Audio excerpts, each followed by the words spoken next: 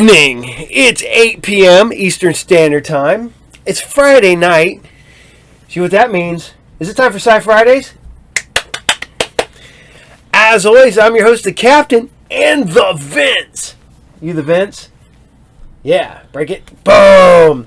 And we're bringing you the best in sci-fi from years gone by. And as always, Sci Fridays is brought to you by RU Game, the best comic book collectible video game, magic, toy, and more store located at 124 North Sunset Drive, Pick, Ohio 45356. And you can find us on the Facebooks. You can find RU Game on Facebook. You can find the Captain on Facebook, Twitter, Instagram, Blue Sky. You can come over and check me out. And you can also check out the Monster Channel every Saturday. We're over there too with Saturday Morning Serials, so you can double feature. So, last week was the last episode of Spider-Man. So, I did something a little different from this episode. So hopefully, fingers crossed, I'll be able to do this. But, we're going to go ahead and start off with some space above and beyond. And I know so many of you guys like Space Above and Beyond. And it is definitely a lost treasure. It got one full season, never to be seen again. I absolutely loved it when I was younger. Still do love it. And I wish I could watch it more. I wish we get more of it. And I think we would. This is a series that really needs to be. Dog's down here underneath my feet. So this needs to come back in some way, shape, or form. Chris Carter keeps bringing back X-Files every few years. Let his crew bring back Space Above and Beyond. So we're going to go ahead and bring you Space Above and Beyond, episode 9.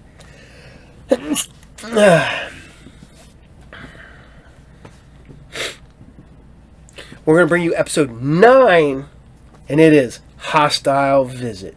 Enjoy.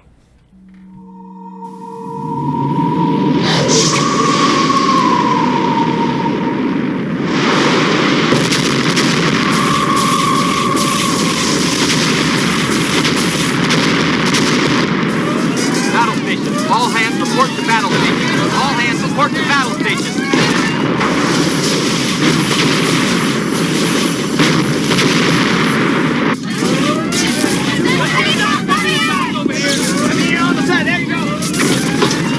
You have a battle station, son? But they need you there. Now! Captain, go!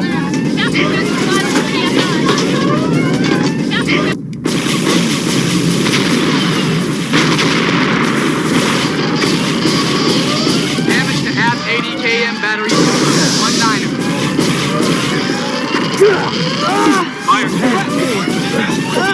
Fire. Short-range kinetic pods are loaded. Laser cannon is charged.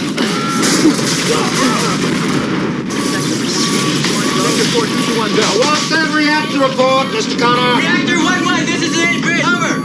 Reactor 1-1, this is the bridge. Over. Come starboard, 24 degrees, 30 degrees low. 24 degrees starboard, 30 degrees low. 5-8, this is Queen 6. I want you rating fire at 5 mics. Roger that, Queen 6. Let's get jeeked.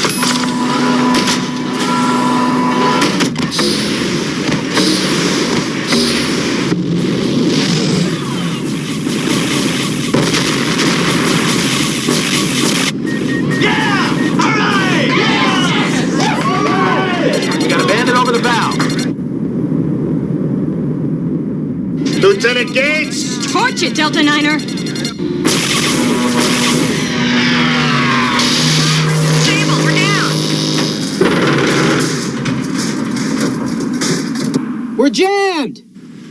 Backup systems. 30 seconds to kick in, sir. No, I'm down. Son of... Is that thing dead? If it's not, we are.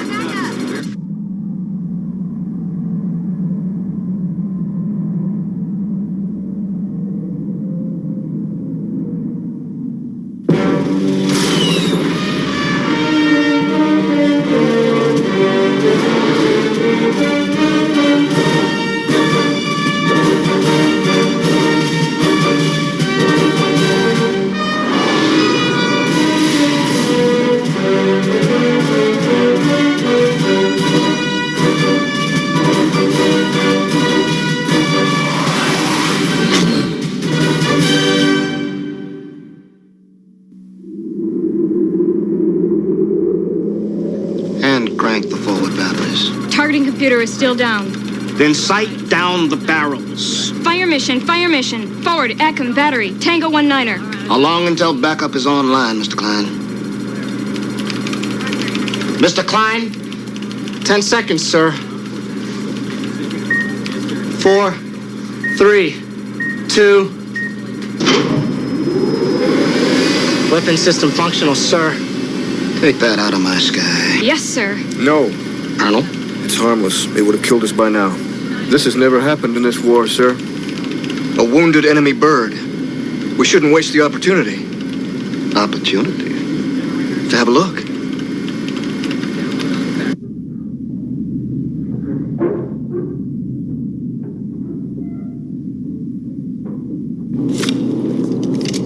Here's what we know. The hull is a ceramide composite impregnated with graphite, titanium, aluminum trihydrate, and molybdenum. The spectroscope indicates... What in the hell smells so rank? Rank, ma'am? It's the aroma of good luck. We always come back when he wears it. I could see if it was a Detroit Lions shirt. How do we get in? MR scope indicates a chamber located just behind the 2 vents on our fore structure. What do you mean by chamber? Don't know. 3 meters behind it is another area. For what? Don't know. Biosensors indicate a slight reading in the second area. What do you mean by slight? You don't know. Thank you, Lieutenant. Sir, we haven't finished with our briefing. Yes, you have. Sir, they need all available data. No, they don't.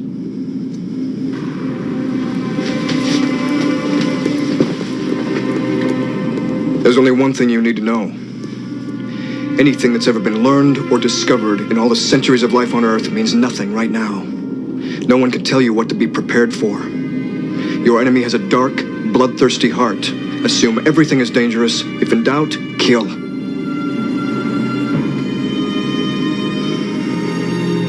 I wish I was going with you. Let's make it happen.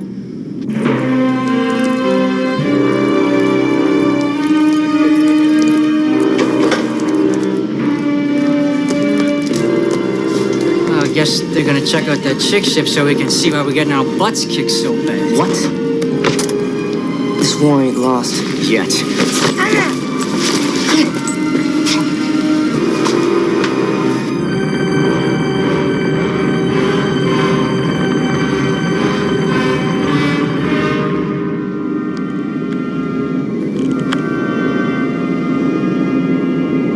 Enemy craft 200 meters and closing. 40, 30, 20, 10. Play your hand, wild card. Magno's on their way. Easy, baby. Easy.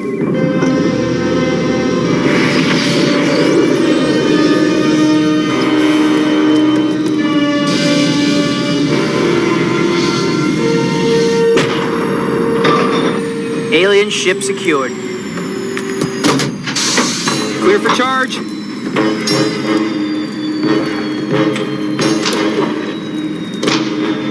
Stand clear.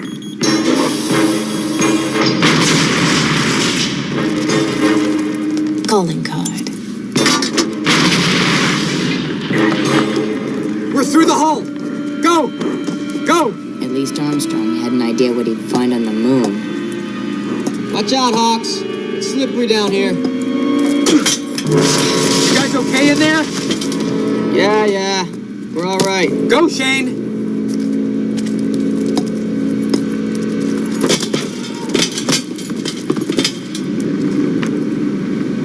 Are you all right? We're okay. What is that stuff? I don't know. I think they served it in my high school cafeteria. Let's move out.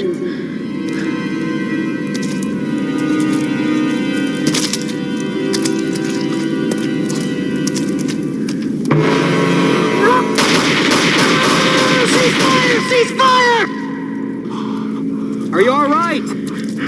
We got 2 chigs down here.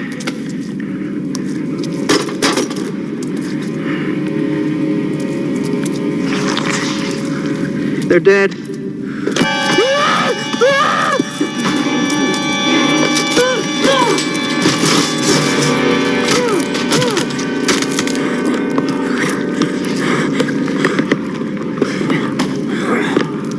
You okay?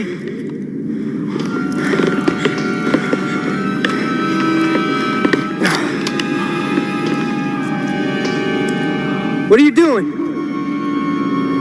This is a fact-finding mission, right?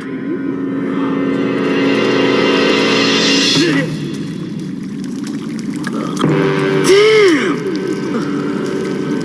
God. You think I'm gonna get busted for doing that?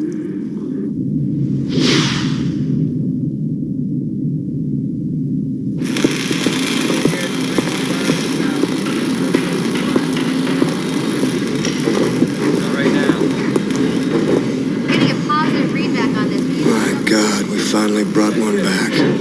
Good job. Those people are Aerotech. What are they doing? Sewell. The guy who had our Tellus mission classified compartmentalized. These guys knew things about this craft before we even engaged it in battle. I'll bet on it. Sir, it's restricted. Stand down. Sir, this area is restricted. Sir! Sir! This area is restricted, sir! Sir, what's with the civvies? Breaking down the ship. Studying it, as you suggested. Come on. That was for us, the military. We're the ones who will use the information. Aerotech can break down the ship and analyze You can't let them break it down? At ease, Colonel. In half the time it would take us. Hey, what does this do? Hey, don't touch that. What are you doing? What about when you do this? Get away from here! Guard! Guard! Guard! McQueen, Guard! you've had an ulterior motive from the moment you said go get it. What are you thinking? Sir, they reversed the ship's navigational computer. It came from a planetary body in the Ceres region. That is what I was thinking. For 6 months, we've been on the defensive. We haven't been able to even mount an offensive because until this moment, we had no idea where they were based. Now we know where they're from. Let's pay them a hostile visit. That information is not for public knowledge. With you, it never will be. Our planes don't have the range to reach the Ceres region. This one does. It'll be our Trojan horse. You don't know how to operate it. We'll learn. You'd risk the destruction of this invaluable piece of technology?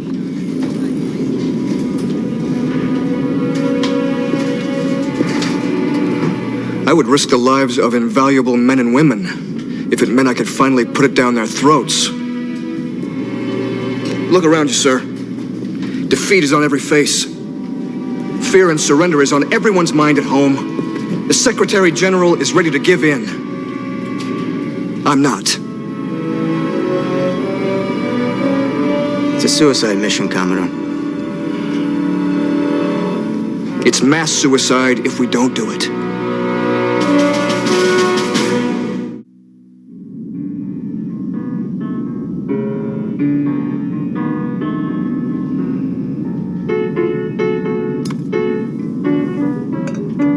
Some rum, Colonel? Romantically, it connects me with the sailors of old who drank grog.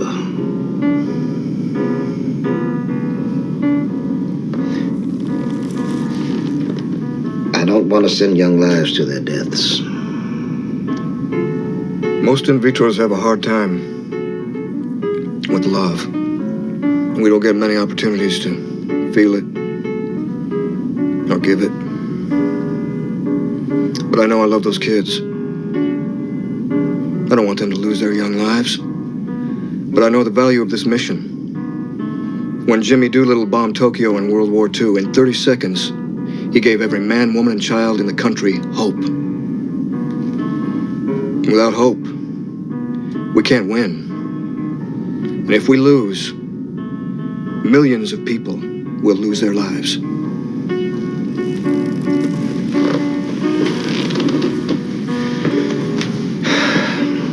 Pilots for morale. That's how it breaks down. This mission could turn the war around. All right. But it's not up to you, Ty. It's in your pilot's hands.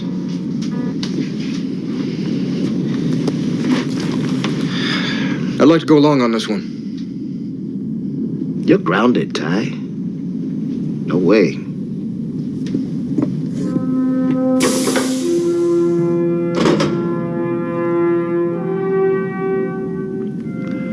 With my mission now at hand, my dear old town, my dear old people, I now abandon everything and leave to protect this country. To preserve our eternal and just cause, I now go forth. My body will collapse like a falling cherry blossom, but my soul will live and protect this land forever. Farewell. I am a glorious wild cherry blossom. I shall return to my mother's place and bloom. These are the words of a man, your age, your rank, 118 years ago. He was a kamikaze pilot. He died, foolishly, the next day. He flew his Oka plane into an American destroyer. Gave his life for a lost cause. I keep this in my flight suit at all times.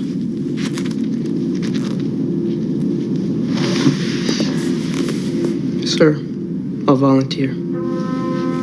West, if you had proof that Kylan Selena was still alive, would you give your life? I know she's alive. And I'll go because this is not a lost cause. I'll go. I'm in. Me too, sir. But I ain't no kamikaze. 'Cause I'm coming back.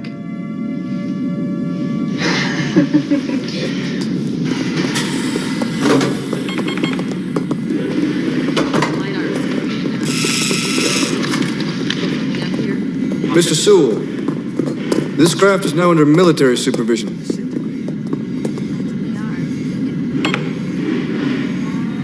No matter what you think, Colonel, we're after the same things.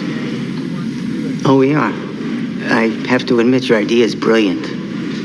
The Trojan horse, the greatest military maneuver in human history, and our enemy has no knowledge of its precedents. But that's why we should be studying this technology so we can build our own Trojan horse, instead of wasting it on a foolish act of bravado. You lost 2 colonies in a foolish act of cowardice. Act with your head, Colonel. Not your heart.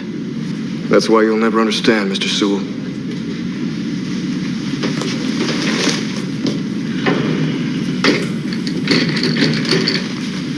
One thing I do understand, Colonel, is you won't be going along for this one. Is that a decision made from the heart or the head? Queen, this is my ship, Mr. Sewell. As long as I command her, no one will insult the men and women who serve aboard her. Get your staff and get off my ship, sir. Now.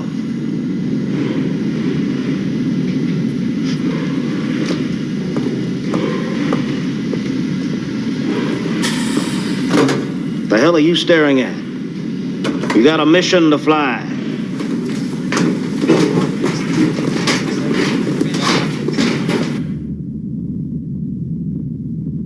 I haven't had to read this much since Bo just made us read that new Dead People book. You wouldn't by any stretch of the imagination mean the naked and the dead? Hawks is right. Enough reading. You never did tell me what frog meant. Did you like that book? Yes and no. John Fonte is my favorite 20th century author. Ask the Dust is one of my favorites. No one's ever heard of him. I hate to break up the book sale, but can we get to fly in this thing? How? No wonder. It's missing. Mass ratio equals empty ship plus fuel mass over ship mass, right? Okay, but then it jumps to this equation, which determines velocity increments. Oh. Points B and C are missing. Something's been omitted. I want that little geek. Sure, those aerotech guys are taking off about right now. I'll get him myself.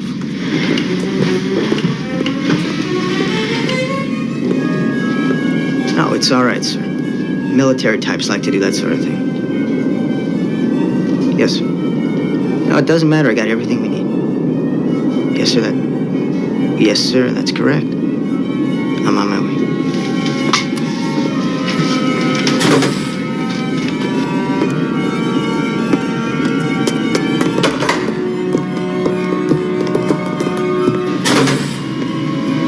We're ready for you, sir.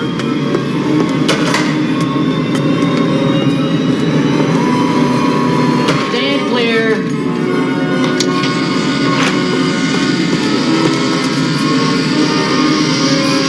Shuttle 437, you are clear for departure. Shuttle 437, roger, thank you. Colonel, look at this.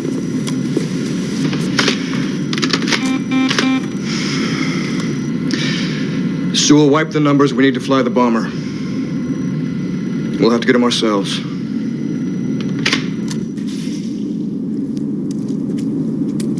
This vehicle appears to operate on several advanced propulsion concepts. I feel like I'm being digested. Looks more to me like a bladder. A full bladder. It's launched by an electromagnetic accelerator. As it travels long distances, the craft appears to fly by pellet stream propulsion. It's amazingly fuel efficient. What we will hopefully use to launch this vehicle are electromagnetic ram scoop engines. Hawks, work with us here. Oh, man, it spooked me. Foo, show me that flashlight. My battery's dead. Batteries are dead. Switch is off. Wes, take the light. It turned off. Now give it to me. It must be a bioelectric conducting gel. Those holes are filled with it. Think a body part goes in there? Pray it's only the arms. Feel anything that might be a prostate? I'm out of here.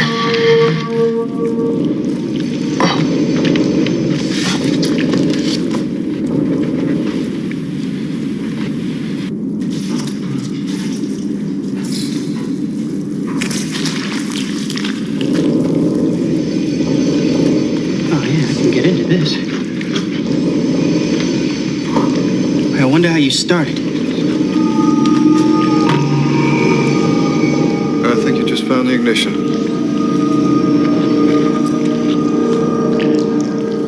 It appears the enemy worked together like an orchestra to pilot the craft. For example, the bladder, as you call it.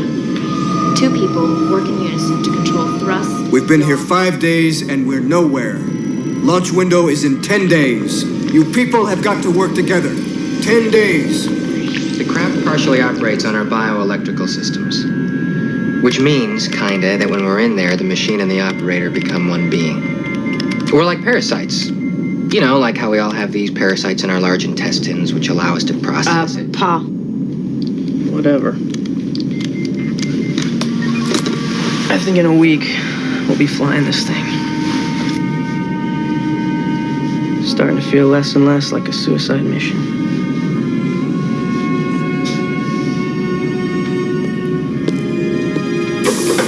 Colonel McQueen, I just received an update from Trajectory and Orbital. In regard to the alien ship's port of origin, launch window closes much sooner than projected.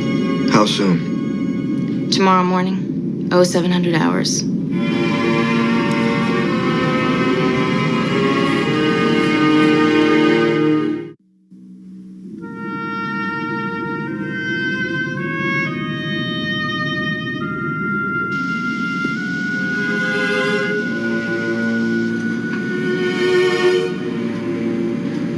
This mission means more to McQueen than morale. He knows the precedents in military history. McQueen was born with a K-bar and a core tattoo. Can you imagine if he was anything else? Like a plumber? Okay, listen up. This one's in the kitchen. I'm here to fix your faucet, so check your 6. I'm gonna replace the strainer part, and I'm gonna replace the washer. It's gonna be a real knife fight. Now I'm gonna utilize a monkey wrench and perhaps even a plunger. And when I'm done, you'll have water. It'll be hot and it'll be cold. And one more thing. It's okay to be scared.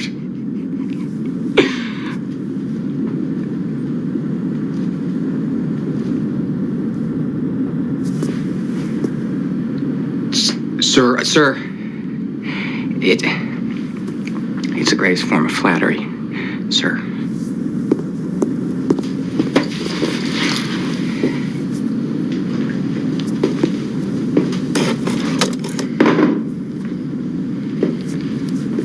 It's tough to follow a dog act.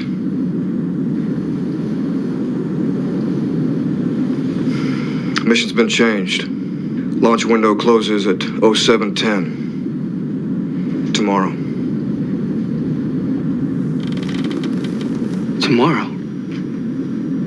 But I know we're not ready, but it's on. As Marines, we pride ourselves on training and preparation. I know this mission has had very little of both.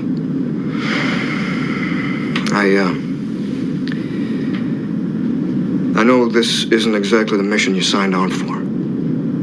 So anyone who does not show on the flight deck at 06:15 will not be held accountable.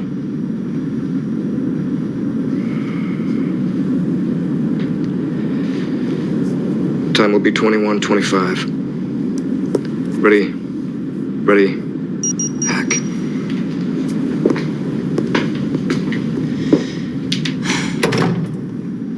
Wayne,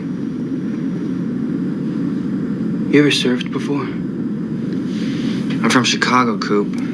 There aren't a lot of tasty waves on Lake Michigan. I'd like to try surfing when we get back home.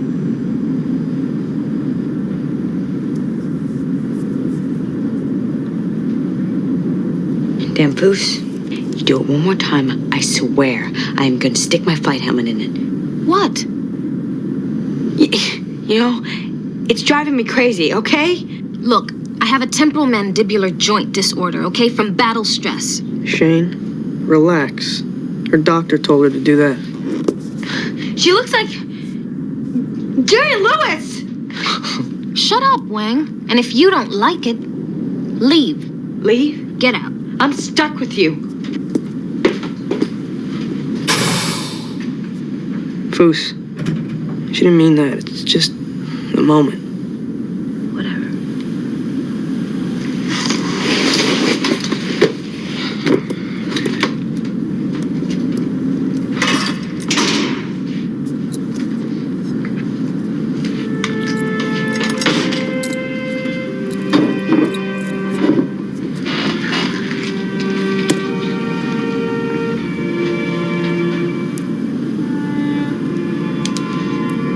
Kind of an odd time to feel the need to be well groomed, don't you think?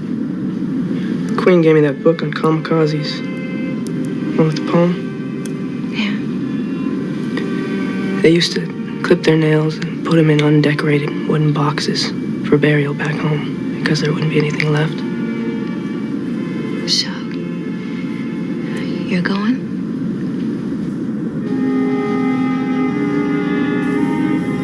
Before now, I used to think there was a chance we could come back. Before now. We can win this war. A successful strike would make everyone believe. Again, if that's what it takes. If not us, then who?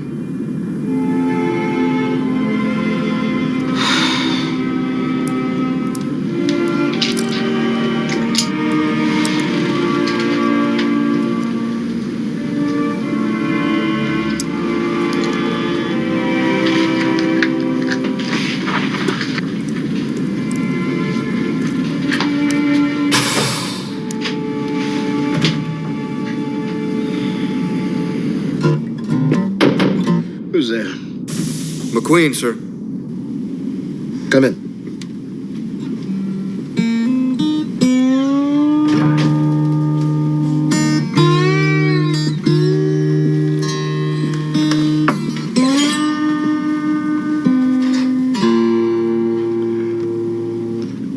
Anyone who shows up in the morning is dead. You know that. If one doesn't show, or even if they all do. Please. I have to go. After all we did to your people, why would you give your life? I would consider it my gift to you, sir. To have you wonder why I did. Who am I to tell any man what he should give his life for? You're the commander of this ship? I play this one to forget just that. Colonel, I pray your gift is one I never actually have to receive.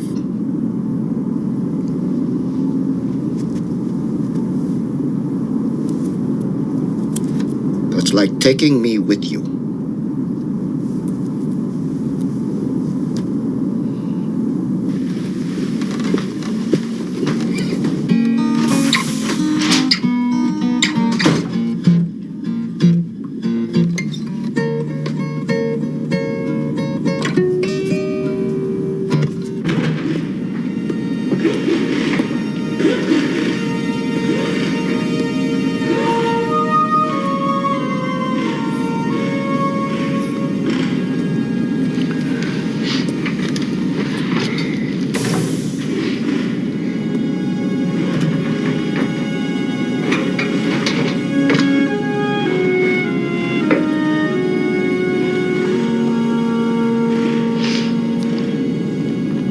November 19th.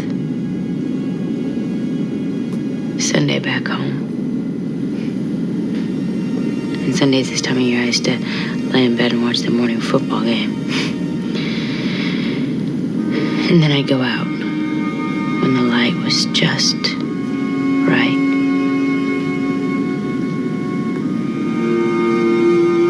Golden. Autumn. I grew up in San Diego, and people say that there are no change of seasons in California, but there are. I can always feel it, always. There is just this cold, inevitable edge in the air, the light, the colors. It's as if the earth were letting you know that summer is gone. There's no getting it back. Winter is coming, and there's nothing that you can do to escape it. A lot of people say that they fall in love in spring. Not me. I always fell in love in autumn. It is just the most romantic, sexy, desperate. And I'll never see it again. This enemy could kill every last person on Earth, and there would still be autumn.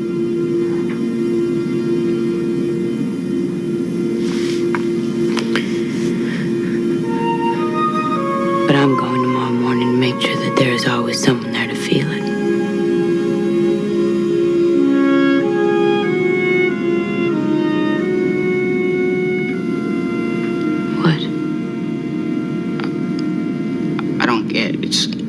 It's like, you know, when I think about not going, and I see in my mind all you guys dead,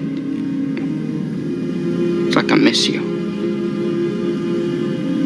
What's all that about?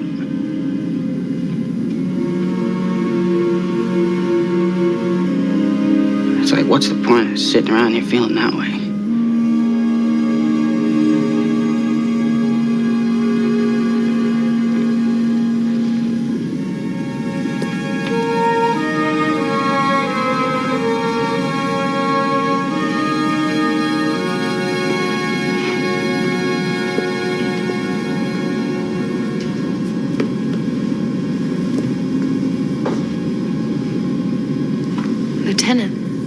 Lieutenant?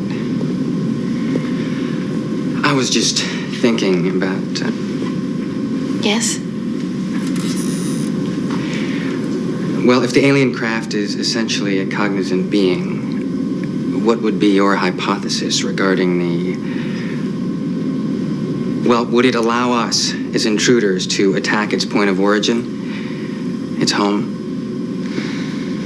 I don't know, Lieutenant.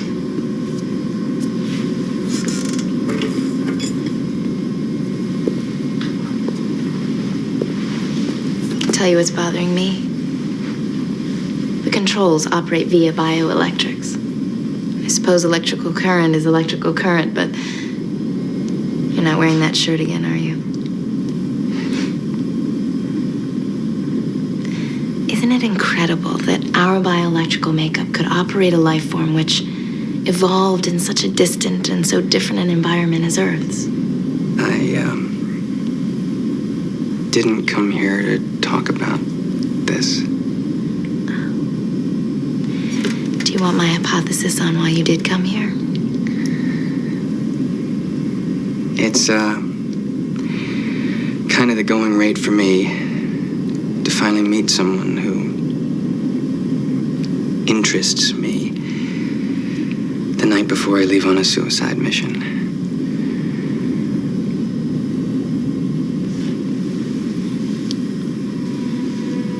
I heard you didn't have to go.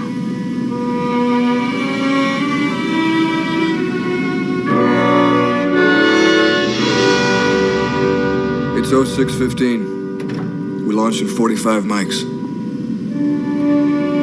Heroes or fools? That's a determination others will make in hindsight. But by being here now, we make that determination for ourselves, and it's neither. Time to go.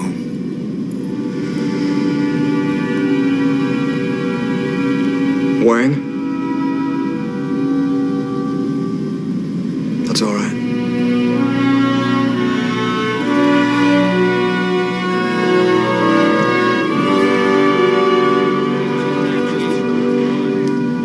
It's a good day to die.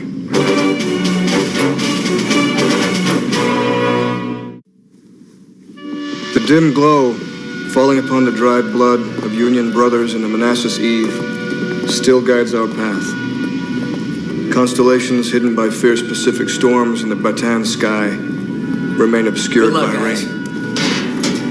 The stars, 1 billion, for every life laid down in Vietnam, still shine on us and will guide those who follow. What dead guy wrote that? I wrote it. Tin up. Stand at ease. Sir, should we not return, may we ask that you attend to these remains?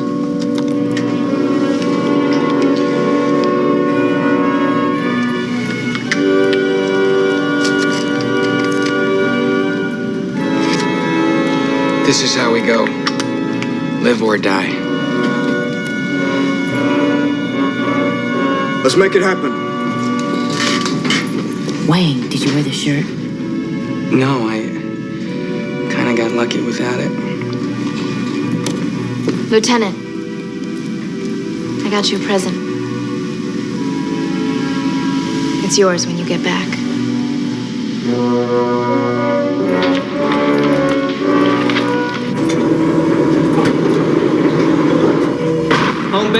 Home base, this is King of Hearts.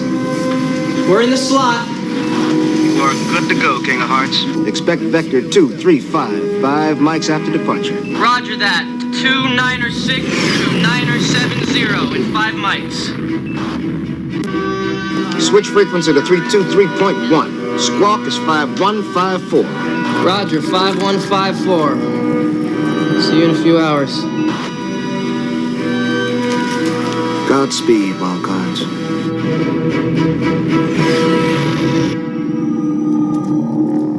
Wang, man the bombardier station. All right, look alive. We're across the Von Braun line. This is behind enemy lines.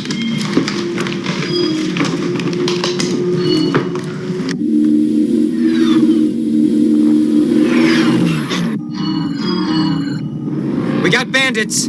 They've spiked us. We are a target. Lock 'em! No. It's a recognition code. Send it back. Roger that, sending it back.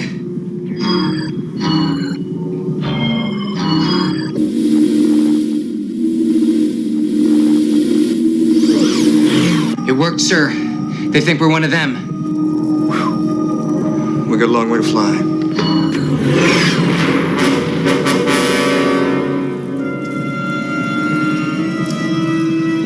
I'm reading a satellite in our ballpark. It's a sentry. If we take the ship much closer, we might as well just ring the chick's doorbell. It'll let us pass. It worked before. I'm sending it the recognition code. It's locked on. Return the favor. Locked. Should we send him another recognition code? The hell with it. They're gonna find out we're here sooner or later. This is Lieutenant Nathan West, 58th Squadron, United States Marine Corps, Planet Earth. Open wide, you cheap bastards!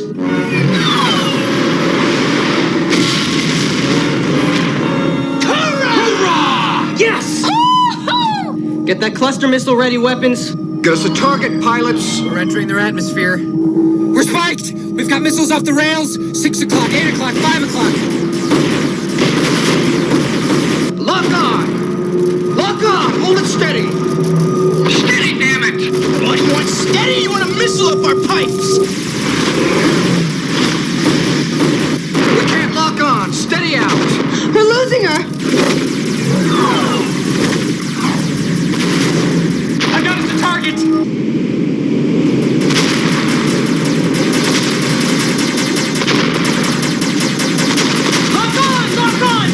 Target is locked.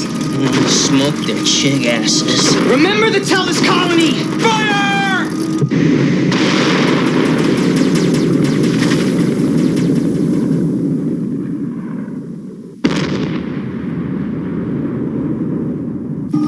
Missed. We missed. How could we miss? Break right! Break right! Missiles on our 6! Break right! 8 Fox 3s on our 6! Closing fast! Juke, damn it! Juke! We are juking! This ship, it's dying. That tile! Shane, hit it! Hit it! Colonel, Lang! Get up here! We found an escape pod!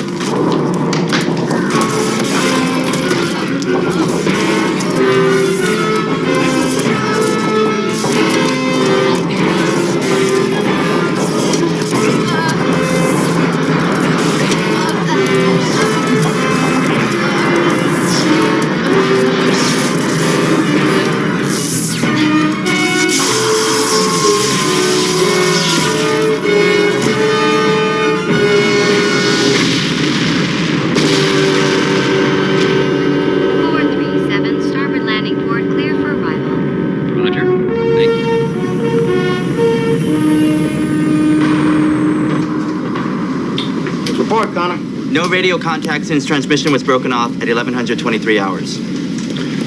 I want to see a bomber on that LiDAR screen, Mr. Klein. Like nothing better, sir. Mr. Connor, remove Mr. Sewell from the command center. I'm here not only on behalf of Veritech, but at the behest of the Joint Chiefs, sir. Commodore, we have the results of the long-range scan of the Cirrus system. Any traces of that bomber debris? Can't tell at this distance. The signal's corrupt. How near do you need to be to get a clear signal, Gates? With the interference of the Butterfly Nebula, we need to be within 500,000 MSKs. It'll place our aircraft within range of Ceres. Sir, intelligence reports that Chigs have an entire division in the Cirrus system. I can't risk 15,000 lives on the chance that 6 Marines may be alive. Set a course for the Draconis system. Set a course for Cirrus, sir. Set a course for Cirrus. You won't be disappointed. Sir, I know that you are aware that I know. Set a course for Cirrus. Mr. Dunn, I may be signing a pact with the devil, but set a course for the Cirrus system.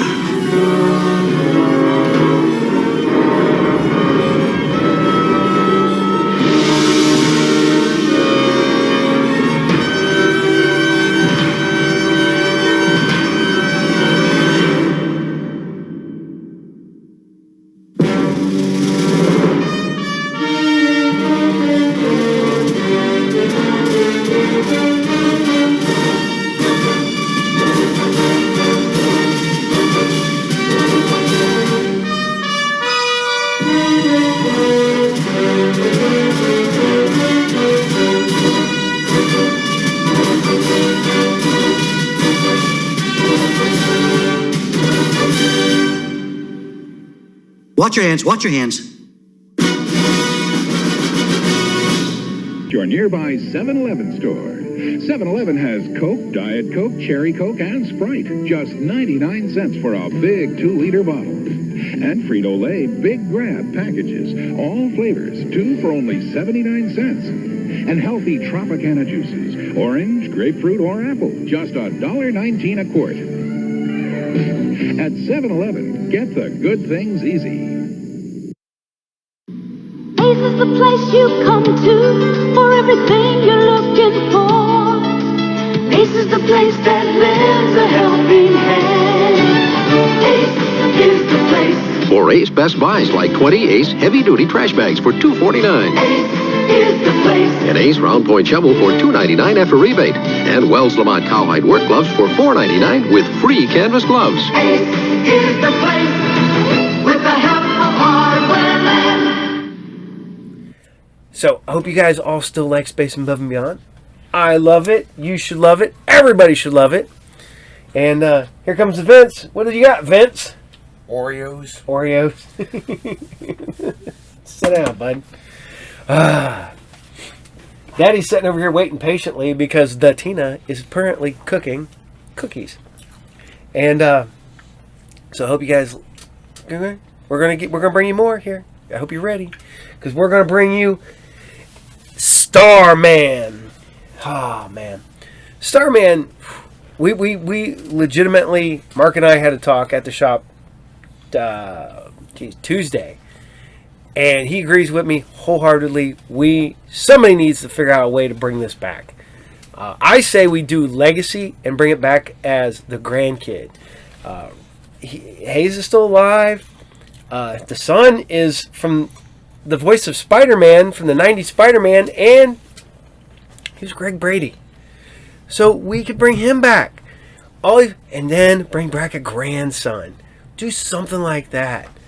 Oh man, I think it's a lost thing. This, and it went a full season, which is depressing, knowing full well they could have canceled it, but it did go the full season. So here you guys go. This is Starman episode 19 out of 20. We have one episode left after this one. Next week is the last episode, right, Vince? As he's munching them cookies. You love them cookies, don't you? Mm-hmm. So, here you guys go. Starman, episode 19. Fathers and Sons. Enjoy.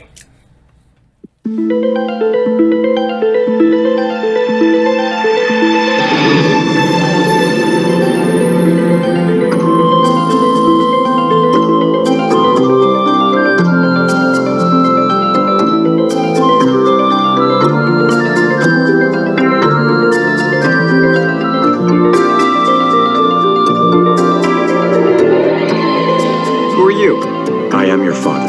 So you come here after 14 years with a story like that?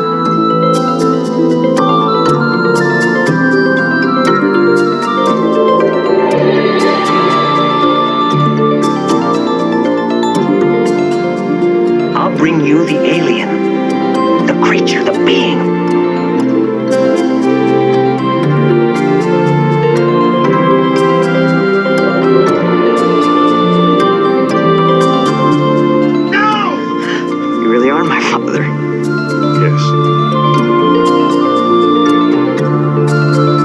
Cry where you come from when somebody dies? No, they don't.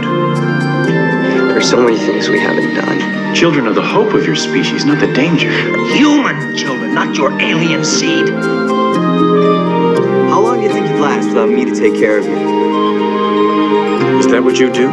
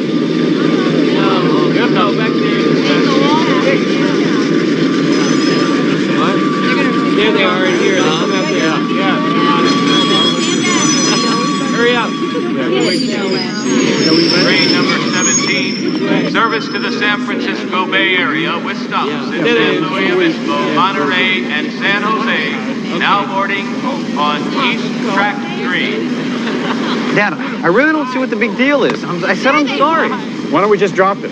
Well, because you're still on my case about it. It's just hard for me to believe that you would forget my camera case on the platform. I went back for it, didn't I? I mean, it was still there, wasn't it? Yeah, we were lucky this time. Your mind's been up in the clouds lately. Let's just drop it, okay? That's what I've been saying. Wish I had a picture of him. I have no idea what he looks like. Well, like a magazine publisher. Paul? Bill. My God, I don't believe it. Miller, arriving passengers, please go to the information main terminal. Don't tell me you forgot. It's been 16 years. Yes, right. Look at you. Short hair, no beard. I saw you on TV once and you were wearing a tie. What next? Wife and a kid? A house with a picket fence? Well, I don't have a wife. Don't have a picket fence. But I have a son. Scott. What time's the meeting? Hi. Well, what do you know? It's a pleasure to meet you. You too. I guess you're never too old for surprises, huh? Want to take a picture? When we clinched the deal last year, I can't tell you how jazzed I was. Neither can I.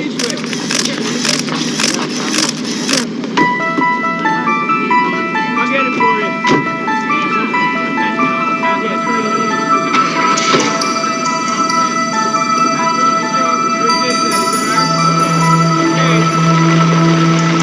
How's it feel to be back? Like I'm seeing it for the first time.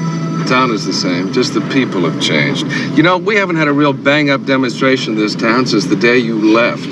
Did you guys used to, like, march and carry protest signs? Oh, sure. We were right in the thick of things until we saw the light and became newsmen. There's a far, far better thing we do. Eh, Paul? Yeah, far better thing. Wow, look at that. Oh. This is going to bring back some memories. Look at it now. So peaceful, quiet. How many people were there, Paul? 3,000? 4? Oh, too many to count. Scott, you must have seen the picture your dad took. I mean, it hit the front pages all the way across the country, along with my story. The Santa Barbara 12 being led into the courthouse for the trial. The whole group handcuffed together in a line. Their arms were raised in victory. It was really something, wasn't it? Yeah, it was really something. You like this? Yeah, the circulation is up 14% this year. I ran a piece on Springsteen last month. Sold out every copy. Mr. Forrester. Mr. Forrester! Mr. Forrester, can you tell us what your latest crusade is? Is it true you're doing a retrospective on the anti-war piece this magazine ran in 1971? Would you agree that it was your prison photo essay of the Santa Barbara 12 that led you to national prominence? Excuse me. Can I talk to you for a minute? Sure, Paul. Excuse us. We'll be right back. Mr. Forrester! You know where the rest of the Santa Barbara 12 are?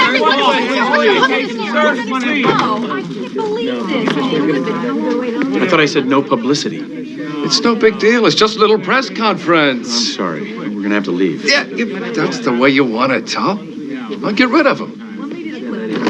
Mr. Avery, Ladies and gentlemen, my apologies, but that is the end of the press conference. No, sir, please. Look, I'm sorry, but I don't get it. What's eating you? Modesty was never your thing. Things have changed. Hey, wait. Don't tell me you're worried about meeting with these guys again after what happened. Look, we were just newsmen doing our job. We did them a favor, right? Right. Yeah, so don't sweat it, pal. Come on, let's get down to business. 4 members of the Santa Barbara 12 still live in town. Your first photo assignment is this afternoon.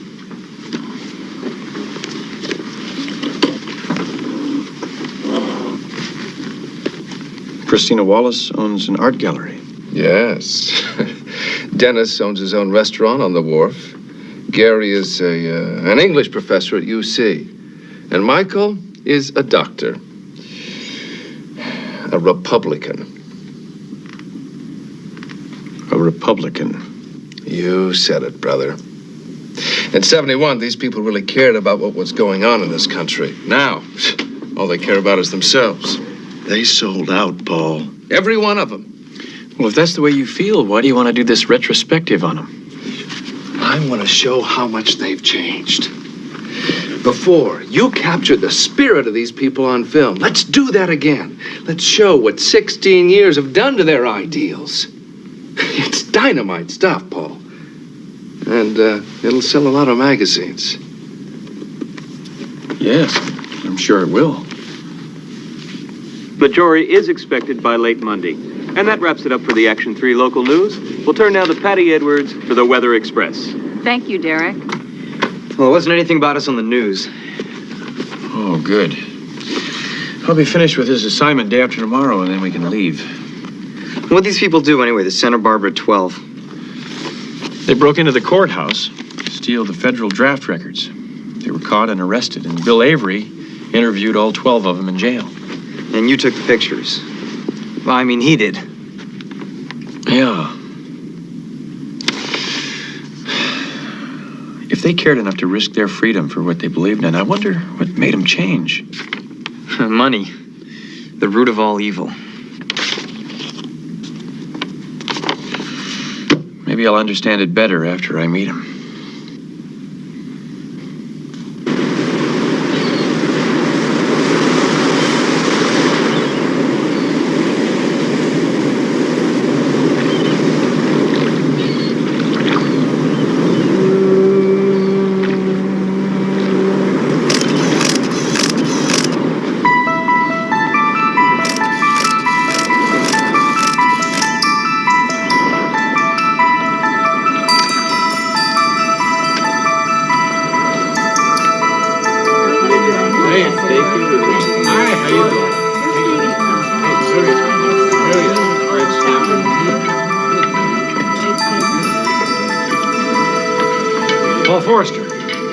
What do you know?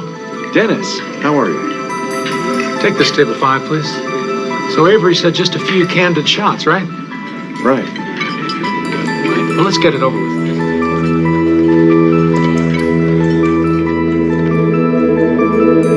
Hey, I'd get the fries if I was you. Yeah? Best in town. Hey, Eric, I ought to hire you to do PR. Well, all right, an order of fries then. Hey, make that two. That's $1 each. Thanks. Hey, no biggie. It's pretty good down at the other end of the pier. You were right, these are great. You live around here? No, we're just in town for a couple of days. What's your name? Scott Hayden. I'm Eric Kendall. I saw you at that photographer back there. You work for him? You could say that, yeah. How'd you luck into something like that? Well, he was just looking for someone, and there I was. What are you guys shooting next? Well, I think this is it for today. But tomorrow we're filming at some art gallery. Geez, I gotta go. Oh, okay. Good fishing. Nice meeting you. Yeah, you too.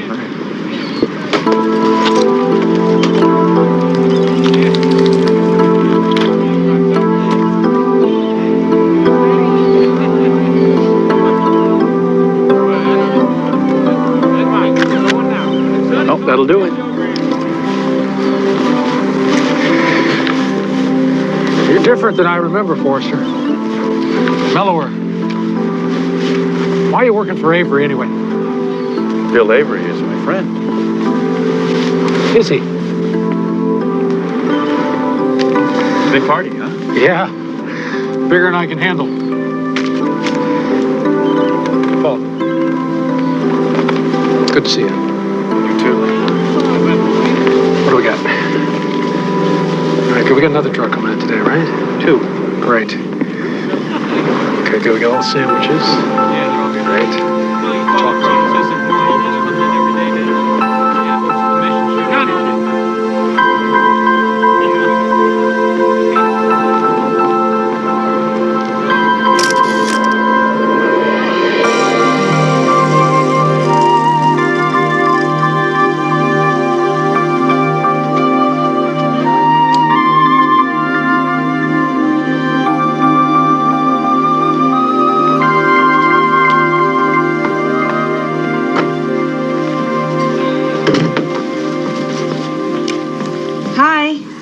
Where you been? Just at school. Using the darkroom. Oh, do you have some new pictures? Can I have a look? Nothing you'd be interested in. Just some stuff for school. Yes, I would. You know I love to see what you... Hi, Eric. Eric, I want you to clean up your room. It's a real pigsty. I cleaned it yesterday. I just looked in there, and I don't call that clean. There are clothes everywhere, and there are dirty dishes on your desk. All right. I'll get to it later. You'll get to it now. Oh, and Eric, I want you to help me clean out the rain gutters tomorrow. I'll be home at noon so we can get an early start, okay?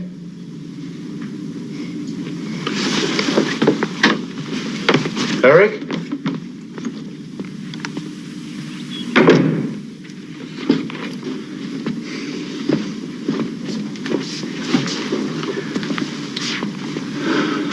What's happening to us, Joe? Eric and I used to be pals. Now I can't even talk to him without raising my voice. What am I doing wrong? It's not you. It's Eric. He's becoming a man, and he's testing himself against the man he knows best. His dad.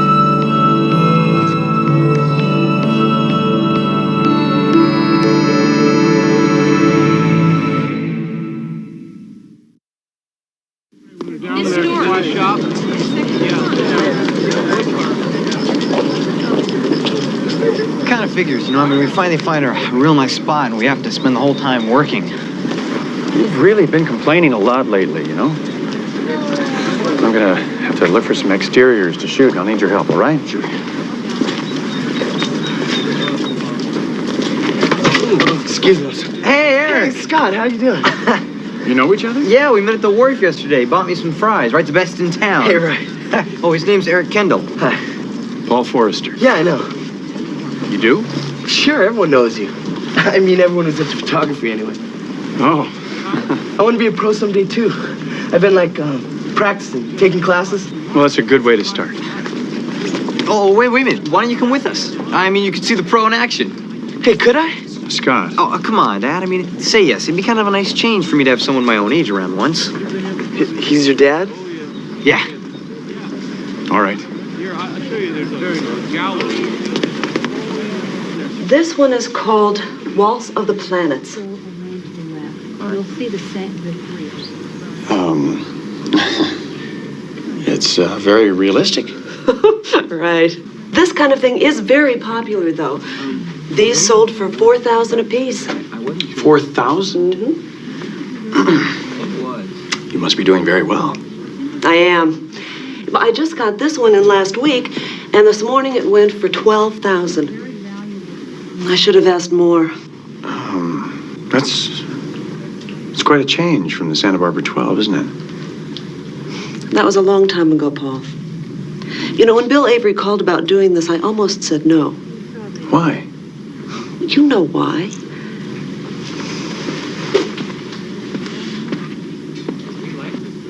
Go down there twice and see the best gallery around. Maybe they could show your dad stuff. Take a look at it. Look, I found this great spot. Got the gallery in the background, and the light's perfect. This would be fine. Christina?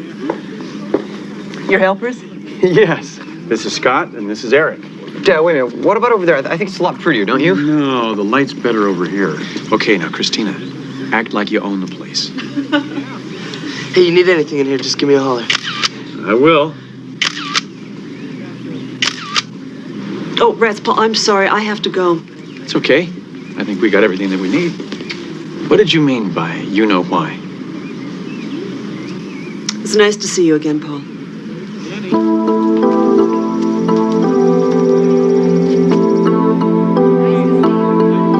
Oh, Oh, did she sign the release form? I forgot. I'll be right back. Looks like I'm not the only one with my head in the clouds. May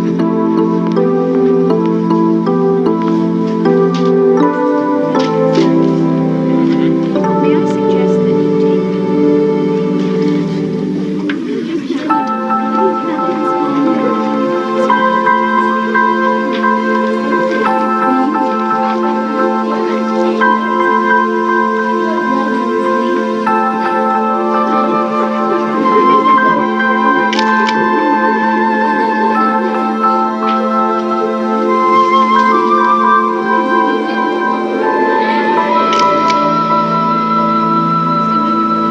Where to next?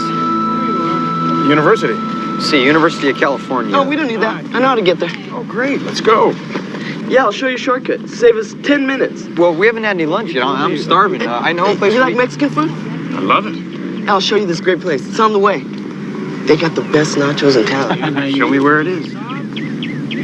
Wait a minute, will you? Come on. What's the matter? What was it like in Vietnam?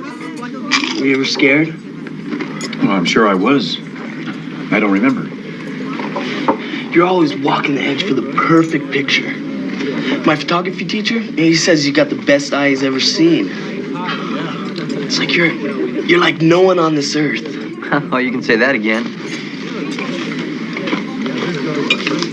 Oh, we better get going. Look, I can't go with you guys. I've got some stuff to do at home. Can we drop you off? No, that's okay. I live nearby. I'll just walk. Look, just head west about 4 miles. You'll see signs for the campus. Well, I'm sure we'll get by somehow. Yeah, well, look, thanks for lunch. And thanks for letting me hang out with you guys. Bye. Good luck to you, Eric. Thanks. You too.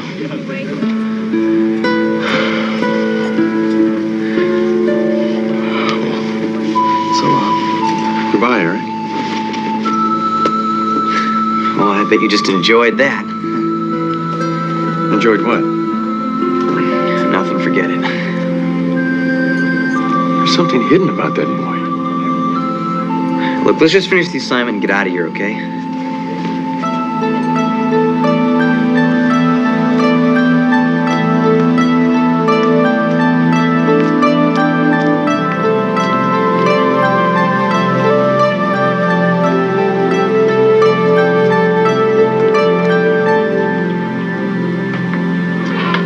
Eric, where have you been?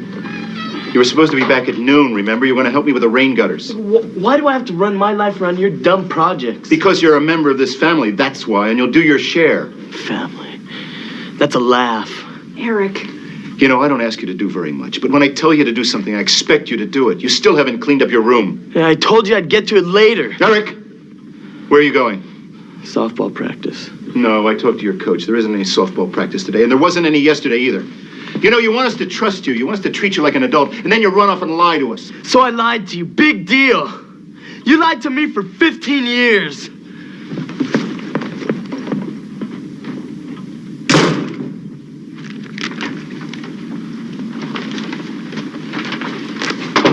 What's wrong?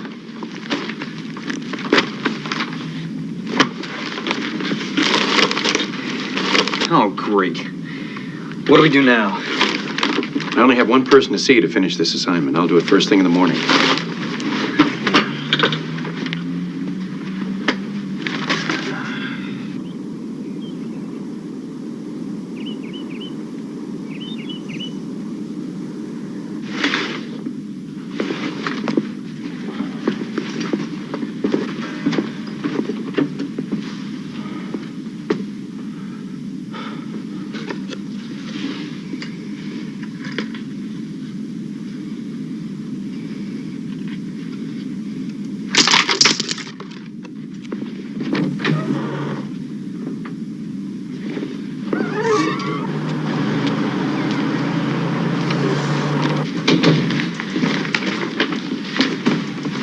Excuse me.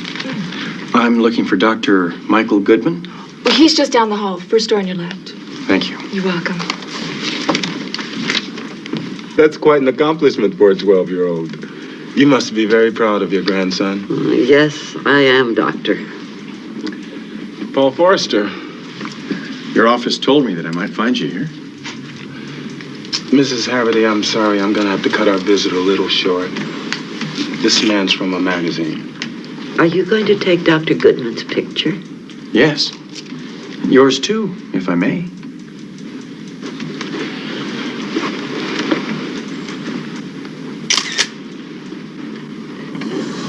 How many evenings a week are you here? As many as it takes. These people have a right to a dignified death. When I was in Nam, I saw every senseless, unglorified kind of dying there is. You were there, you know what I'm talking about. Bill Avery says that all you care about are your swimming pools and your Mercedes these days. I'm not ashamed of the things I own. I worked hard for them. And I haven't built my career at anyone else's expense. What do you mean? You know damn well what I mean. Where were you the night we got busted? Where was Avery? Or did you forget the Santa Barbara 12 started out as the Santa Barbara 14? While the 12 of us were being handcuffed, you and Avery were busy launching your careers out of our commitment to what we believed in. When you sold those pictures, Forrester, you sold us.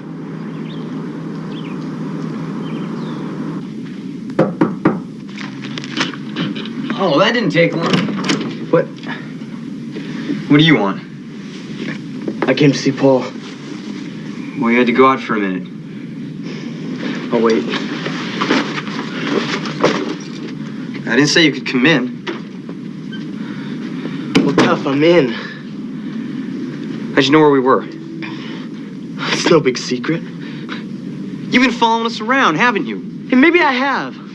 Oh, is that why you were such a pal yesterday at the wharf? So you could worm your way into me and my dad? Hey, you invited me along today in case you forgot. Well, now I'm inviting you to take a hike. Hey, I can be here if I want to. Look, man, why don't you quit buttoning when you're not wanted? Keep your hands off me!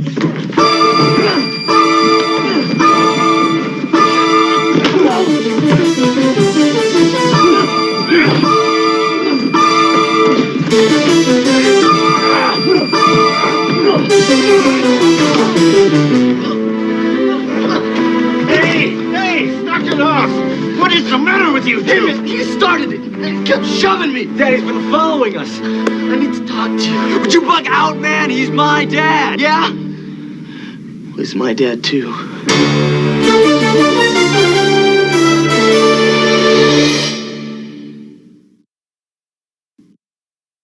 What? How could he be your dad? Oh, his name was Joanna. Joanna Daniels. Joanna Daniels? I figured you wouldn't remember. She said you had a lot of girlfriends back then. That's why she never told you about me. She knew she couldn't tie you down. She told you that I was your father? No. If she had it her way, I still wouldn't know. I found out last year, the night they said on the news that some photographer named Paul Forrester had miraculously escaped death. It was the helicopter crash. Yeah. My mom started crying. She ran out of the room. Tom went after her. They started yelling, and I overheard everything. How you were my real father. How she knew you'd never marry her, so she married him. Tom Kendall. It seemed like my whole life up till then had just been a lie. The guy I thought was my father, he was a total stranger. I didn't know who I was anymore.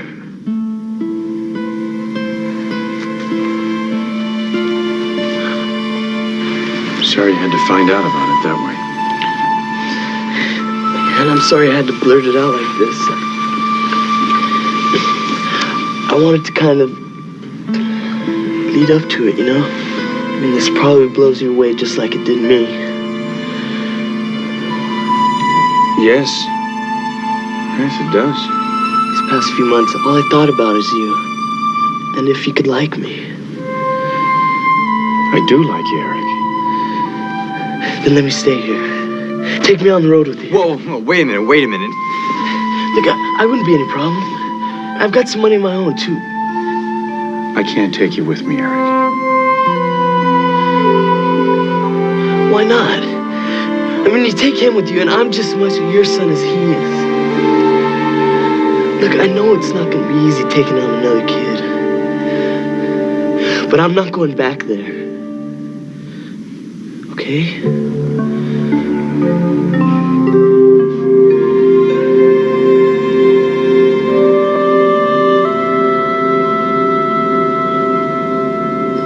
All right. If you hear anything, give me a call.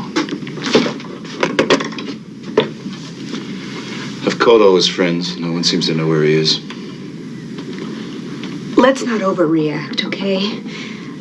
The last time he did this, we were all set to call the police, and he came strolling in as if nothing had happened. Damn it, Joanna. I don't know how much longer I can handle this. No matter what I say to him, he snaps at me. He's rude to you, and when he isn't God knows where, he's up in the damn attic. What does he do up there, anyway? He says he needs space for himself.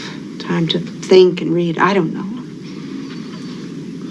It's a damn funny place to read. Where are you going? Tom, there's nothing up there but dust and old boxes. Parents are gonna be all alone when you split, huh? Yeah. Tom will love it. Who's Tom, your father? Hey, don't say that. You know who my father is.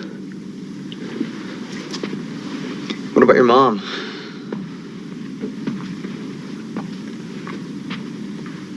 She'll get over it. Yeah, my mom had to give me up when I was 3.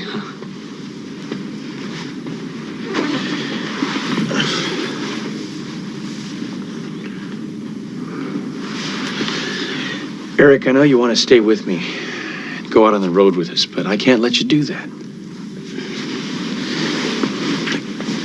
I just want to be with my real father. For once. You've got a father and a mother. You belong with them. I think maybe we ought to take you home now. They'll be worrying about you. They don't care about me. Neither do you. Nobody cares about me. That's not true. We all care about you. Hey, you better think twice about taking me home. Tom's a pretty rough guy, and he already hates your guts. Eric.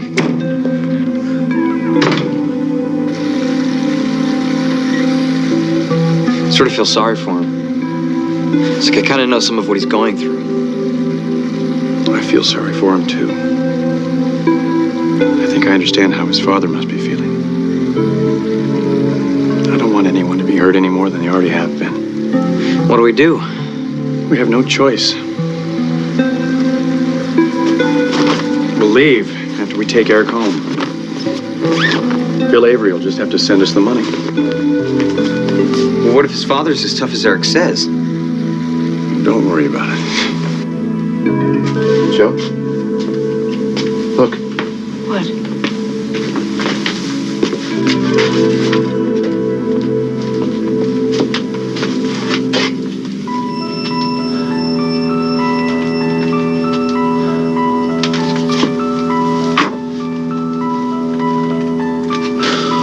God.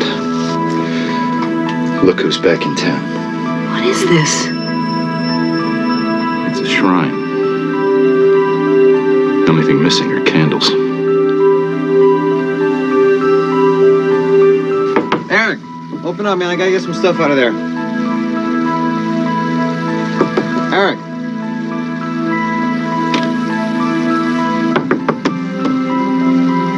Eric?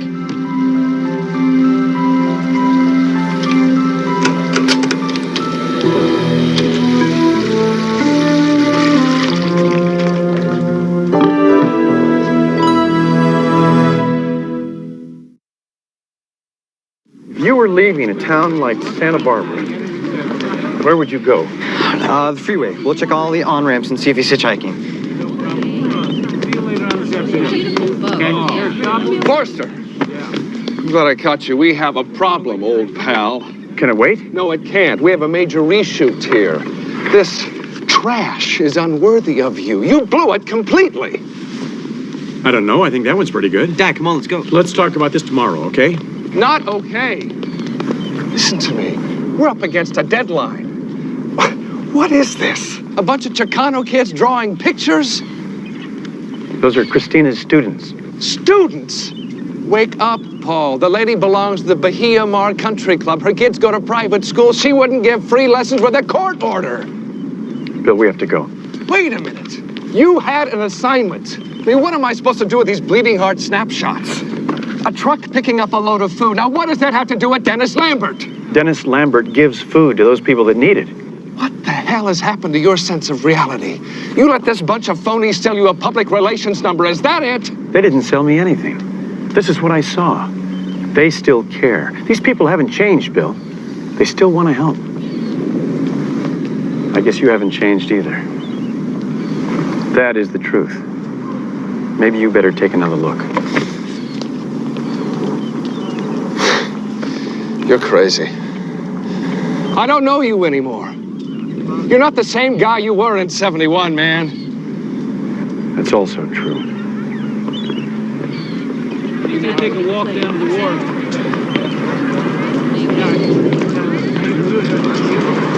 I guess that means we don't get paid, right? There's a bright side. Really? You forgot to ask for the car back.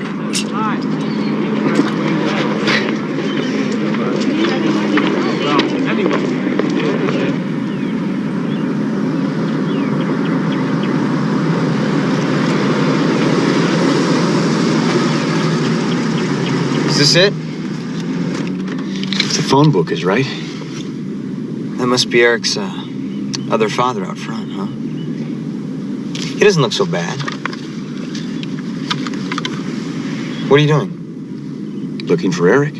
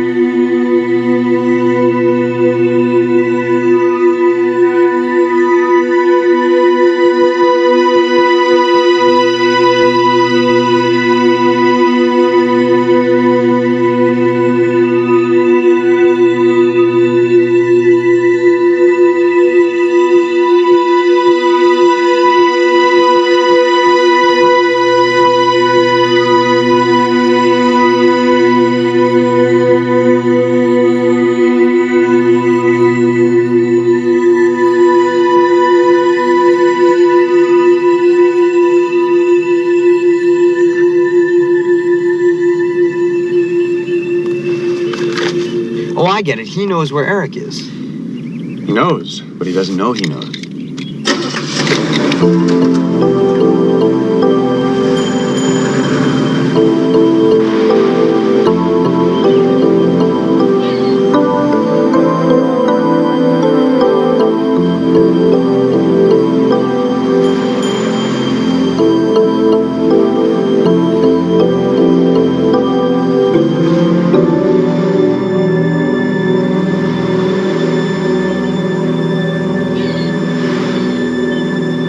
So why don't you just tell him that you're not Paul Forrester?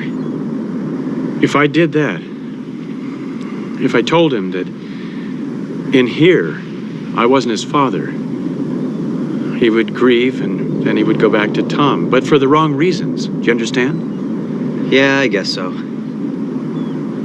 Being a father is something that lives in your heart. And it grows over a long period of time. I mean, there was a time I couldn't even call you Dad. I remember. But I mean, see, back then we didn't know each other. It's different now, though, because things have changed. Because we've been through so much. But that's the same for Eric and for Tom. Yeah, I guess. I mean, it must have been hard for him, though. I mean, thinking all those years. Well, it's kind of the same thing as me taking those photographs of all those people for Bill Avery. Maybe they didn't look the same, and maybe they didn't do the same things necessarily anymore, but well, down inside, in their hearts, they were still the same people. I understand. They hadn't changed in 16 years. I get it. Scott? Yeah?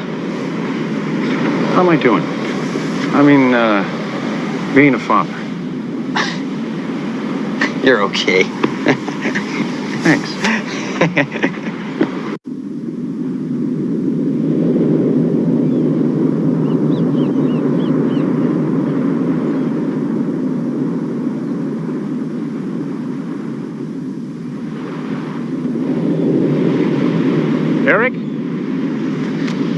How'd you find me? Your dad gave me an idea of where you might be. Look, I keep telling you, he's not my father. So forget it. I'm not going back there. Man, you're being stupid. You can't make it on your own. I've been there. Yeah, well, I'll learn. I'll get a job or something. What about your mother? She'll get along. I mean, she's got him, right? Everybody's got somebody. You two, them two. You don't want me, that's fine. It's not like I'm gonna die because of it.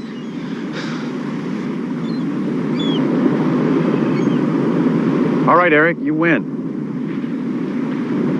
Well, I can't just leave you here. You want to travel with us? Let's go. You mean it? Sure. Dad, wait a minute. And what about him? Hey, him as a name. He'll be all right. Dad, what are you doing?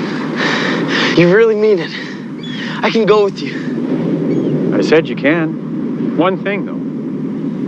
You're going to have to tell your parents. Sure. I'll write them. No, you're going to have to tell them. Okay, let's find a phone. No, sorry. You're not going to sneak off on this. If you want to travel with us, we'll go over to your house, and you can tell them you're leaving. And why.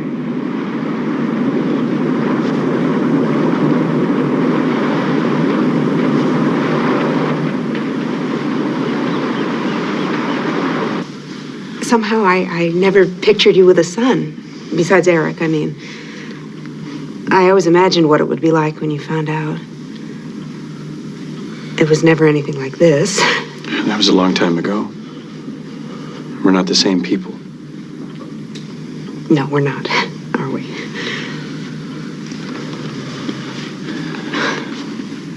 Thanks for bringing him home. Well, I didn't exactly bring him home. He has something that he wants to tell you. Isn't that right, Eric? Yeah. I'm going with them. He said it was okay. Well, I didn't say it was okay. You know, if you think I'm going to let you get away with this, you're nuts. I've been expecting something like this for 15 years. If you think you're going to come into my home and take my son... I know how you feel. I'd feel the same way. You've had him for a long time. Well, if that's what he wants to do, we're not going to keep him here by force. Tom, you can't... Joe, wait.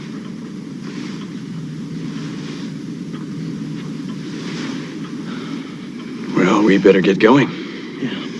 I'll go pack some things. What things? You know, my baseball glove, pictures, stuff like that. Well, the truth is, we travel around quite a lot, so what you're wearing will be just fine. Yeah. Yeah, okay. Besides, he hates sports, especially baseball. Is there anything else we should know? Like favorite foods, what he likes, what he dislikes? Yeah, I can fill you in on all that. Yeah, he's very allergic to bee stings. The doctor gave him a prescription. I'll get it. Anything else? Chest colds. He's particularly susceptible to them. That's good to know. We have to sleep in cold alleyways sometimes, Remember once when he was 4, had a particularly bad case of the croup. Put him in a hospital in an oxygen tent. There was a young doctor there who sat up with him all night with a trach kit on his lap. What's a trach kit? It's for a tracheotomy. In case you can't breathe, they cut a hole in your windpipe. Oh, gross.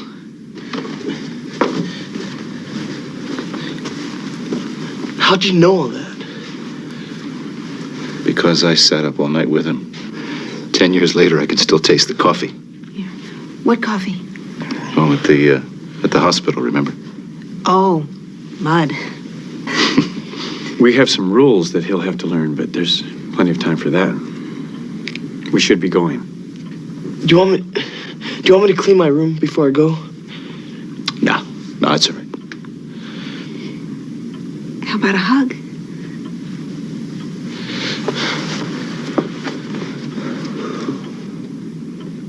Take good care of him, Forrester. He's a good kid.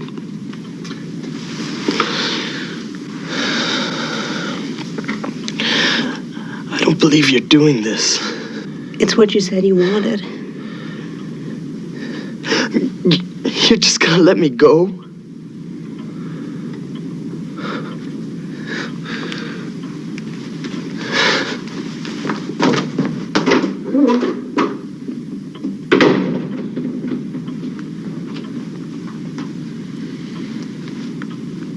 No.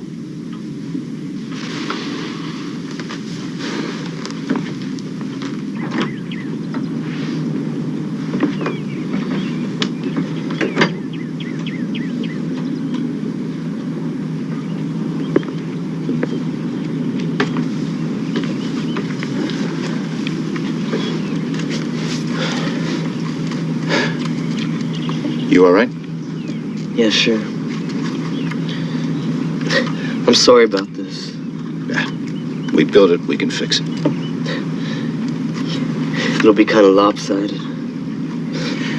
I remember you were pretty proud of that when we built it. I was only 9. 8. No, 9. I remember. 8. I have pictures. You wouldn't want to bet on that. Nah. Wouldn't want to take your money. No money. First Dodger doubleheader. You're on. What are you putting up? Well, if I'm wrong, I'll clean the leaves out of your rain gutter. My rain gutter. This is your house, too. Come on, Dad. I mean, why are you always on my case? Because that's what fathers do.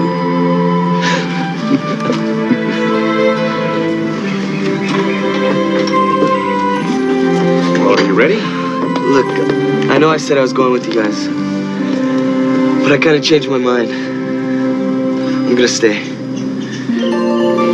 I understand.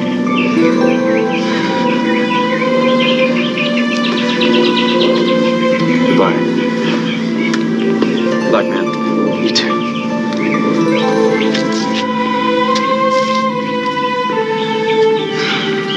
You're gonna miss him.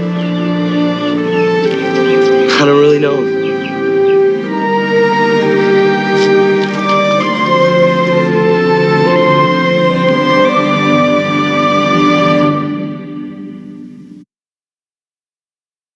This is the final boarding call for Superliner number 13, now leaving track 2.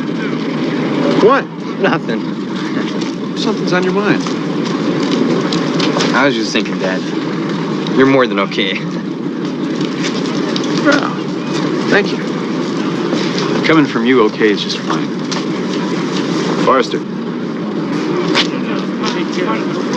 I couldn't let you go without thanking you. I owe you so much. We all do.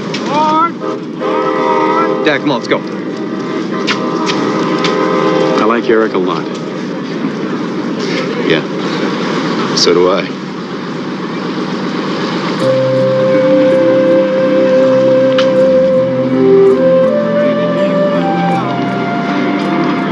Scott?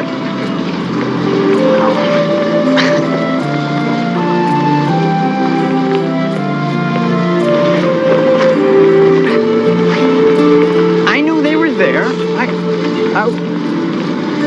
I was just testing you.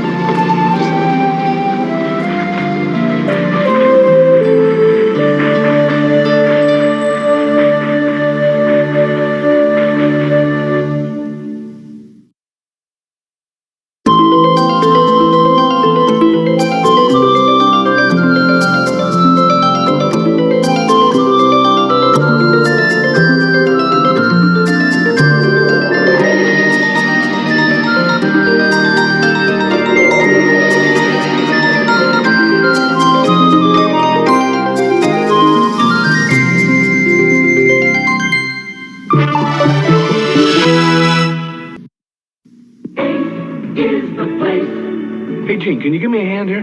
Be right with you, John. Thanks. Let me tell you, Jean's my favorite helpful hardware person. She knows everything. How to fix stuff, what tools to use, the right kind of paint to buy. Hey, there's nothing she doesn't know. Then how can I help you today, John? I just got a couple jobs.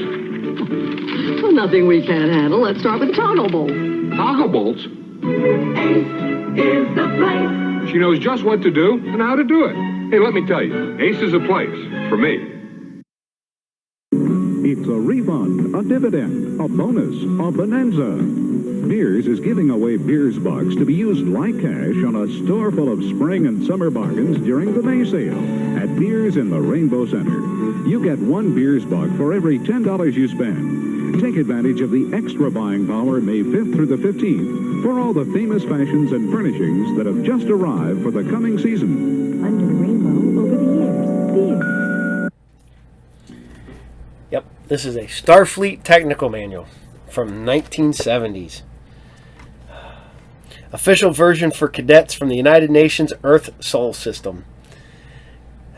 This manual is for the specific use of Starfleet Academy cadets and contains the selected material from data banks and the master computer under the laws of the United Federation of Planets and the members of the planet's unauthorized use and its members' planets' unauthorized use or reproduction in whole or in part, or if these technical orders are any subsequently issued without written permission of Starfleet and its planetary agents is strictly prohibited. See? Starfleet Technical Manual. There we go. The Dreadnought class. Yeah, oh, they bumped my microphone. So, that's a lot. Starfleet uniforms. Got that in a big trade the other day. So, alright. So, I hope you guys still dig Starman. As I'm on a Star Trek kick lately. I've been talking about DS9. DS9. I've only watched it twice. I watched it when it originally aired. I watched it when it first appeared on Netflix. So like 20 years ago I watched it. And then I'm like, you know what? I'm watching it now. They updated it. They cleaned up some stuff. You know what? I'm watching it now. And I still love it. So, I don't know if I'm going to go to Voyager next or not. Maybe, I don't know. Maybe I'll skip out and just go to Enterprise. I don't know. We'll figure it out. But, as I ramble on. But, here we go. We're going to move from Starman to Matthew Star. Matthew Star is good. I mean, it has a good, strong cast. Like a lot of shows, a lot of sci-fi shows get canceled for weird reasons. Usually because they're too expensive to make. That's why, like, if you go back and watch V, they reused tons of footage. Especially like the laser battles and stuff like that. Because I think they said every laser battle costs like $1 million. And that's in like early 80s money. So it's horrendous nowadays. But there's so many reasons why shows got canceled. And mostly sci-fi, it's almost always the money. They just don't make the amount of money that they're made through advertisers could not offset the price of the episodes. And it's sad. There's so many good shows out there that were awesome for their time. And they never finished, or they got like a handful of episodes and they got dropped because they were too expensive to make. And it's sad. You know? You're like, you should have known that Battlestar Galactica was going to be super expensive after that pilot movie that cost a fortune. And we didn't get a second season of that. Technically we did. We got Galactica 1980, which was severely cut so that they could continue to make stuff. But nobody liked Galactica 1980. But Matthew Starr fell into that whole thing too, which is unfortunate. I don't think it was cost value on this one, because it was relatively Earth-based. Yes, he had powers, but it's still sad. And the son of Robert Dazar needed some work. Come on. Where else are you going to put that chin? So here you guys go. This is Matthew Starr, episode 16 out of 21. And this is 36 hours. Enjoy.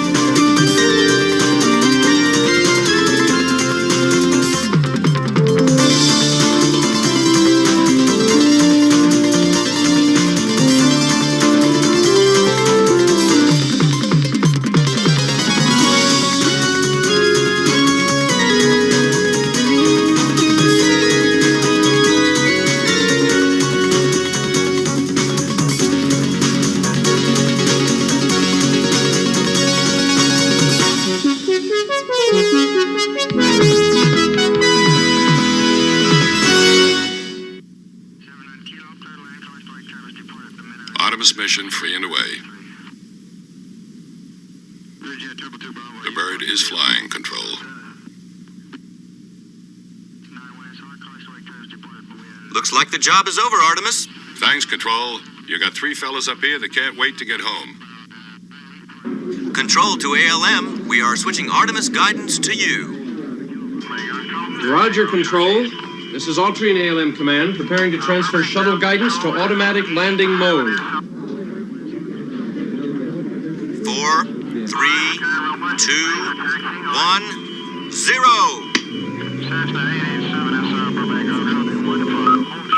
She's all yours, Doc. Locked in, Control. All systems go.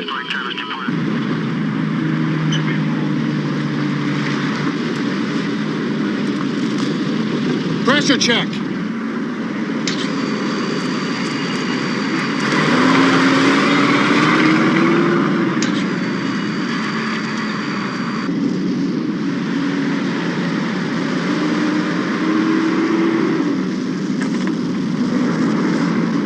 Trajectory 02347 02347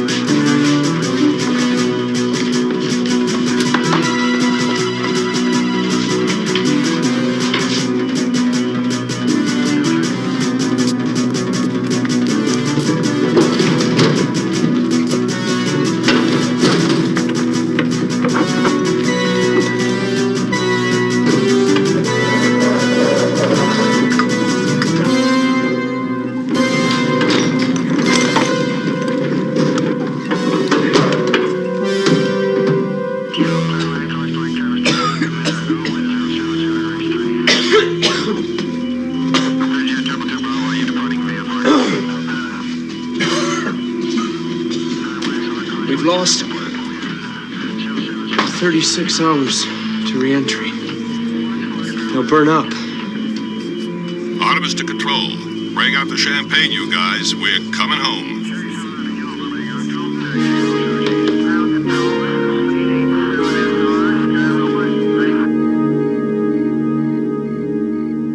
Control to Artemis. How do you stand for re-entry? All systems go for re-entry, Control. With this phase of the Artemis mission completed, we now look forward to bringing our men back Primitive. to Earth, where a warm welcome home is already What? in the works. No star drive, no light year speed. Can't even make it to the moon. That's what you said the first time you saw a Buick, too. I'm sorry, Matthew. I'm trying to be tolerant, but that space shuttle can't even hold a candle to the Cold Star 500. Proton drive, half-flight speed, anti-gravity field. Huh. Yeah, but how is it on gas mileage? With a high-pressure area firmly controlling our weather pattern. Temperature should I wouldn't do that if I were you. throughout the day, dipping to the upper 50s in the evening. The gravitational force between two objects is proportional to the mass, not the weight. Perfect days with us throughout Isaac Newton. This is Joe Jacobs, signing off from Parkman Space Center.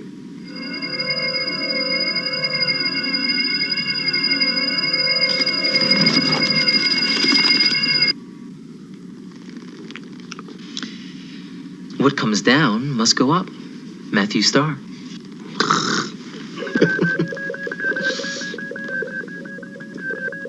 Oh, no. So what aren't we having for dinner tonight? Hearts of palm, beef tenderloin, baked potato. I'll kill him. Did I tell you about the chocolate souffle? But first, I'll torture him.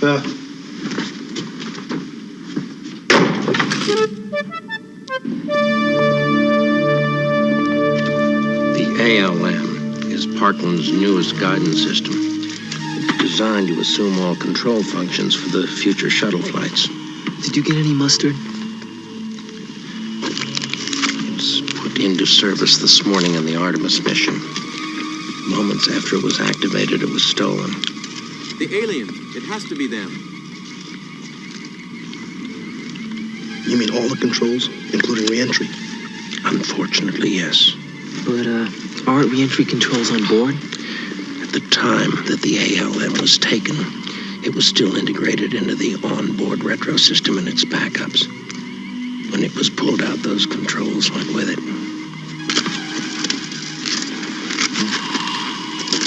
Look, two of them. They look just like us. Speak for yourself. They hardly have a hair on their heads. Are you saying that as long as the ALM is out, the shuttle's retro system can't function during re-entry? Exactly. What about an ALM backup? The ALM was a prototype, Matthew. No one anticipated its theft nor the possibility that the shuttle's retro system would be knocked out. I think he's trying to communicate with us. How long before they encounter atmospheric friction? 36 hours. No ALM, no retros. No retros. Artemis burns up. Your contact at Parkland is the project director, Dr. Paul Autry. I just hate science fiction.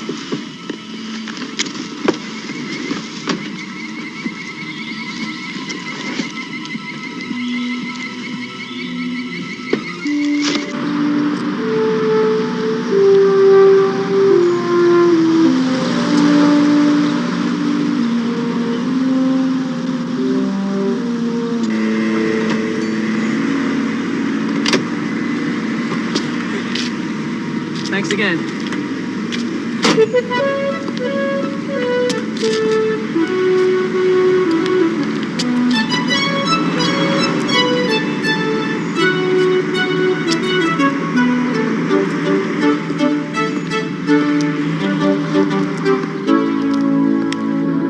Looks fine. Thank you. Hey! Hey, don't close that door.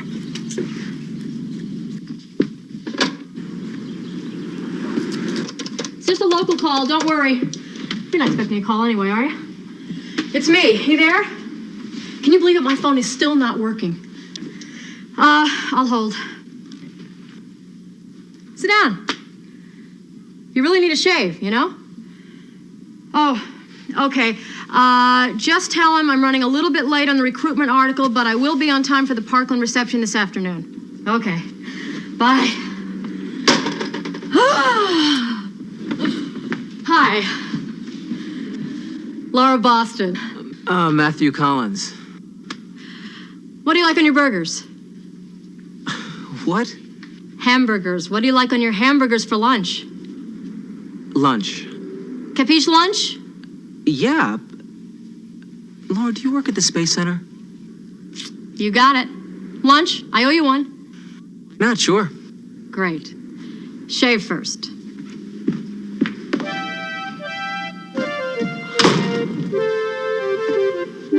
Woo.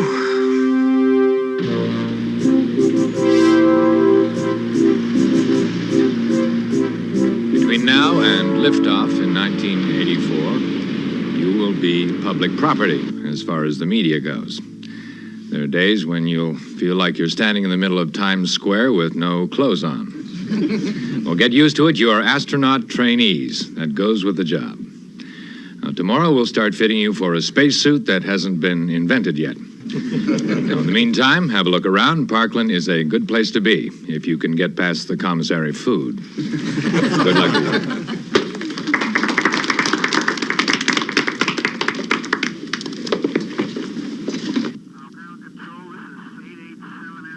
Someone had to be on the inside.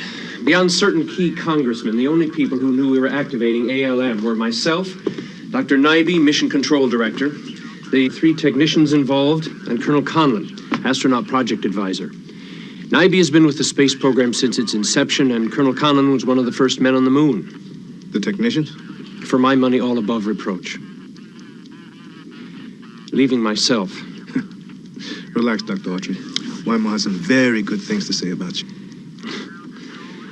Security has searched every square foot of this 30-mile perimeter. There was no sign of that fire truck. Well, what about flights? No overflights were permitted. None occurred. No takeoffs, no landings. Which means that the ALM component has to be somewhere within here, within a 30-mile radius. Right. Excuse me. Yes. Thank you. As if we didn't already have enough on our plate, we're expecting a visit from Congressman Maples this afternoon, flying in from Washington with some foreign space expert. Ed Maples is an advocate of joint research. He's gotten a lot of press lately. Exactly. He's going to want to hear everything's A-OK with Artemis. Should I tell him the truth? We haven't even told those poor guys.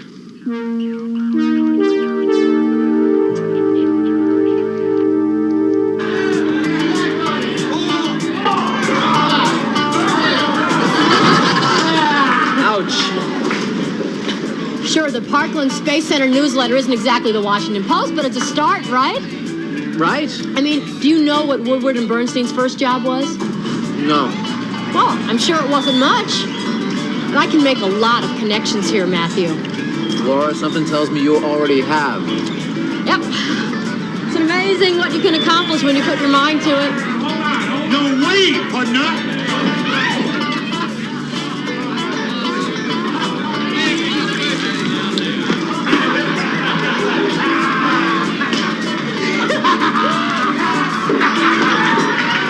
Friendly people around here, huh?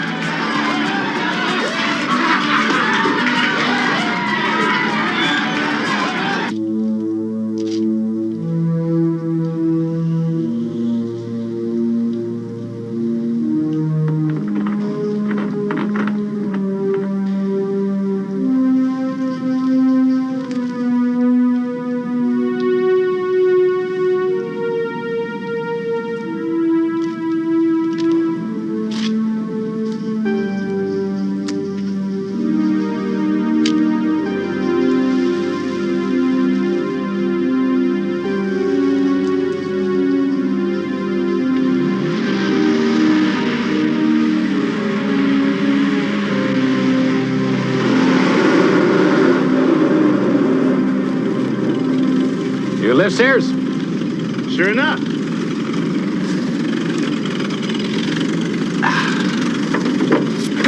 I've been looking for you, Colonel. Is that a fact?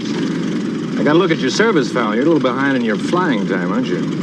How's that? Well, rule says trainees' flying hours have to be kept up. No sweat, though. I'll have an F4 gassed up and ready at 1,300 hours, okay? Okay. Colonel?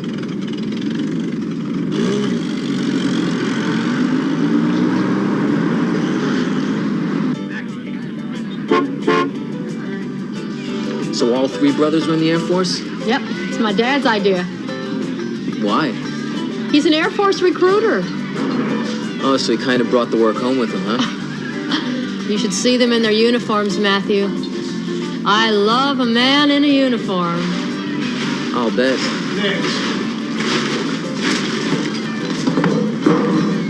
Name's Hooker.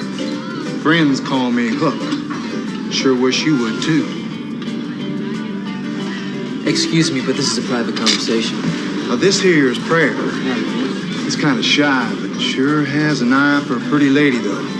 Spotted you as soon as you came in. Come on, you guys. So Prayer thought it'd be really friendly to come over and say hi. Well, you said it. When you leave now? How about I buy you a drink? I have one, thank you. Well, I'll tell you what. As soon as I'm through riding that there bull, you'll be just about ready for another one. and I'll be here to buy it for you. Let's go, bud. Start it at 5 and take her to 10.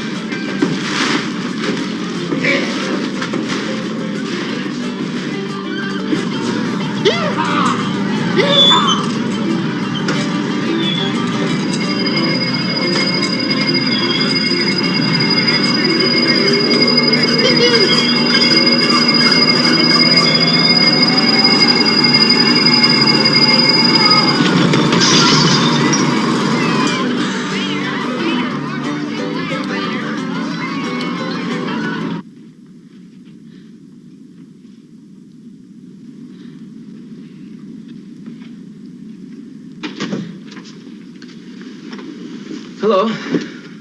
Where were you? Like I said on the phone. Blending in with the civilian population like I'm supposed to. 3 hours in town and you blend yourself with socialite, huh? Walt, Laura knows everything there is to know about Parkland. And if she doesn't, you can bet she will. Good going, Matthew. Here, take a look. What do you got? It's a sample of hose I took outside of the ALM bunker.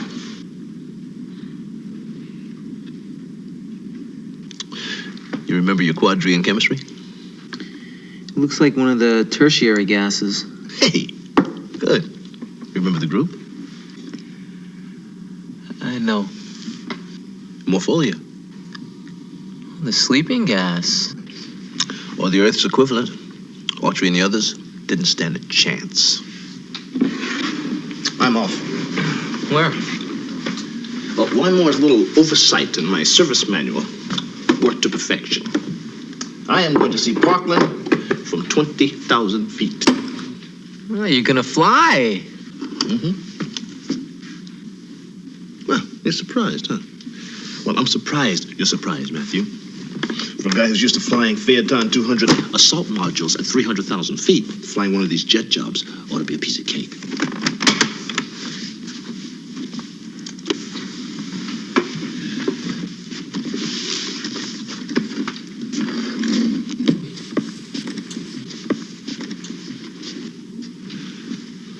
Did you see a manual around here somewhere? Could it be an F4 Phantom flight manual and instructions? Ah, that's the one.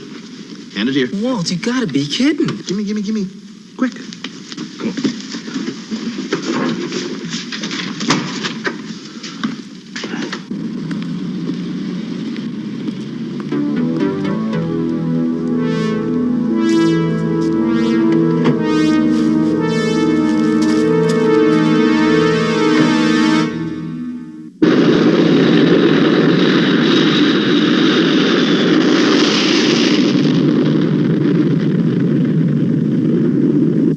This is Parkland Tower. You are cleared on course 225 to 16,000 feet. Flaps. Say again, F4. We do not copy. Acknowledging, clear on course 225 to 16,000 feet.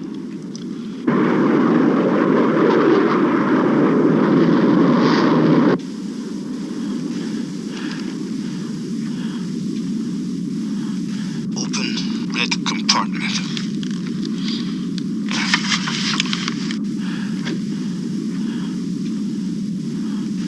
Press yellow button to eject pilot.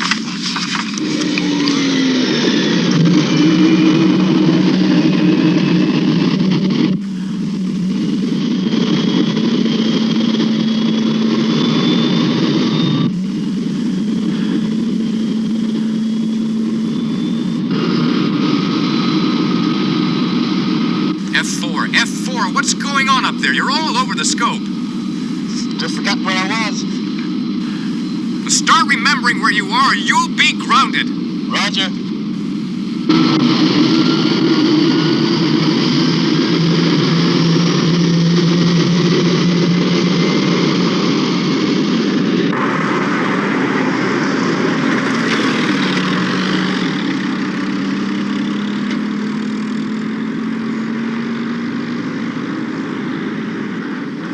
for this facility. Thank you very much. Welcome to Parkland, Congressman Maples. I'm Paul Autry. Well, always glad to be where the action is, Dr. Autry. Rudolph, meet the project director, Paul Autry. This is Rudolph Beckman. Now, Rudolph's a special guest in our country, Dr. Autry. He's an avid proponent of joint space programs. Fantastic facilities you have here, Doctor. The envy of the world. You must show me everything. It's all been arranged, Mr. Beckman. We'll have you back for a small reception planned for later this afternoon. Now, if we'll just go inside. No, please. Ladies and gentlemen, we will have the reception this afternoon. At that time, you can ask any and all questions.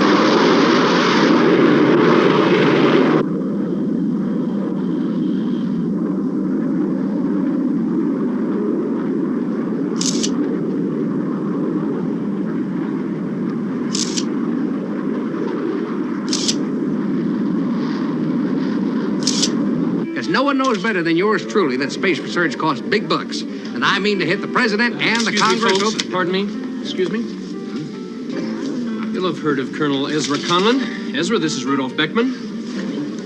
Congressman Maples. Ed and I are old friends, Paul. How are things, Flyboy? Couldn't be better, sir. That's good. Terrific, huh? Yeah, the fruit looks great. No, I'm talking about the Air Force officers. Don't they look wonderful in those uniforms? You happen to like uniforms? Oh, and you don't? I suppose you'd rather spend the rest of your life drifting, sleeping in alleys, and eating garbage, rolling in dirt. Laura, I saw 2022. That was about wild dogs. So I got carried away. It's the reporter in me. I just want you to have everything they have. Exciting work, good friends, security. How do you like your steak? Excuse me? Steak. As in for dinner. Dinner. Let's not go through this again, okay?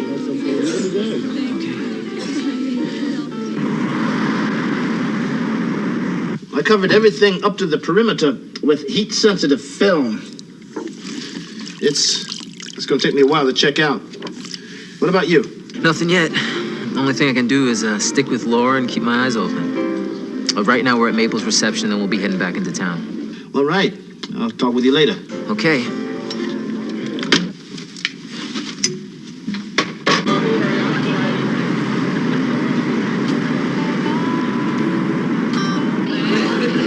The steak looks good. Come on, won't you even think about it? Steak? Joining the Air Force. On an empty stomach? What about quiche? They don't have it. Oh, look who else decided to skip the Maples reception. Now there's Air Force for you. Colonel Ezra Conlon made it to the moon, made it to the cover of every magazine I'd like to work for. Yeah, I saw him at the reception. I wonder what he's doing here. Air Force superstars don't lose the common touch.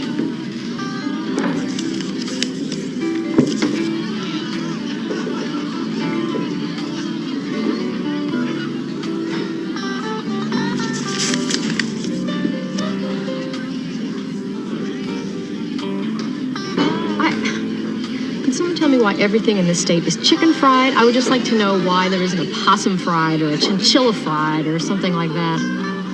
Oh my God, here is a really macho dish. Chicken fried venison flank steak. Now, you tell me, do you have to ride the bull to digest that after or what? Oh boy, they have catfish. I love it. Oh, not tonight. No, not at this price. This place is really getting a little pricey. This is This chili could kill you. I tried this once. What's the matter? No quiche?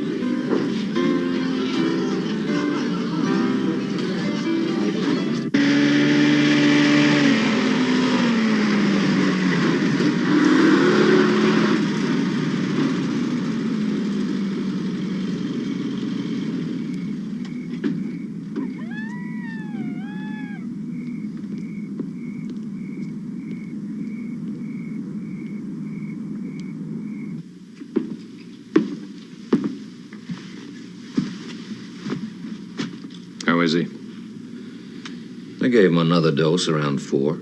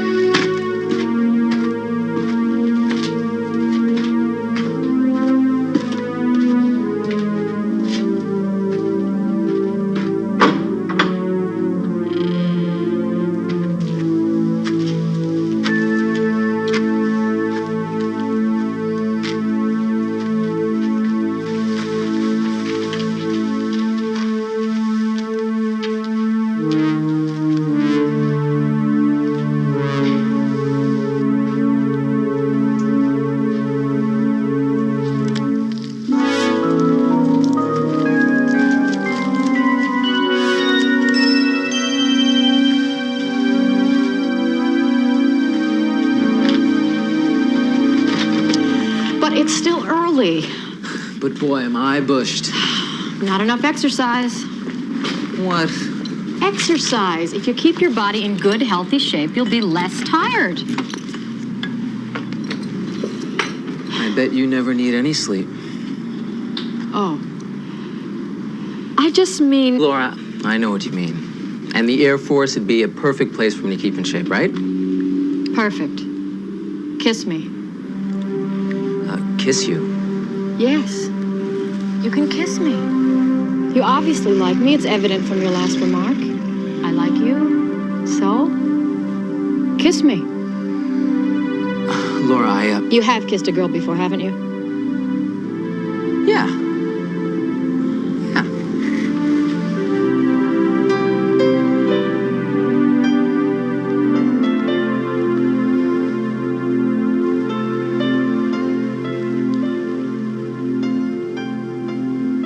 That was nice. We'll have to do it again sometime.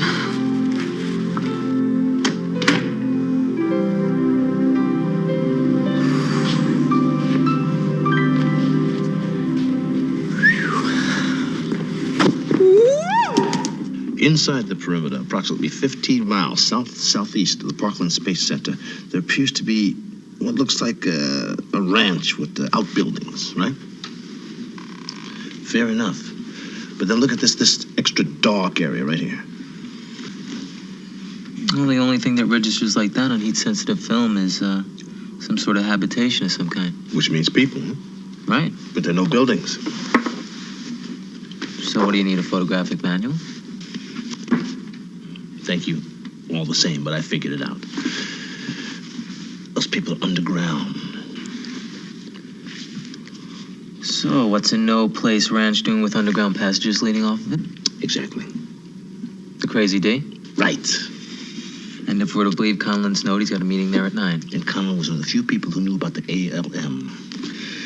I wish I had more to go on, but those guys up there, they can't wait. Okay, but I think if we split up, we'll cover more ground. My thoughts exactly. Let's go.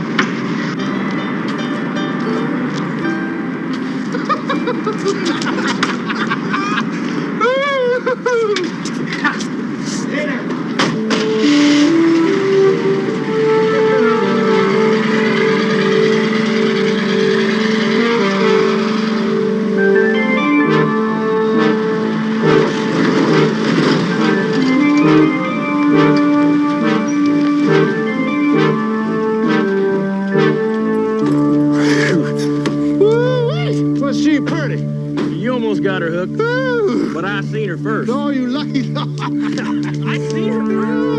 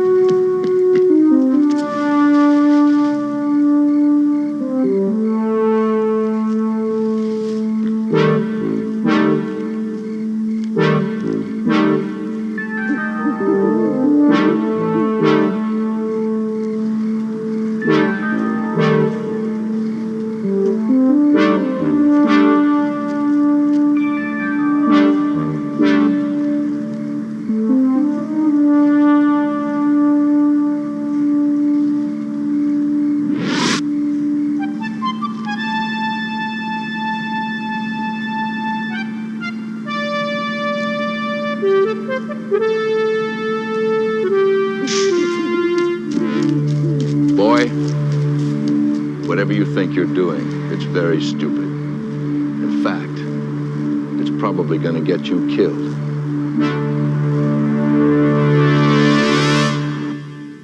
Mister, I'm telling you the truth. I'm down and out and I need a job. I saw these guys and I thought maybe You they... always fill out job applications near somebody's back window? I was just looking to see if anybody was home, that's all, honest. Do you believe his story, Norton? No. We know you're tight with Colonel Sears. Who sent you two in here? He's just an old friend, that's all. I think there's a whole other story he's not telling us. Don't you, Norton? Oh, yes. Naughton here has an amateur's passion for chemistry. He's even developed a truth serum. It's not a very tidy process. The needle and what it does to your brain. But the results are as good as any you'll find.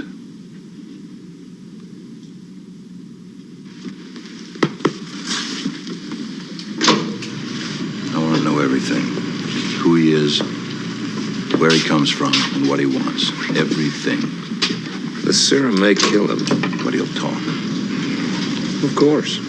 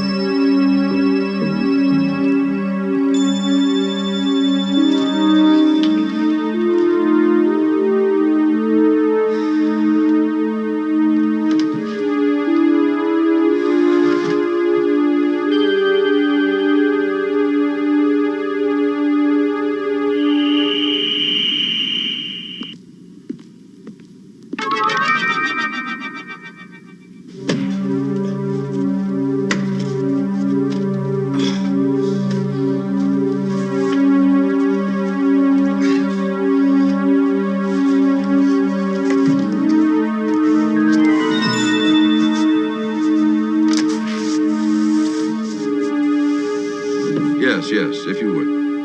Of course I'll hold.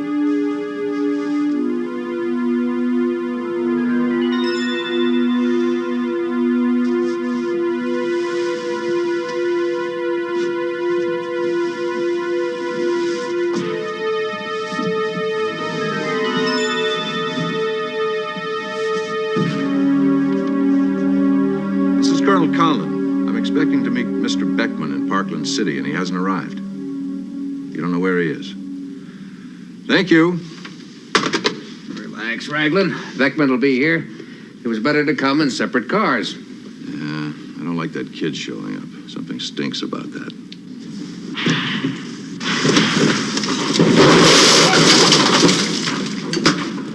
Who was that? Just the cooler shutting off.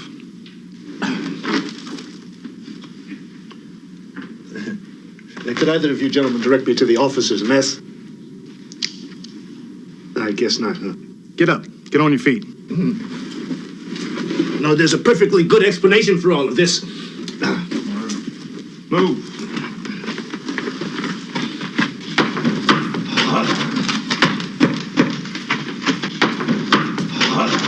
Excuse me, but does anyone have the correct time?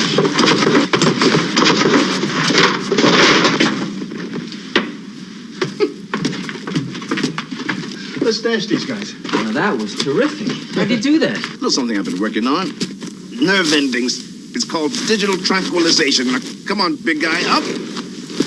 That was great. Well, whatever you call it, sure works. Neat, fast. Non-violent. When do I get my lessons? As soon as we finish this job. Oh, when we came down here, we passed the door. That looked like a vault. I got a hunch that... Yeah, I got the same hunch that the ALM was stored there. Yeah. Oh, one other thing. What? This isn't me. This is my astral. The other me is strapped to a table, about to be injected with some truth serum. We couldn't be cutting it any closer. 2 hours and that shuttle is dead. Go ahead. Well, that goes for my body, too, Walt.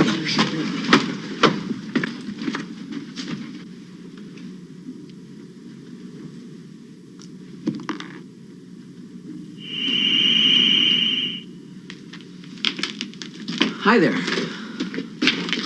I'm sorry, but I have this terrible aversion to shots, even when I'm not there.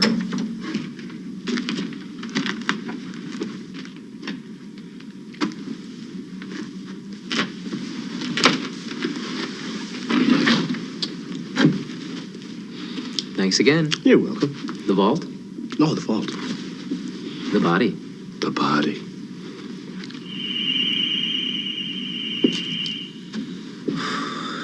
Well, hi there.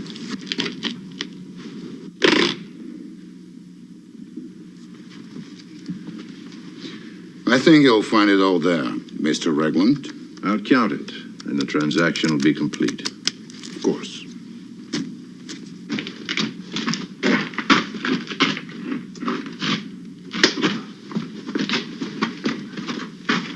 Well, time for the master to go to work.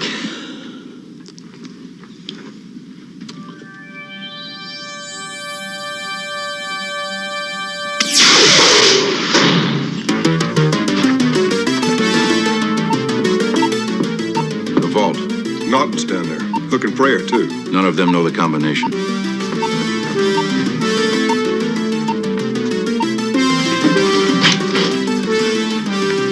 Let's go. Colonel Sears, as I live and breathe. From the sound of the voice, it's Colonel Conlon. Only it's not Colonel Conlon, is it? Martin Ragland. But who I am is something you and your young partner won't have to concern yourselves with much longer.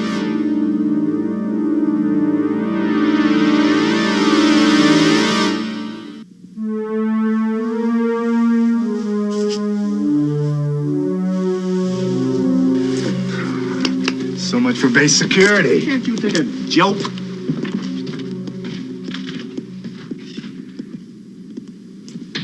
Walt, did you send somebody else in here besides those guys that tied us up? Yeah. Somebody doesn't want to be seen. I don't recognize either one. Kill them. They won't last long in there. You know, with this blindfold, I'm not going to be able to use my powers. Oh, tell me about it. Hey, scrunch your way over here. Good idea.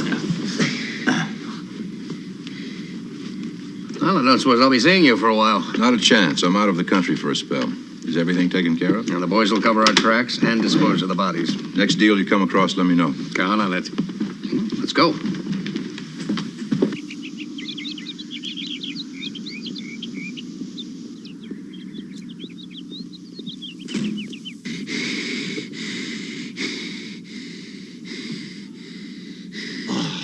Thanks. You're welcome.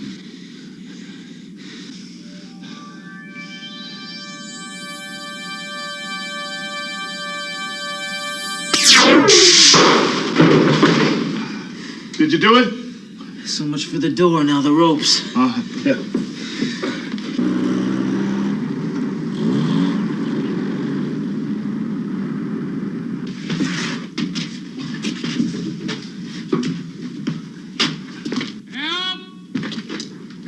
Anyone hear me? Colonel Conlon? I'm in here. I'm in a room down a hall. Gotcha.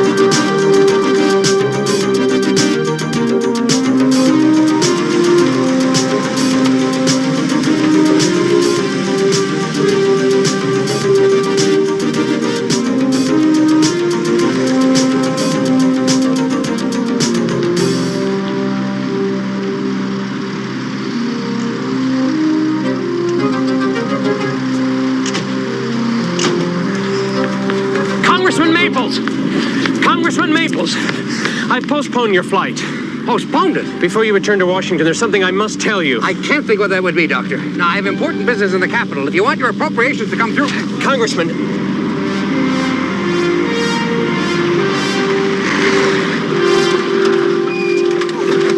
Hold it right there!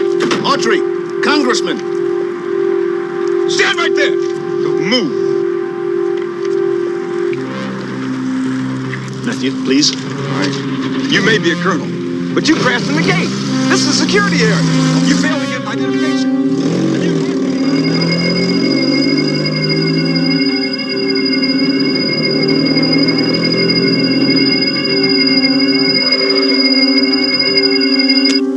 Stay right there. Don't you move. Yes, sir. Colonel, the bunker, the ALM isn't here. There's not much time.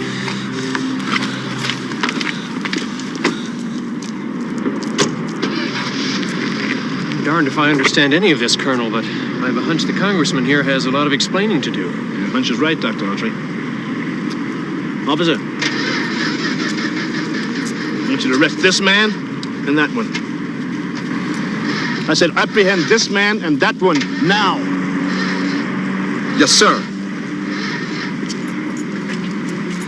You'd better reconsider if you value your career. Shut up, Maples. Take it. I never did like that phony. Thanks. A pleasure, Dr. Autry. Both of you. Thank you.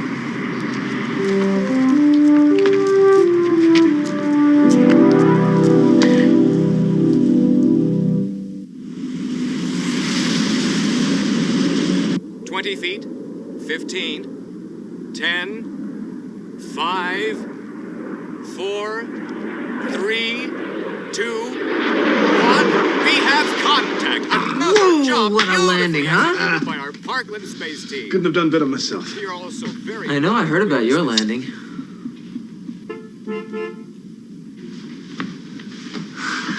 You heard about my landing, did you?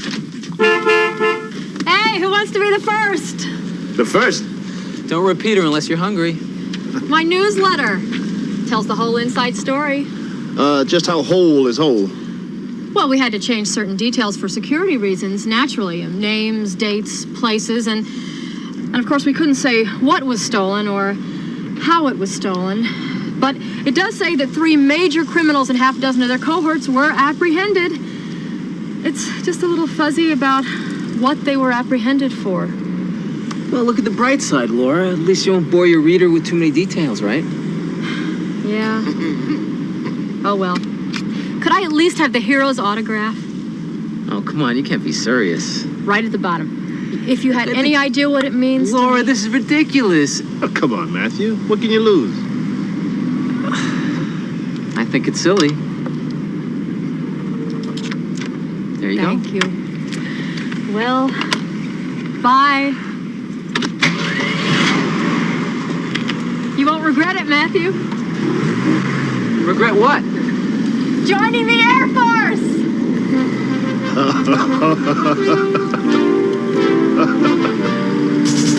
Aye, aye, sir. She can't do that. Oh, come on, let's go to the barracks.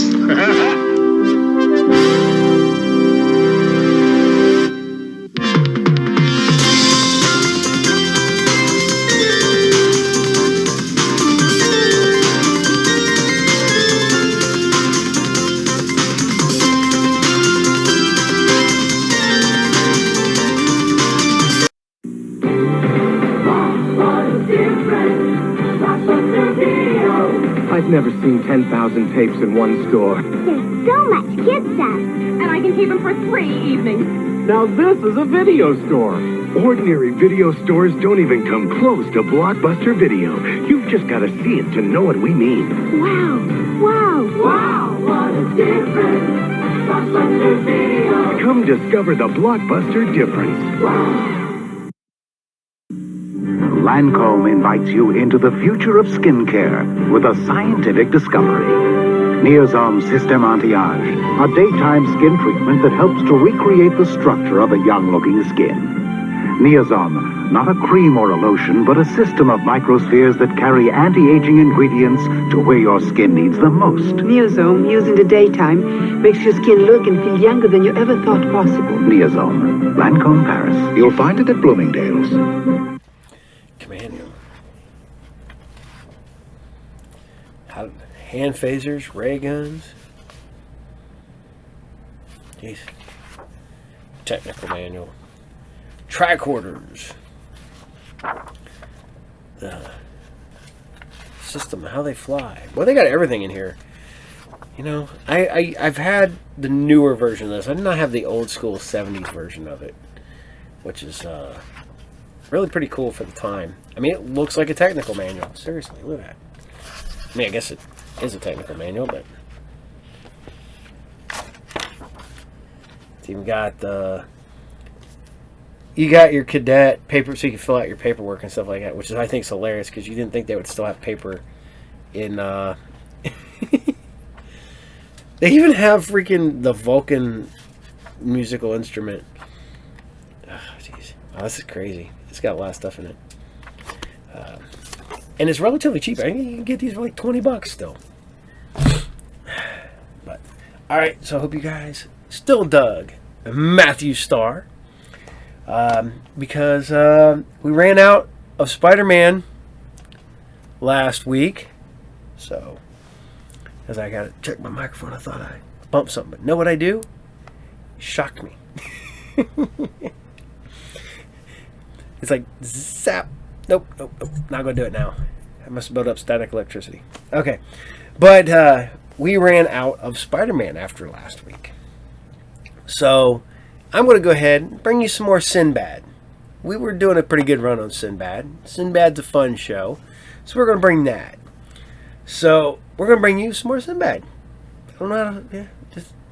I know it's not Spider-Man good, but Sinbad's good. I mean, seriously, there were hot ladies in Sinbad. Same with Conan. But Conan will be back soon too. Some people go, it's not sci-fi. I get it. But I also bring you horror stuff. I bring you like Friday the 13th, and I bring you monsters and stuff like that. And yes, you're going to get Sinbad and Conan because it's sci-fi adjacent. You have sci-fi fantasy, and you have fantasy, you have sci-fi horror, stuff like that. So bear with me. Because I don't want to do a show for every night to accommodate, like, oh, this is the fantasy show, this is the sci-fi show, this is the horror show, this is the anime show, this is... That would be a lot. So, here you guys go. This is Sinbad, episode 11, and this is The Prince Who Wasn't. Enjoy.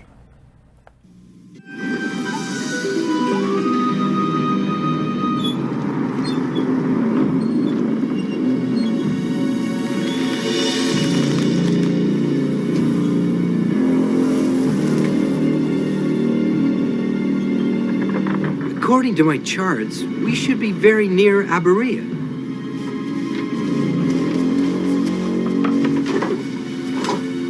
Not a breath of wind. It's called the doldrums. It's strictly a passing atmospheric condition. Passing wind. How long's it been now? Well, I estimate we've been drifting roughly 36 chickens, 40 loaves of bread, and 12 skins of water. You're just lucky you're a member of the crew. Neither of us appreciates your sense of humor. Maeve, we're all just feeling a little... hungry. Yeah. And thirsty. That too. Doomed. Well, I wouldn't go that far.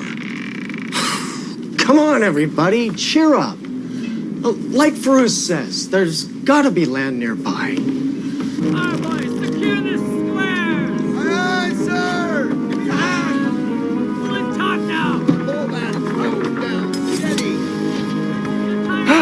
There, I can smell the land.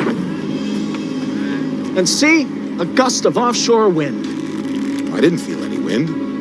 Did you feel any wind? Not a breath of wind. And yet, lanterns blow out, sails fill. At this accelerated rate, given the fact darkness shrouds any potential landmasses, shouldn't we be more concerned about... I'm concerned. I'm very concerned. How can this be happening? There's no wind. Take a sounding! All hands! Reduce sails! Dumar, get to the tiller! Quickly!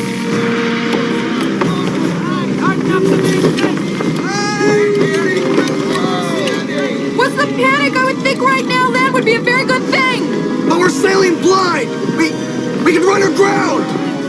We gotta drop sail!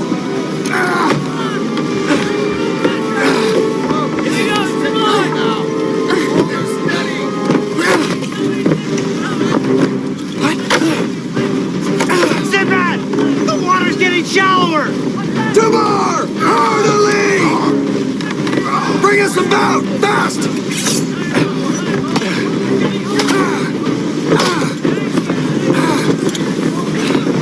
Keep trying. We gotta bring these sails down! What in the name of... It's got a mind of its own. It's as if it wants us to run aground. Rugger! Drop anchor! Hurry! It's no use! It's possessed!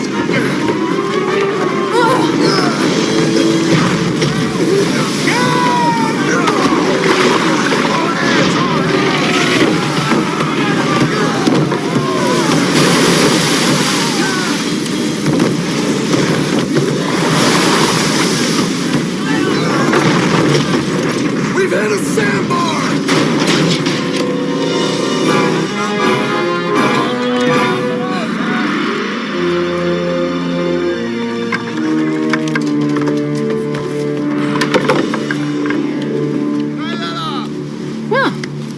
At least we're not stuck in the doldrums anymore. I better go down and check the damage. Look! There! I can see it! Behold! The kingdom of Aberia? I think I'd rather be stuck in the doldrums.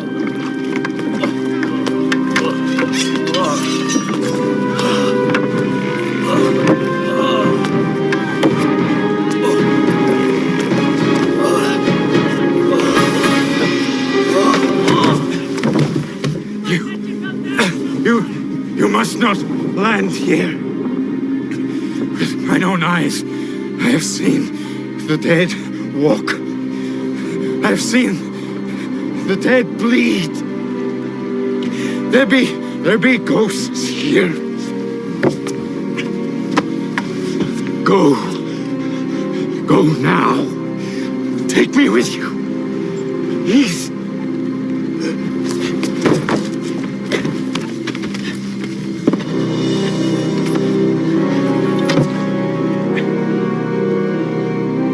Dead, Sinbad.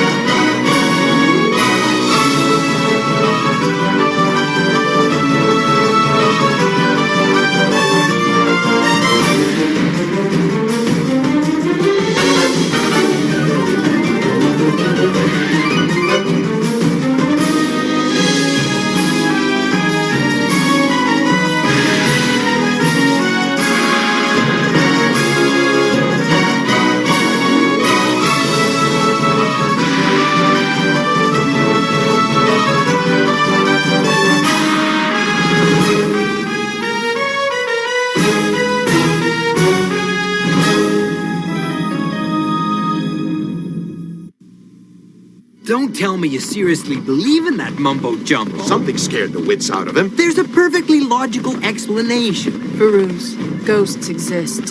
And something took control of the tiller back there. Quiet.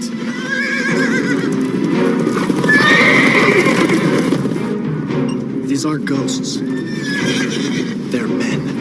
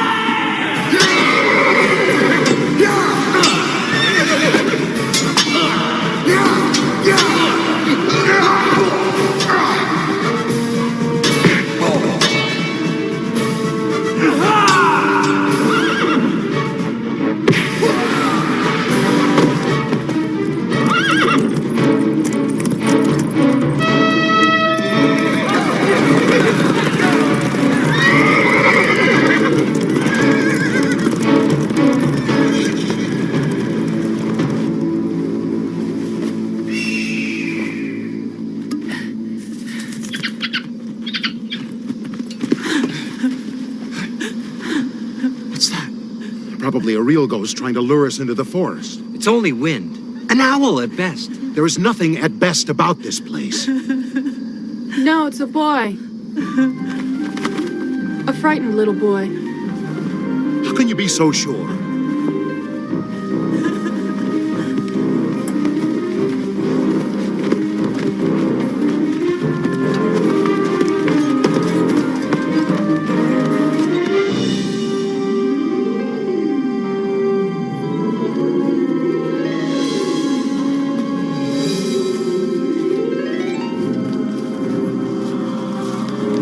Strange. The noise seems to be coming from right here. Is it just me, or did it suddenly get chilly?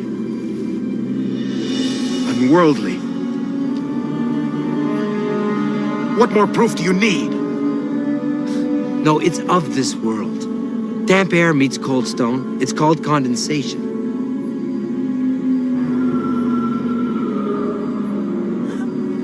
There. It's coming from over there.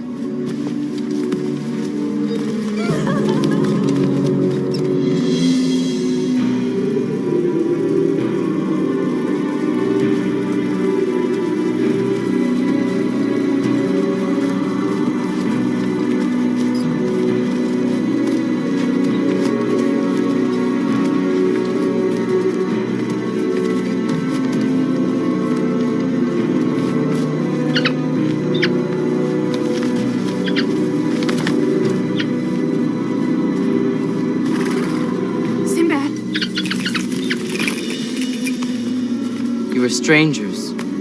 Welcome to what was once Arborea. Those horsemen did this? These were the last of my knights. Now none remain who are loyal to me. But you're all right. Funny, isn't it? So much death, and yet they miss their aim. But one still lives. The one that matters most. How angry Drax will be when he finds out.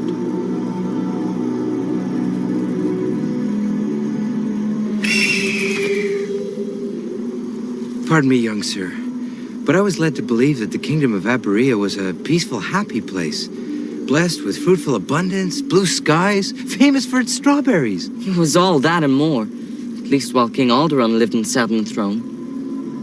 Who sits there now? Drax. He was Alderaan's most trusted advisor and friend. He betrayed Alderaan. He imprisoned his queen. He seized the throne. That was just 3 moons ago. Yet in that brief time, this once happy place has been transformed into a kingdom of sorrows. Tragic.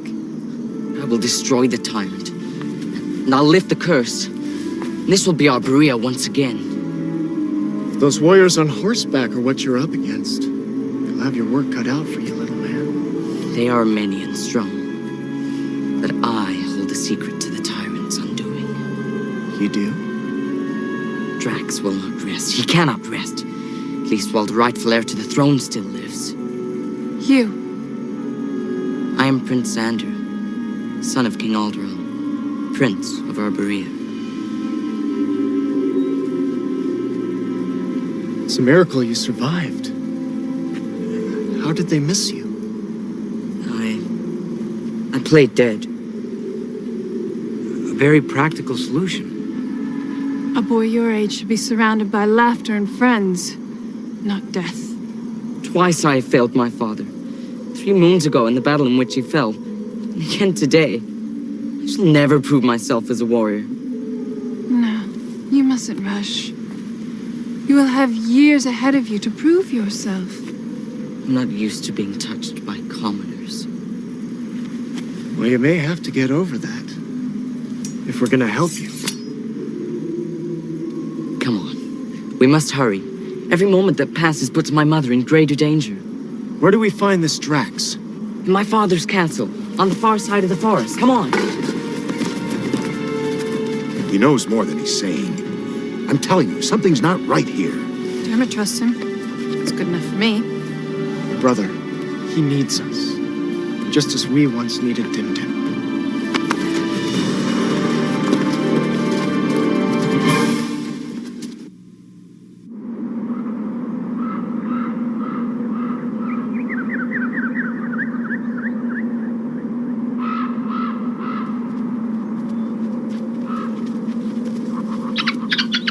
No, it only seems we're lost. Don't worry, I know where I'm going.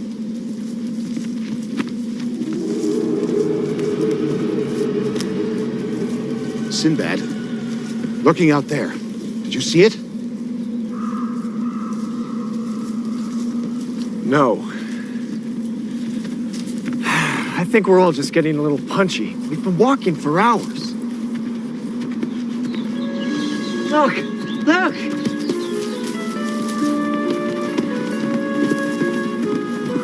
See this flower? It means the tyrant's hold over the kingdom is not yet secure. There's still hope.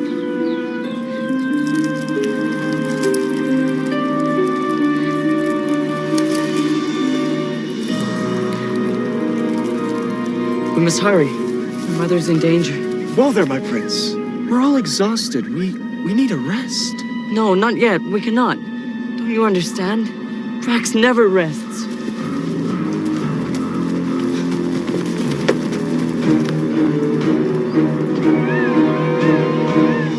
Damnation!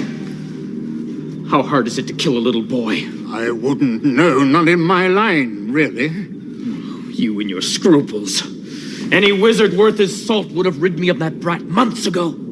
Oh, but no. You're too sensitive. There's your man now. Good news, perhaps. I hope. Another night like the last, I shall go mad. Enter! Good news, Your Majesty! Close the door, you idiot. Well, the prince is dead, sire. By my own hand. Really? Oh, at last. At last. Excellent! When was this? Early last night, before the rising of the moon. Liar! I didn't sleep a wink last night. Alderon's curse. Oh, that die-hard fiend.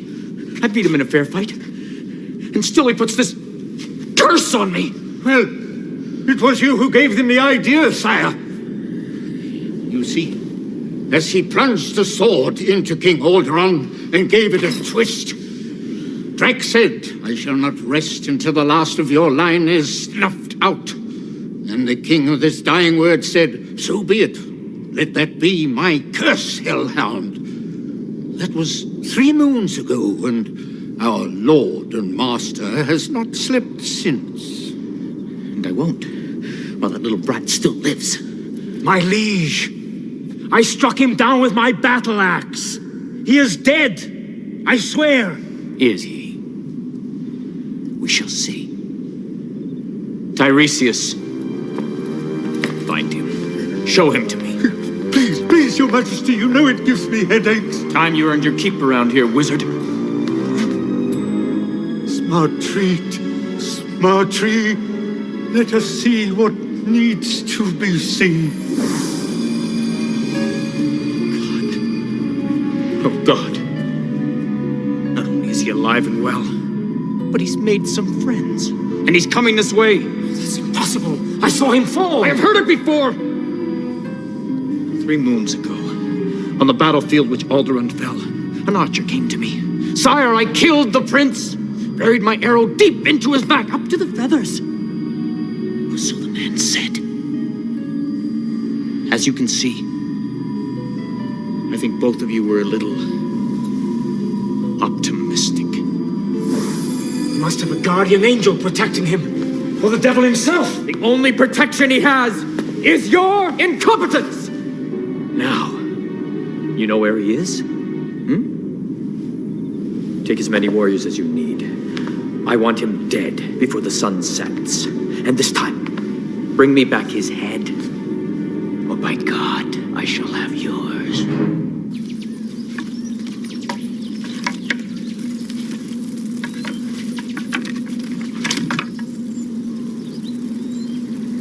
Where's the prince? Have you seen him?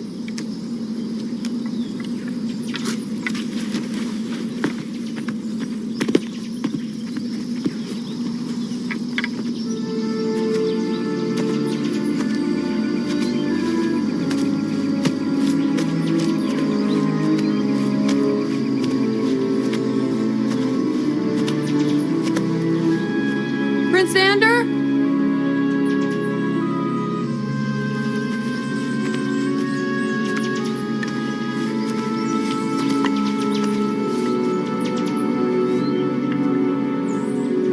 Not again, cheater. How do you do that?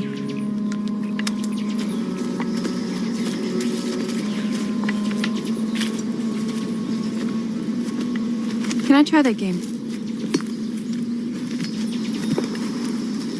I warn you, I'm pretty hard to fool. Not as hard as Dermot, but he does have the eyes of a hawk, of course. You're lucky to have Dermot. He's more than just a pet, isn't he?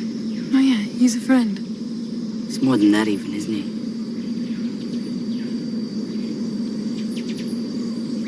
This one. You're pretty good at this. I'll bet you used to beat all of your friends. Yeah, brothers, sisters? None that I'll ever know. What do you mean?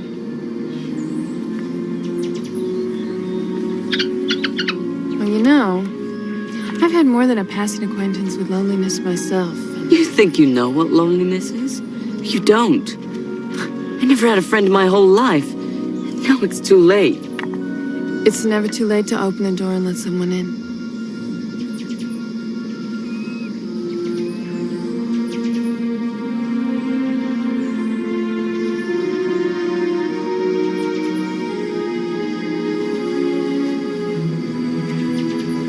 That's okay. You don't have to rush things.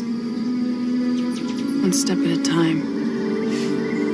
Dermot's lucky to have you too, Maeve. Over there! Sinbad! Help! Come on!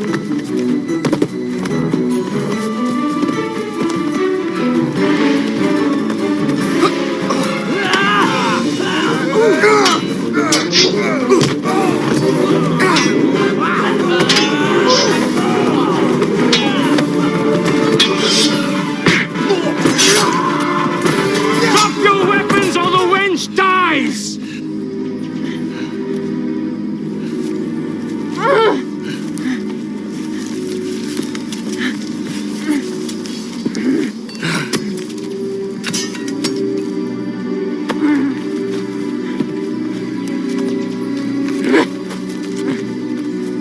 How brave for one so young. And now, little prince, you die. No! No! Don't kill the boy! Sinbad, do something!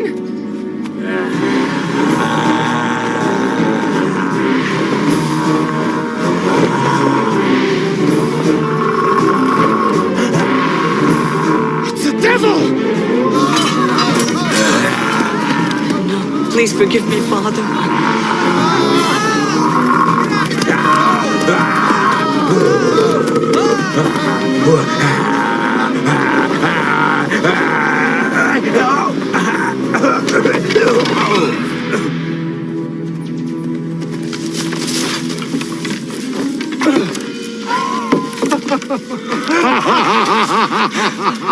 Lucky for us, my experiment was so effective. Yes, good work, Farouz. Sinbad! The boy's hurt!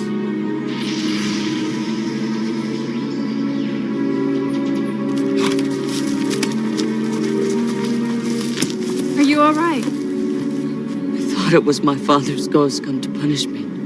Punish you for what, Prince Xander? Why would you be afraid of your father? There was so much blood. And the noise. I could hear the bones breaking. The horses screaming. I couldn't breathe. I ran away. I fled from the field the day my father died. I was a coward.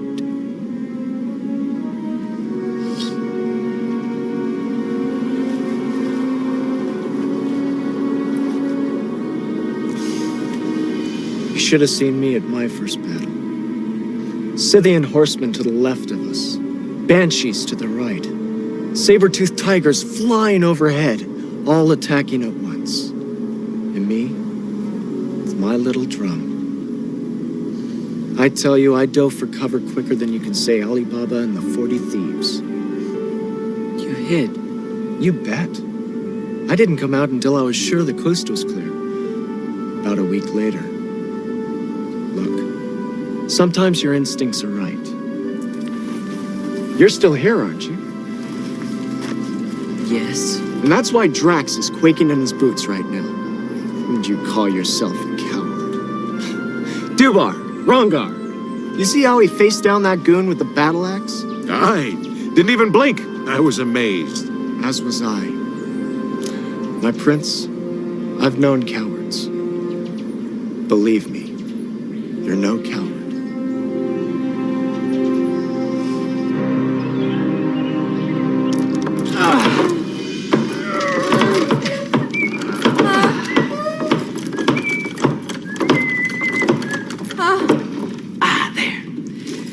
Now, all is in readiness for the prince's homecoming. Oh, look. I even bought decorations. See? Now, I shall await him in the throne room, with the other end of that rope in my hand. Oh, and one tug, my dear. Whew. Poor boy's an orphan. Nothing like a visit from her little boy to touch a mother's heart. Didn't have to be this way, my lovely. Still doesn't. The offer still stands. Marry me. Become my queen. Prince Sanders shall still be heir to the throne. Oh, and if, heaven forbid, something unfortunate should happen to him, well, you and I, we will have other sons to take his place. What's this? Oh, your little heart's beating like a frightened sparrow. I don't think I ever heard a heart beat so fast.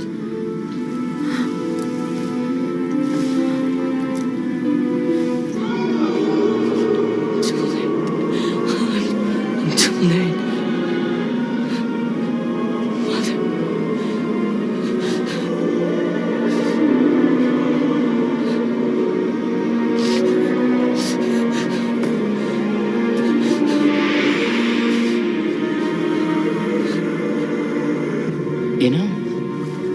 You're becoming positively fat in all this captivity. The slim little nymph you once were, my dear. Well, we should take care of that. Tiresias, cut the queen's rations of moldy bread and ditch water in half. Your Majesty, hasn't she suffered enough? She needn't suffer at all! If she would only say 2 little words. I do. So be it. Married to a corpse, and soon to be mother of another. Please, help me, Tiresias. Come, old man.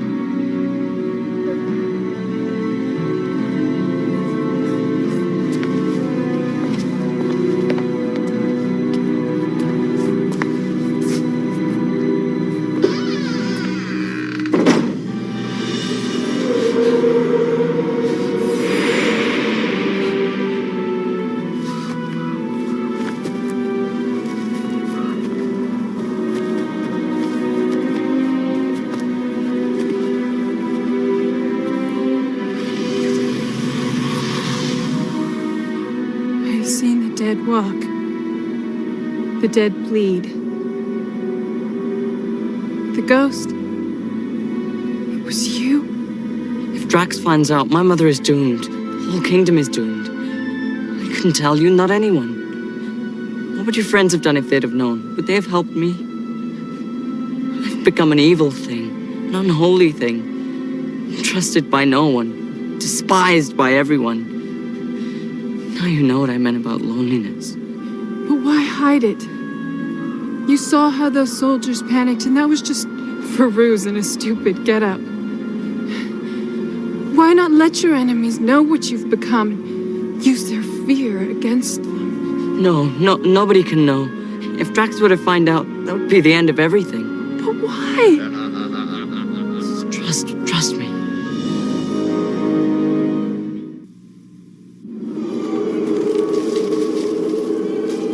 still as a tomb. Did you have to say tomb? What is that god-awful noise, anyway? No, it's too soon. She's not safe yet.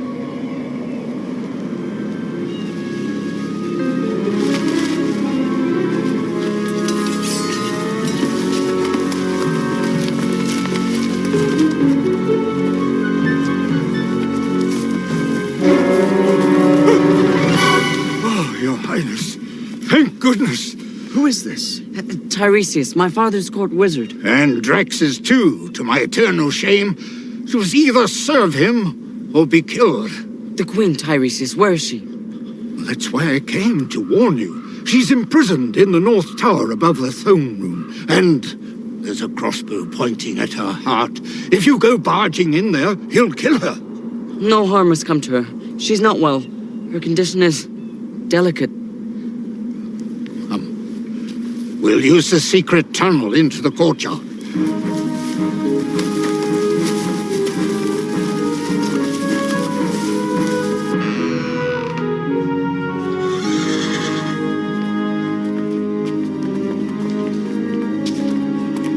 Must be some guards here. You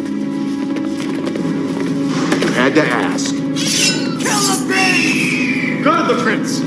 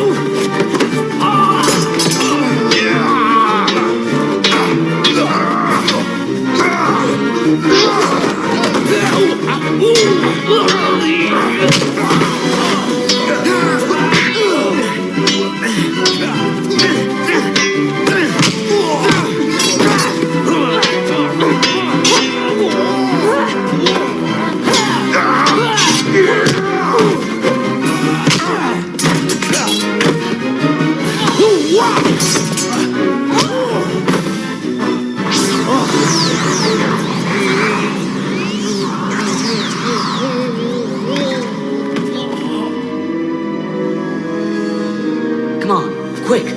We'll use a turret entrance into the castle.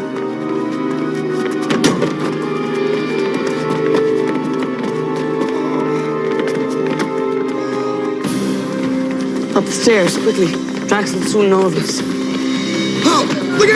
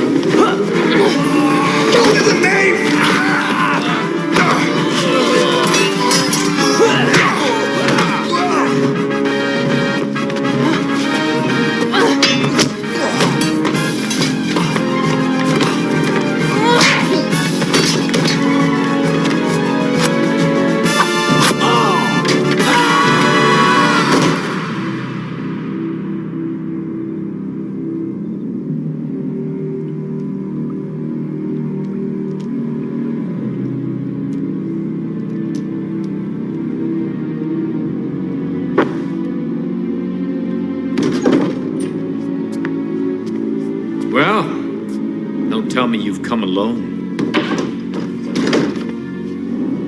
What? Brought a witch with you? A friend. Weren't there others? You don't see them now, do you?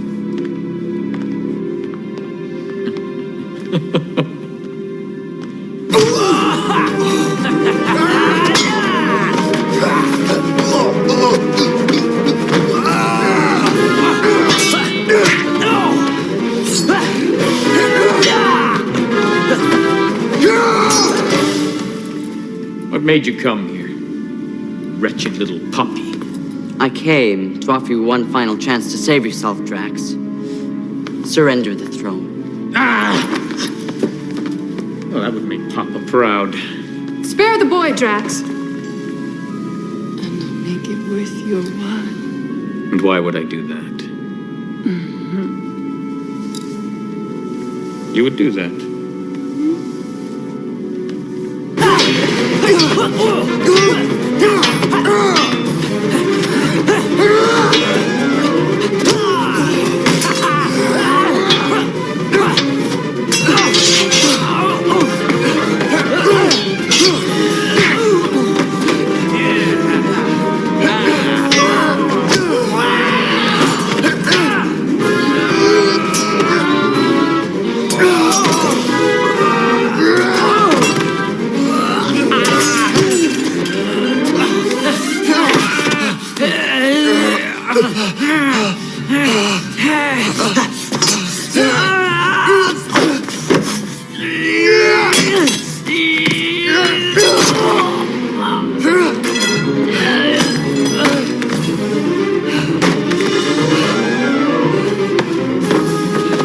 Sinbad, I must take you to the Queen.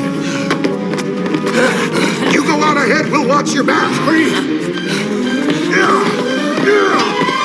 You would sacrifice yourself for the boy? You make it sound such a chore. You're a good-looking man.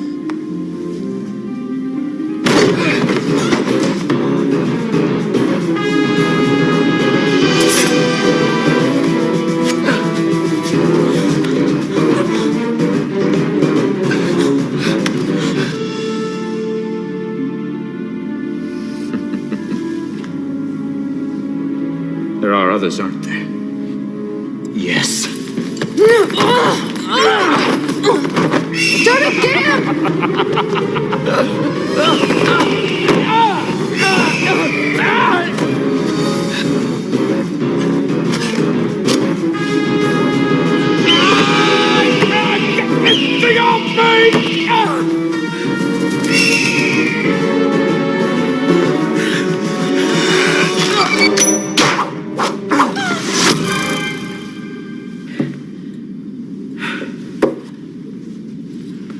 A very commendable effort, my dear.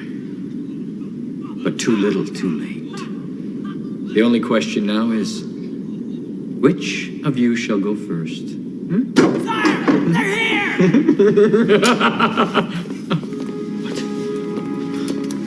Mother! Xander, I'm fine. No! Maeve, stop him!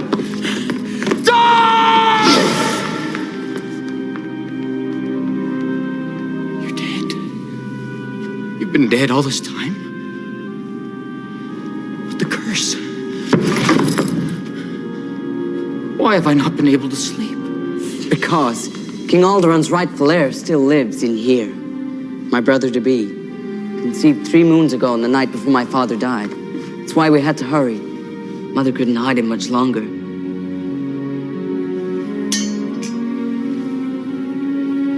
See now why I couldn't tell anyone? As long as he thought I still lived, he wouldn't suspect there was another. No, Sinbad. Leave him to me.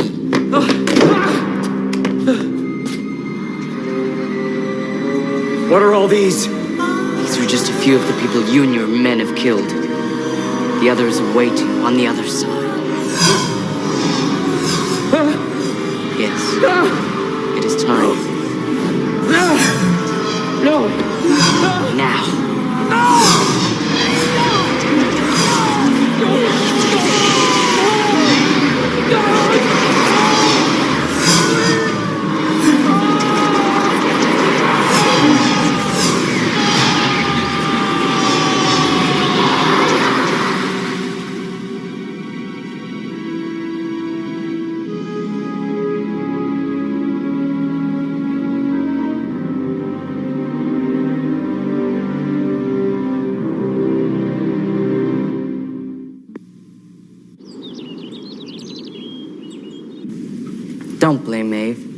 She wanted to tell you, but I threatened her with terrible things. I vowed to haunt her forever. It's all right, little man. After some of the things that we said about, well, your kind, I wouldn't have told us either. I guess ghosts are only as good or evil as the people they were before they became ghosts. Thank you for everything. Goodbye. Now do you believe? It doesn't really matter if you do or not. Thank you all the same. Goodbye, Maeve. Dermot. It's a pity I had to die to make my first real friends. The real pity is that you had to die at all, Xander. I think you would have made a fine king. You do? Thank you. I'll see you on the other side. Not too soon, I hope. You must govern wisely, Mother, until he's old enough to be king. You help her, Tiresias. I'm so sorry I'll never know him. Will you tell him when he's older about me? Will you tell him that his older brother loved him very much? He will know, my son. Don't worry. Can I go to Father now, Mother? Do you think he's forgiven me? Yes. Goodbye, my son. Bye, Mother. Goodbye.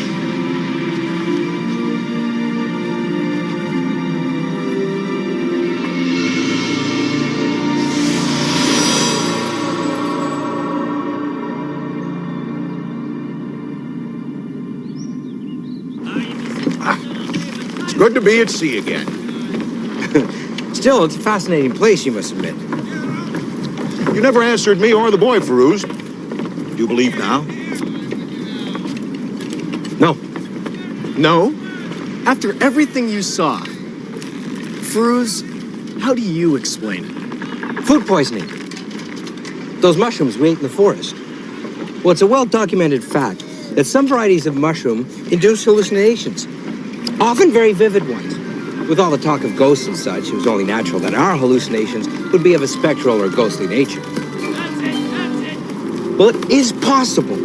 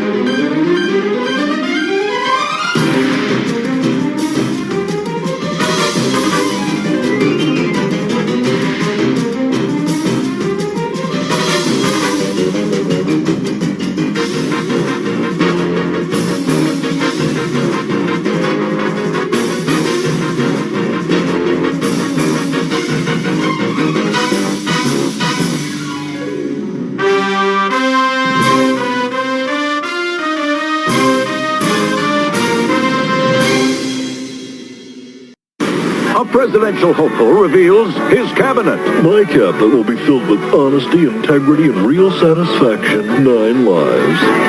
What would you expect from a finicky president? Vote 9 lives, a more satisfying choice.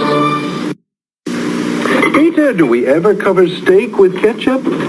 Hamburger is steak, chopped steak, so we use A1 steak sauce. It makes hamburgers taste like Steak burgers. Don't cover it. Discover it with A1. Hey, I hope you like Sinbad, because why not? It's a fun show. And yes, that is the voice of Beast from the 90s and the current X-Men cartoon. Ironically enough, me and Joe always talk about this. When you hear when you're reading a comic book especially, do you hear voices when you hear that person talk? And I go, I still hear the Spider-Man from Spider-Man and His Amazing Friends. That's who I hear when I hear Spider-Man or Peter Parker talking. recently we watched the What If, and Storm appears, and so whenever I see Storm in a comic book, I hear Storm from the 90s cartoon. Same with Wolverine, same with Beast. Ironically enough, I hear the Pride of the X-Men, Nightcrawler, when I hear Nightcrawler. But do you guys do that? Let me know. Put it down there in the comments and stuff. But I'm going to go ahead and I'm going to do something a little different at the end of this episode. So hopefully, fingers crossed, this gets past YouTube. I'm going to bring you an extra special movie. If this doesn't let me go, you can go over and watch it free on Patreon and enjoy it over there. But I don't want to give anything away. You guys have talked about it. You have asked for it. And fingers crossed, I'm bringing it to you. So I'm going to let you go for this evening so you can sit back and enjoy this for the rest of the night. But remember, I'm currently working on new episodes of Group Therapy TV. I am working as always, on Sci Fridays, Saturday morning serials, and the Anime Source, and doing some other stuff on there. We have a lot of projects coming up. I got a con at the end of next month coming up. So if anybody's back in Ohio, down in Dayton, February 23rd, I believe, I will be at the Jim and Dan Comic-Con again. You can come in and visit me and say hi like some of you guys do. And, I don't know. I've had people say, you'll bring the robe? I've never thought about bringing the robe to a con. But I guess if somebody wants me to bring the robe, you just ask and I will bring it. And you can come take a picture of me in the robe. If not, you can just come and take a hi and take a picture with me. And we're like... So, I don't know. I have fun. I don't care. Cons are just fun for me. It's entertainment. So, on that note, got a lot of good projects coming up. Like I said, hopefully be announcing them soon. Oh my God, I got such big stuff coming up. Pickle Comic Con, remember that? It's coming up June. Hopefully, be making some more announcements on that soon. But we are where we are. So, on that note, I want you guys to all take care. I'll see you all there. Captain out. And Vince already took off. And but bye from the Captain and the Vince. Till then, bye.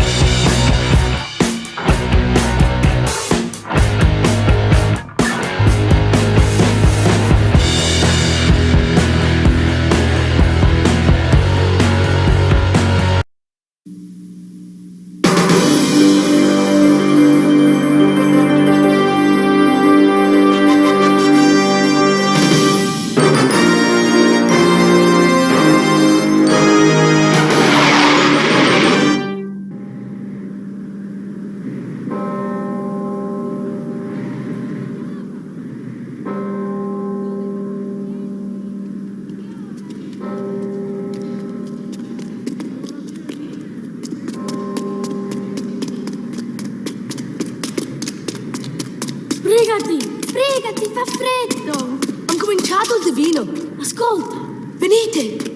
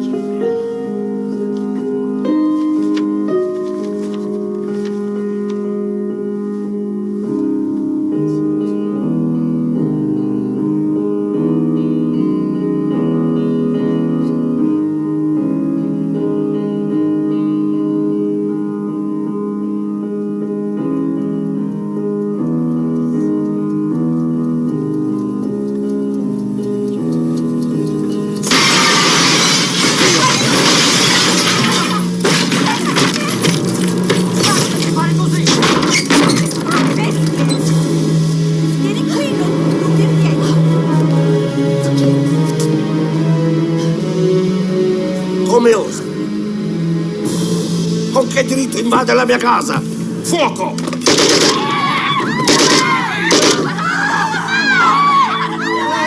Il ragazzo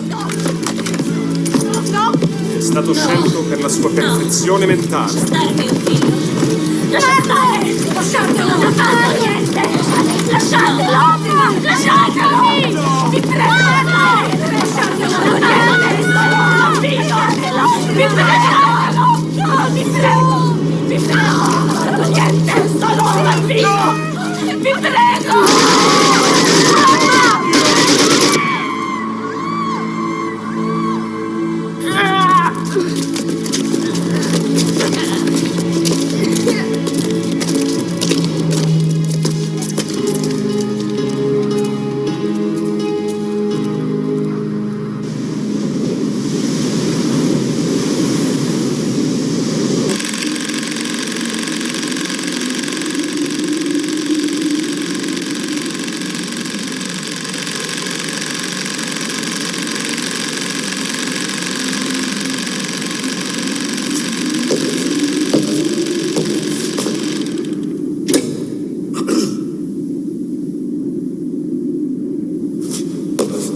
Darf ich Sie bitten, meine Herren?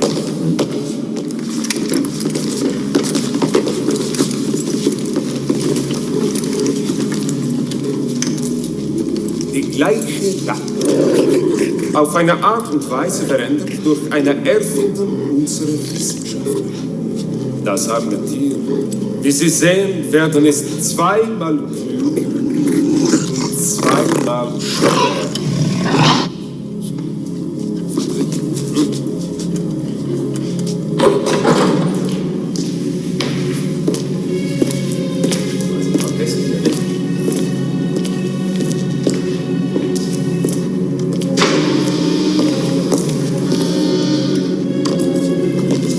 Herren, Frau Dr.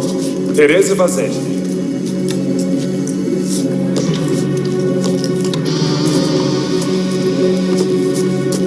Il ragazzo. Lasciatemi andare.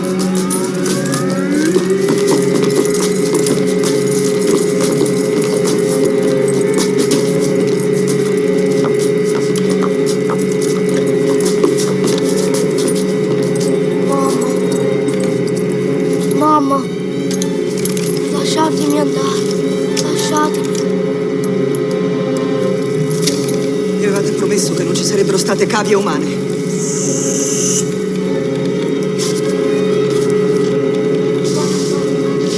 Mamma. No! Non potete fargli questo! No! Lasciatela andare! No!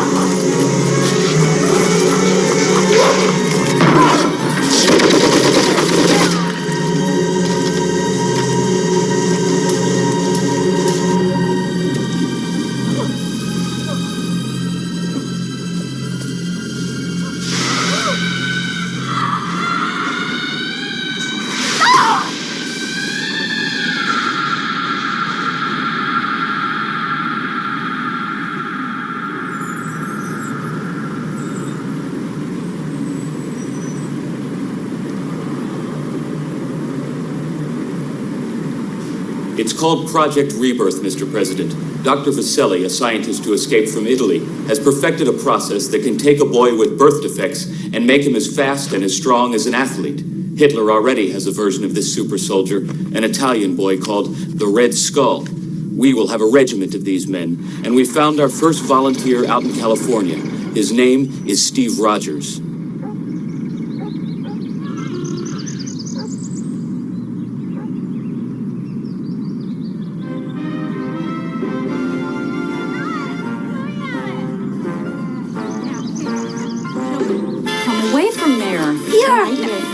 Get your hands out of the fishbowl. You both know what to do now. Now come away. Now help me cut this cake.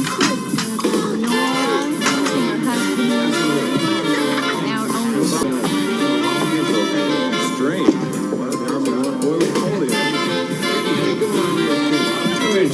Since his pop was killed in this war, Steve's been determined to get into it.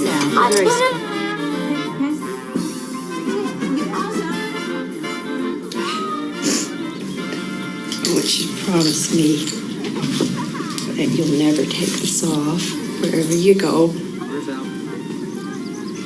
Dad's metal. Oh, Mom. His buddy took that picture right on the ship. They were on their way to Guadalcanal, and he sent it back with his thanks. Now you go, and you be as strong and brave as he was. I'm sure gonna try. Only you be a little bit more careful. 1 year. You go get your things. They'll be here to get you in a few minutes.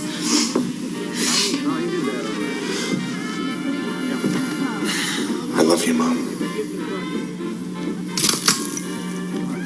Come on, guys. We're gonna get one last shot of the whole gang, okay? The departing hero with his beloved friends. Come on. Let's go. Hey, everybody.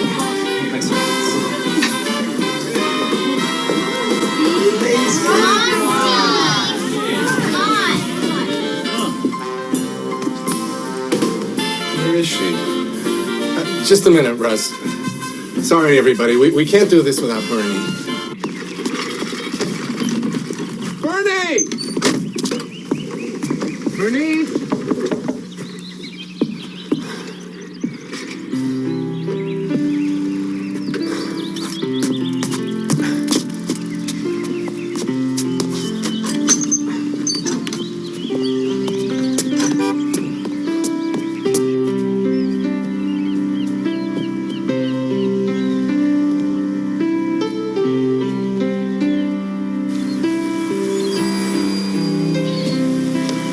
Bernie. What is it? I'm sorry. It's just that I love you. And I can't imagine not knowing what you're doing or where you're going.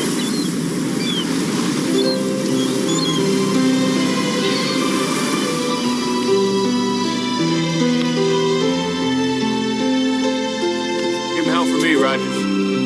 I'll do that, John. I'll wait for you. Forever and ever and ever and ever. Come back for me, Steve.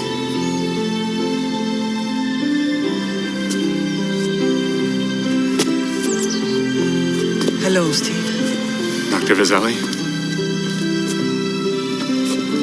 Bye-bye. Good luck, son.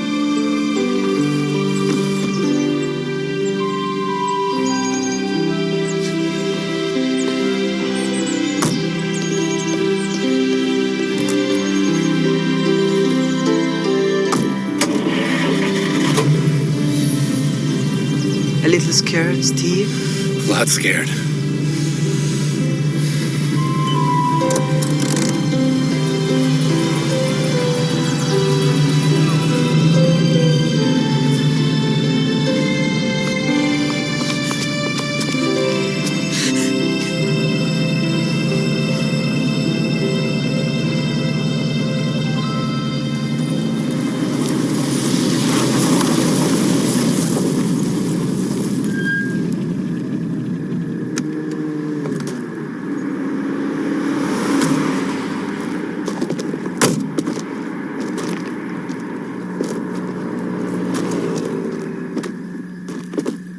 Follow my lead. Fair enough, Lieutenant Fleming. This doesn't seem necessary for girls to go to college. I mean, How's the pot roast today, Roz? Oh, about as good as it was yesterday. Well, we'll just hang up our coats. Do whatever you want with it, mister.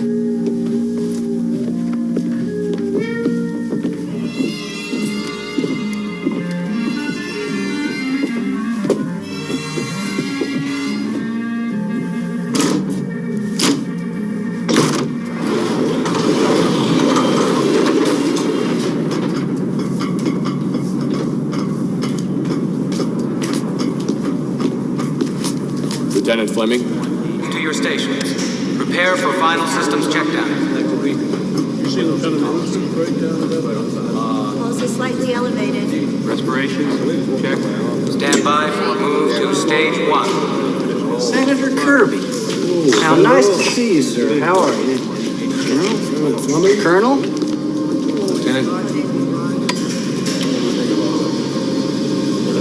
Steve, this isn't Mussolini's Italy. You are free to change your mind whenever you... Save it. Okay, Doctor. Because of you, I have the chance to make a wrong thing right. I thank you for that. Commencing stage 1. So this process can take a frail boy with polio, give him the strength and speed of a world-class athlete. Think what kind of army we'll have. Let's just make sure our boy comes out of this safe and sound before we go counting our chickens. Where'd you get your guinea pig? Happens to be the best damn candidate out of 600 volunteers. It's gonna be a national hero. Stand by for move to Not stage exactly. 2. His name's a secret. Only Dr. Vaselli and myself know who he really is. We kept it that way to protect his family. For the rest of the world, he's just codenamed Captain America. He may not be Superman, but he'll be a living symbol of what this country stands for.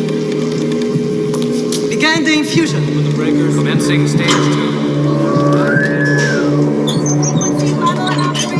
All stations report.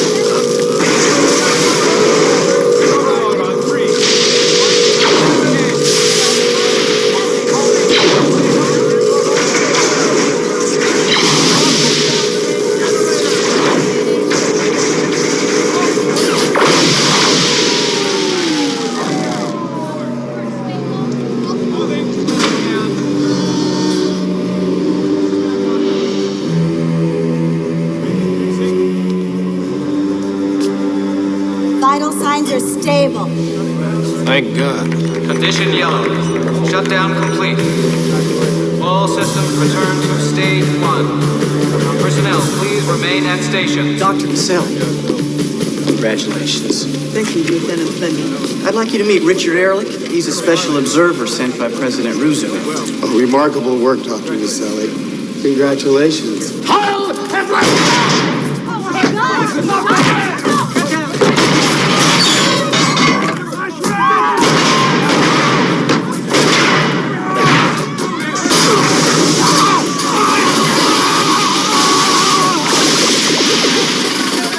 Everybody stay down! Get in here! Not the infiltrator.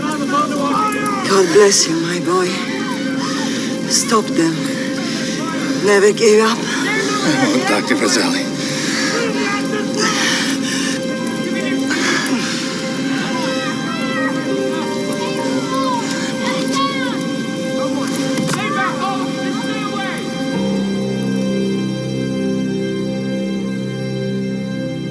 Doctor, I need that boy ready for action in the next 48 hours.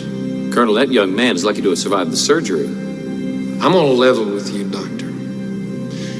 What's at stake here is the lives of thousands of innocent people. Our intelligence boys have told us that the Jerrys have an experimental rocket ready to fire at a target somewhere in the United States within the next 5 days. We're just gonna have to wait and see. He's our only hope, Doctor. If the situation changes, I'll certainly let you know. Colonel? Colonel Lewis.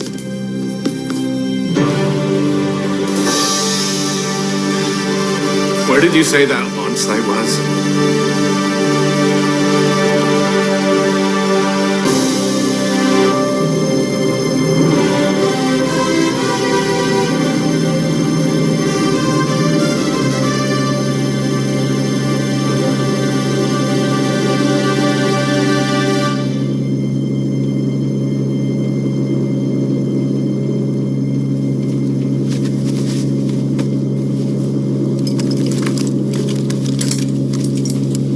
You all right with that there shield? Could have used a little more time to practice. Like about a month. Don't you worry. You're gonna have those two resistance fellas down there to take you through that launch site like they was escorting you to the senior prom. Besides, you got that crazy fireproof uniform Dr. Vaselli made up for you. She didn't know much about camouflage. Nope. But she sure did love the red, white, and blue.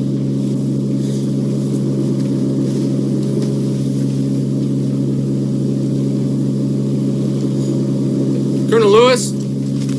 Sir, there's something nobody's talked about. When do I get some fresh troops in my battalion? Dr. Vaselli had all the details to the process in her head, not written down.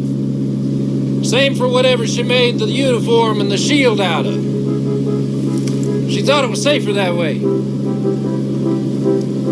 I'm sorry, I believe that you're the only one of you there's ever going to be. Ready! You ready, son? Yeah. Won't let America down, sir.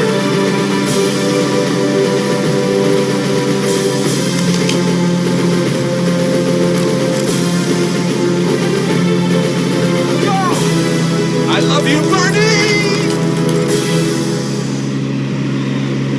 God bless you, Captain America.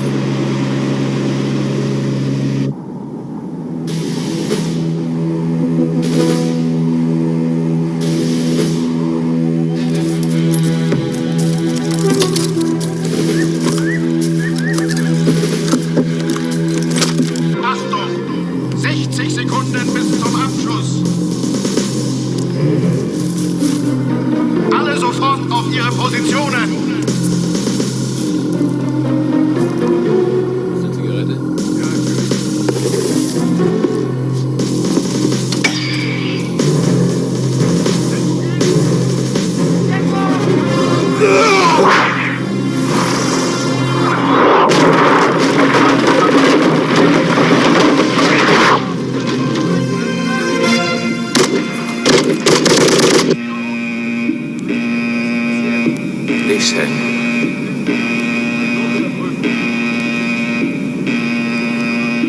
My American brother has arrived.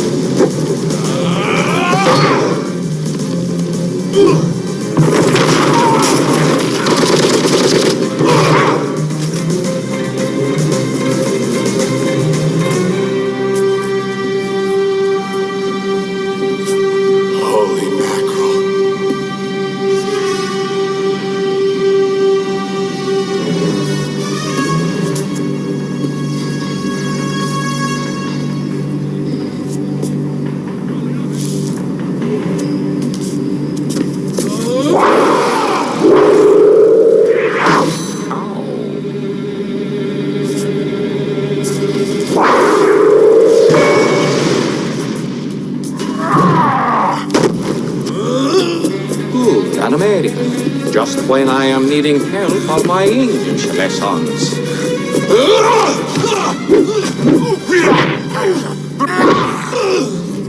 It seems the Americans have made a poor choice for their champion. Pity him! He is like a child!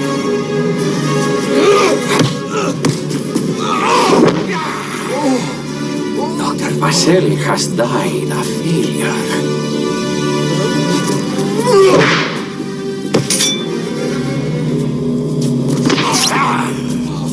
Where is the pen of my aunt? The pen of my aunt is on the table. Am I saying right, American? I want good English to speak when I am getting to New York!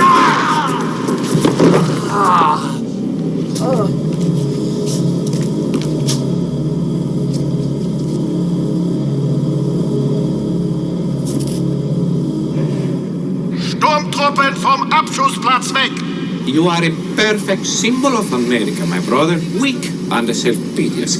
You have even failed to teach me English. But I am much practicing while you sleep. Where is the big bomb going? The big bomb is going to the... How you say Casabianca? No, don't tell me. I know. It's White House. A present for President Roosevelt. Tell me, do you think I could be President of the United States someday? 15, 14, 13, 12. Wait. 10. Listen to me. No time, flyboy.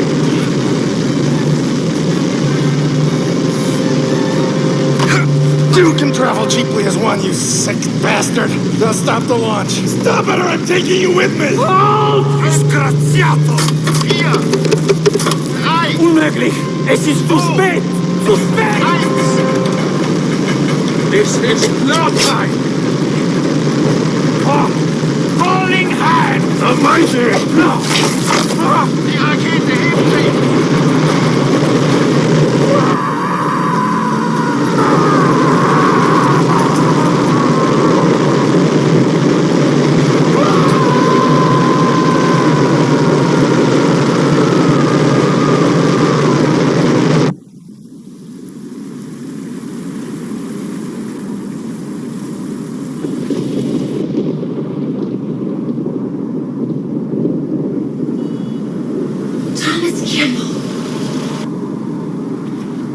What are you doing up? It's 4 o'clock in the morning. How do you expect me to sleep, Mom? We're in Washington, D.C. Well, that's just where we're going to be in the morning when you wake up. Now you get to bed. But I want to see the president. And don't wake your father. He's got that early meeting at the State Department. When I grow up, I'm going to be president.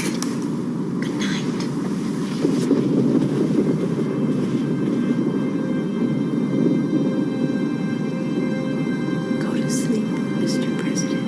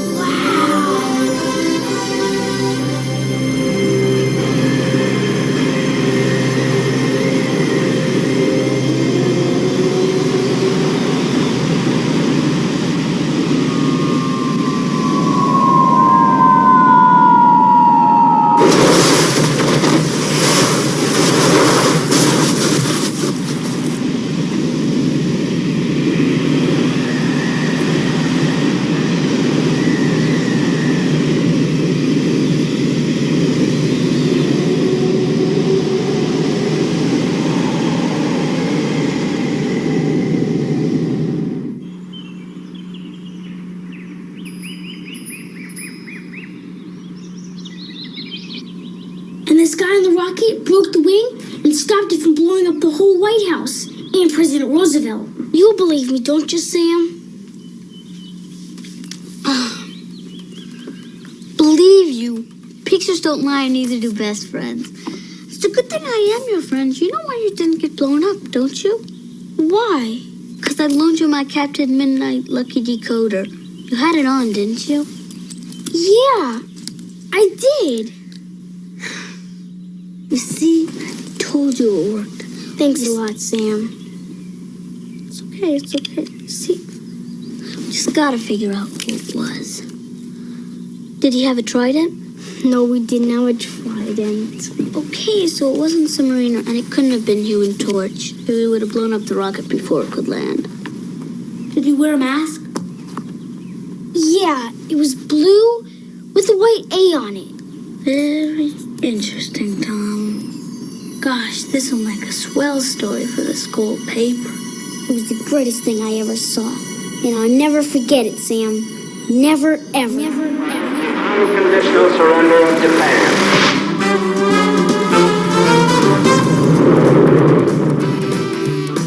Tom Kimball graduates today as a representative of a new post-war generation that will lead the world into the space age. Any price, bear any burden, oppose any foe. I heard Tom Kimball joined to go to Vietnam because he felt it was his obligation as an American. That's one small step for man, one giant leap for mankind. I have never been a quitter. Old Tom gave up his practice to go help out in Africa. His conscience wouldn't allow him to sit and do nothing about the poverty there. There was a time in this nation's history when people took responsibility for the world they lived in.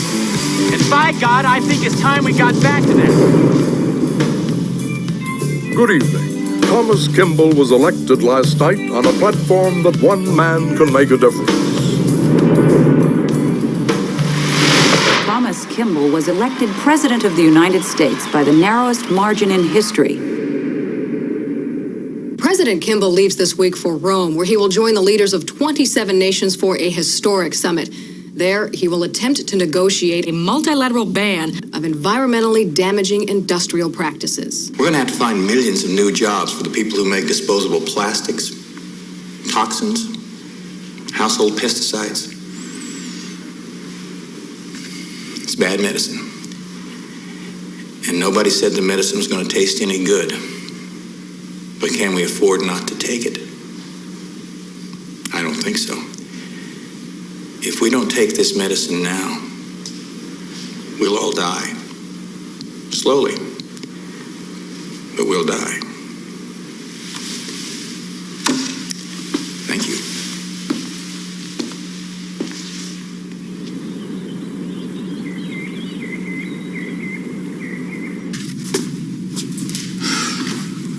General Fleming. Mr. President, well, I just been reading your environmental guidelines bill here. It ain't gonna work, sir. General Fleming, the environmental guidelines stand as written, and I don't think you or the Pentagon have enough senators in your pocket to change them. Well, sir, I want to live on a clean planet just as much as the next fella. You just simply can't expect us to cut back on our solid waste 90% in 6 months. So you want to make a deal? Yes, sir. Yes, of course I do, sir. Then go buy a used car. General,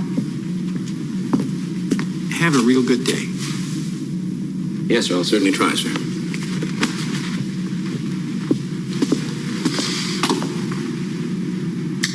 By the way, Mr. President,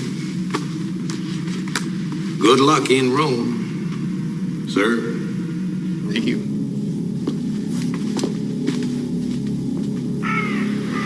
After the war, when I was known as the Red Skull, my life was in ruins. You gentlemen gave me assistance, so now how may I help you? I understand you face a little threat from this American president. If Kimball ain't stopped, you're gonna see everything that you worked for and planned for the last 30 years go right down the crapper. And so fast it'll make your head spin. Aren't you being a little dramatic, General? No, he's not. Cut the crap. All I want to know is when we're going to kill the little son of a bitch. And how. We don't kill him at all. We don't? No. Assassination isn't worth the trouble.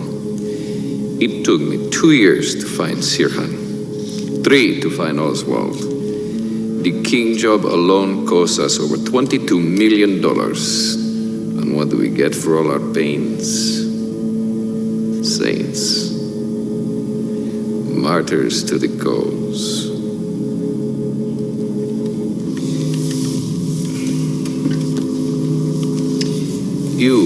friends are statesmen, generals, captains of industry.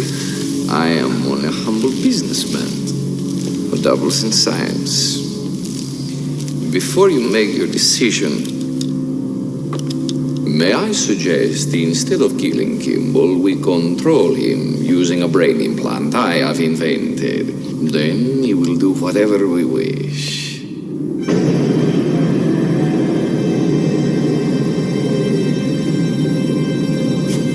Hier drüben habe ich das gefunden.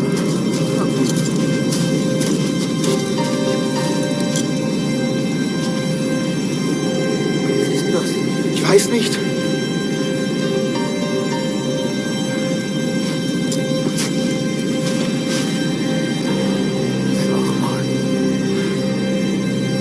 Okay, also irgendwie ist mir es gruselig vor dem Ding. Also hopp, hopp. Over and out. You want to make the temperature? Oh, shit.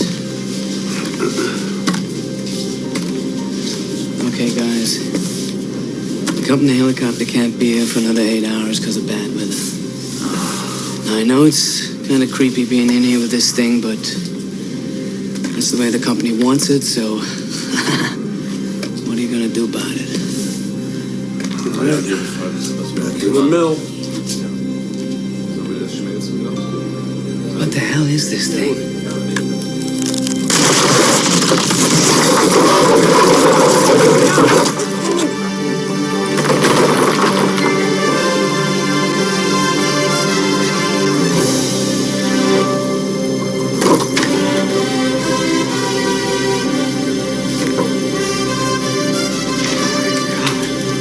Nazis.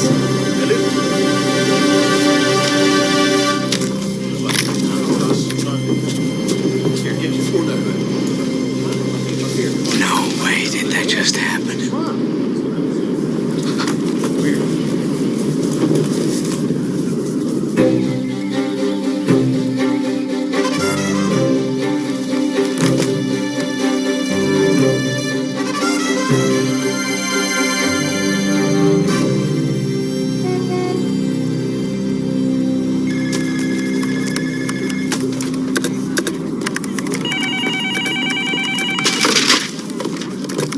Yeah, what? Sam, they found the guy on the rocket ship.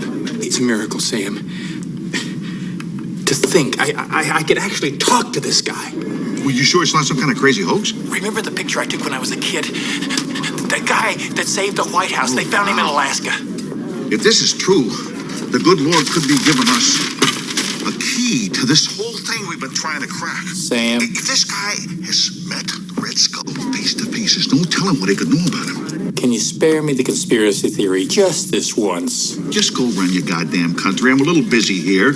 I gotta go up in the attic, get my long johns.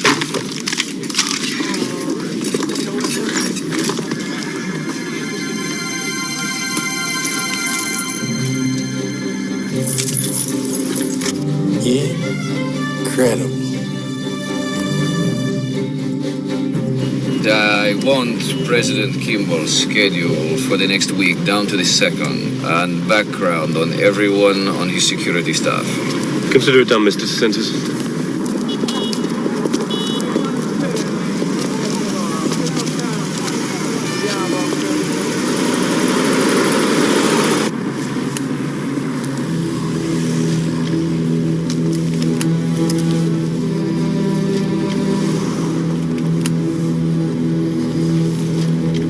It's him, Who, Papa? Captain America. You must intend to stop me. Can I count on my daughter to take care of this for me? Absolutely.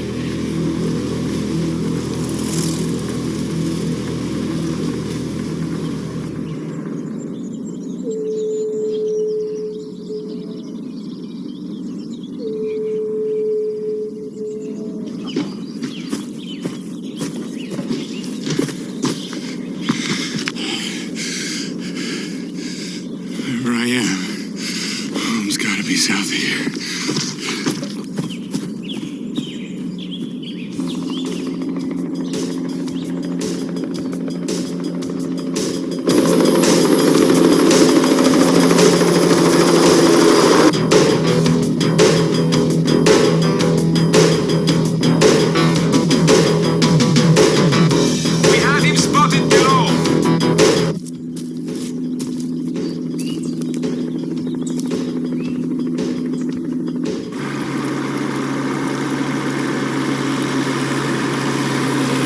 Canadian officials met with their U.S. counterparts in Washington today to discuss the enduring problems associated with acid rain. Prime Minister Mackenzie emerged from... the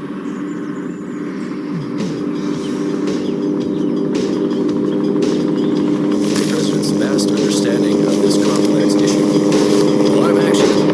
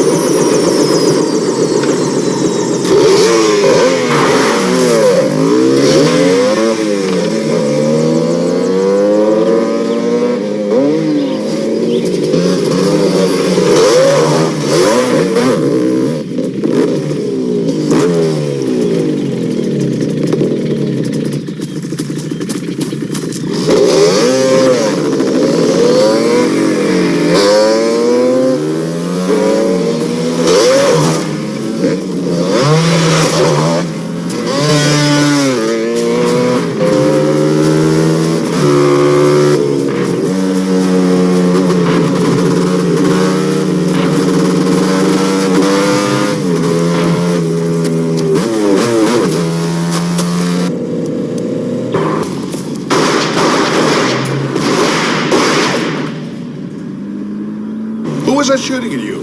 Nazis. Who are you? A late spring blizzard which dumped 3 feet of snow on northern Manitoba. I saw a movie once where they tried to do this to some English spy. Fake newspapers, fake radio, the whole thing. I guess it wouldn't do much if I were to tell you that the President of the United States has sent me to find you on a matter of global importance. Not much. It's October 17th, 1993, and it's 22 degrees at 3 o'clock in Fort Thomas. It's still 1943, and I am a Nazi spy. So why am I asking you questions about my own side? Look, you mind? Just tell me everything you know about a guy they called the Red Skull. It could be 1492 for all I care.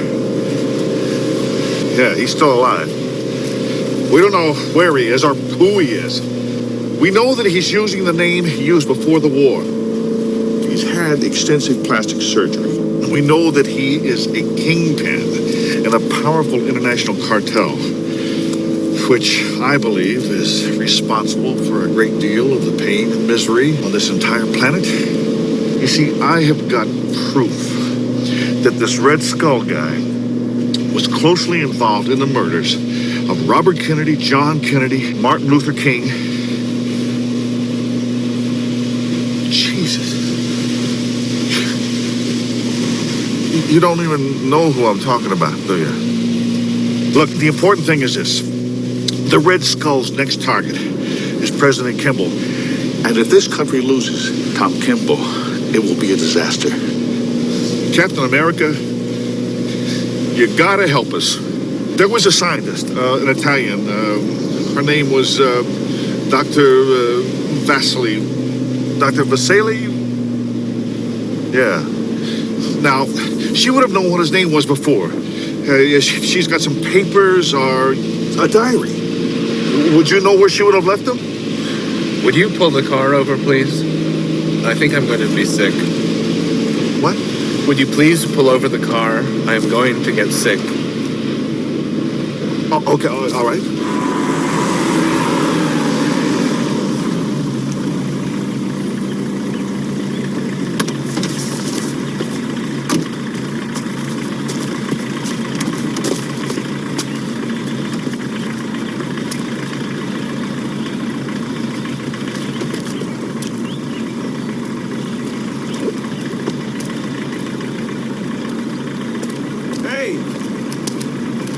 Captain, are you okay? You hold it.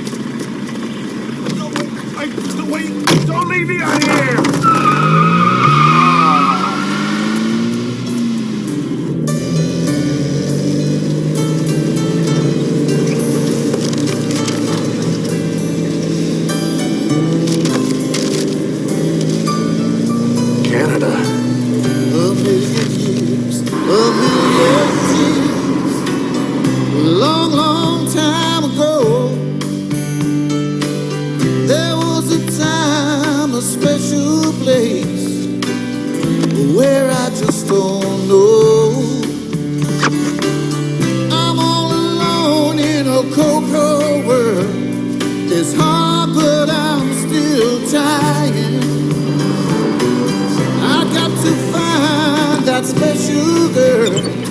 to warm this heart of mine.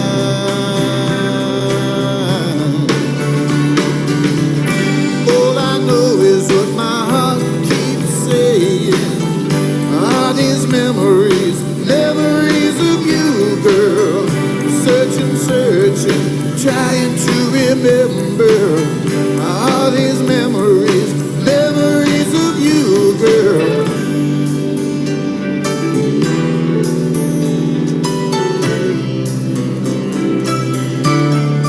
Oh, I know.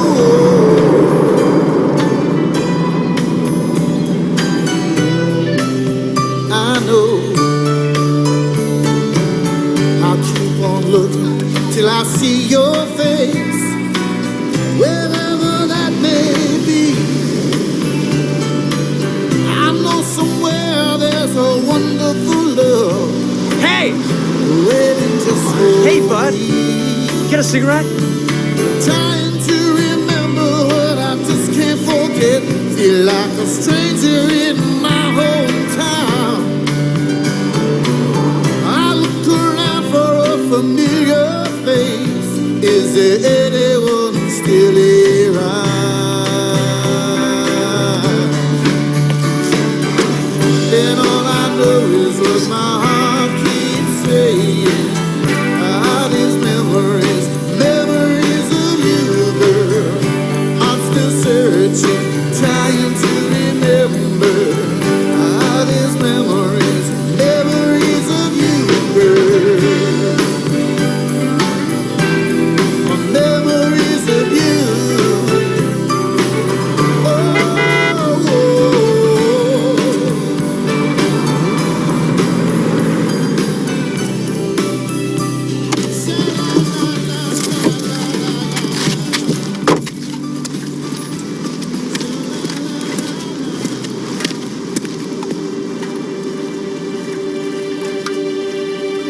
Bernie? Bernie! Hey, back off! Dad! Mom! Sharon! This idiot tried to jump me!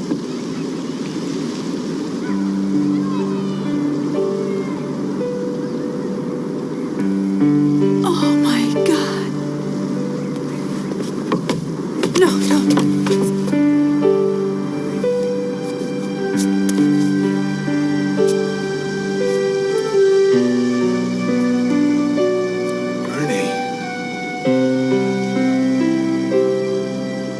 You know this guy?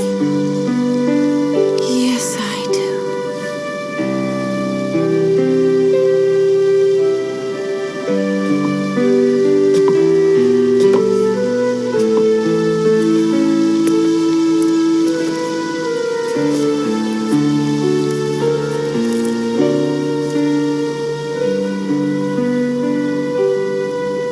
This can't be real.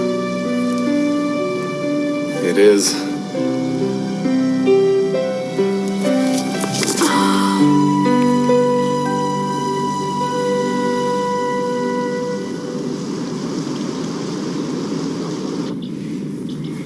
Everyone kept saying that missing in action was just another way of saying blown to smithereens.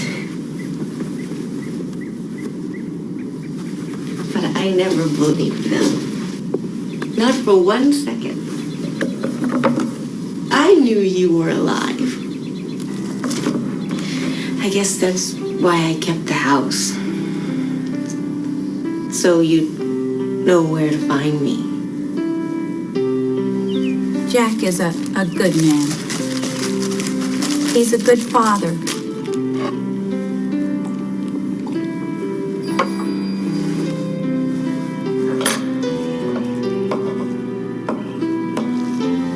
I was 38. I wanted to have children before it was too late. You waited for me for 16 years? Oh, Steve, I feel so old and ugly and look at you. You? Ugly?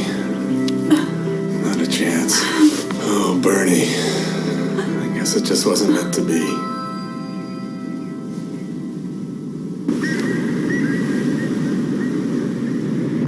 The trail dead ends at a truck stop 400 miles north of Vancouver. But now let's look at it this way. Where is the first place that you would go if you had been overseas for 46 years? So, you have the reporter who interfered under electronic surveillance. Home, but what good does that do us? We don't know who he is, much less where he lives. That's why I am a reporter and you're just a president. I got a hot date with an old file. He's a famous reporter, Papa.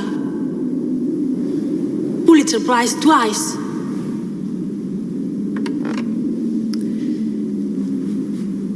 If anyone can lead us to Captain America, he can.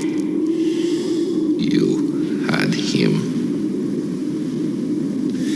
You saw him. And you let him get away.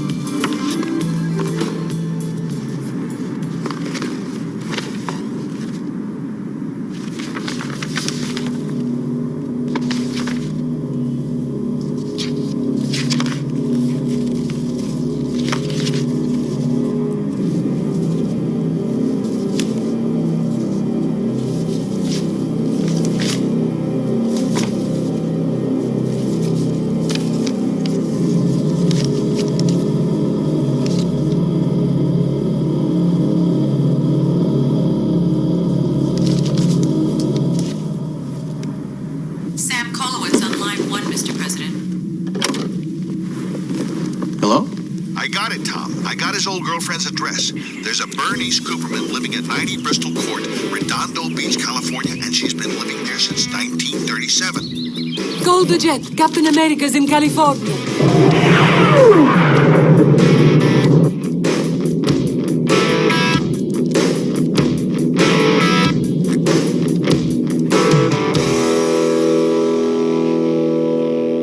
Thanks for helping me out, letting me use your apartment, Sharon. Yeah, sure. I guess they didn't have VCRs up where you were. Nope. The movies didn't come in little black boxes, and you couldn't check them out of the library. We will be able to speed up that day when all the thoughts still rest.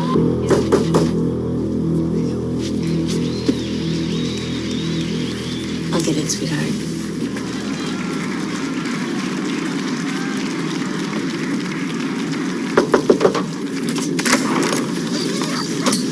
Are you Bernice Stewart? I used to be. Can I help you? You have no reason to trust me, I know that.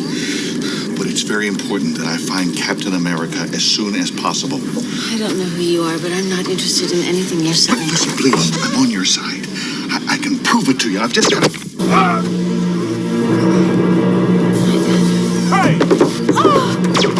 Jack! Where is he? I don't... Where is Captain America? It's all true. Everything you said was true. Everything in this book was true. That means the Red Skull's still alive. If I'd have taken him out, none of this would have happened.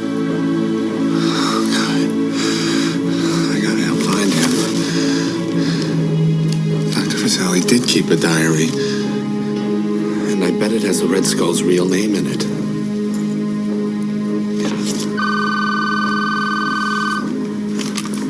Hello?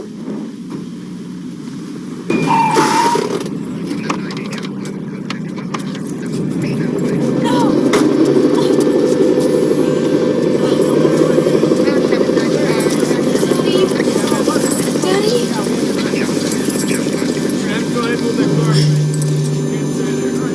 They kept asking him where Captain America was. She didn't tell him. He even left. What? Daddy? He'll be all right, man. Minor gunshot wound. Mostly it's a shock. We're gonna take him to St. John's. Wait a second. Where's my mother? Stay back, cooperate. Captain America. See? Captain Midnight. Decoder. Give it to Tom. Okay. Okay, sir. He's gonna rest. Start manual CPR. Go get the paddle. Shoot. Cardiac arrest here.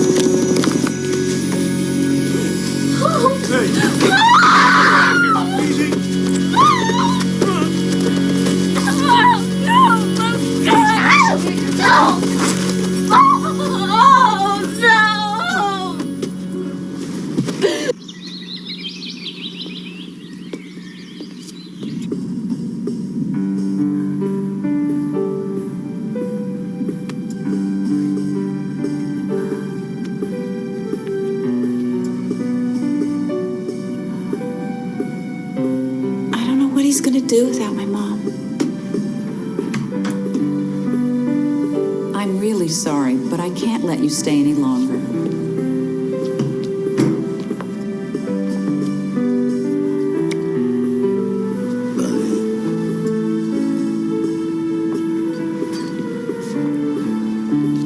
Well, you know what he'd really like?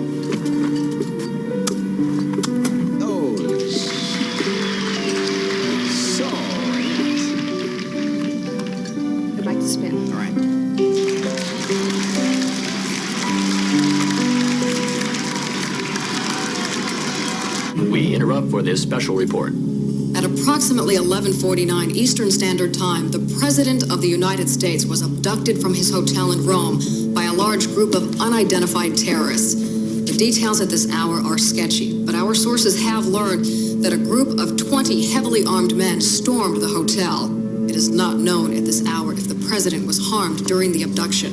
The purpose of the kidnapping and the identity of the terrorists both remain a mystery at this hour. In Rome, General Sanford Fleming has been selected to join U.S.-Italian operation. What are you talking about? The people that abducted the president are the same ones that came to your mother's house. Dr. Vaselli's diaries.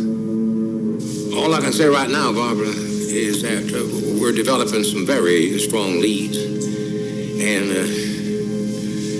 if we can all remain calm and work together on this, well, there's no reason in the world we shouldn't have some good news by tomorrow morning.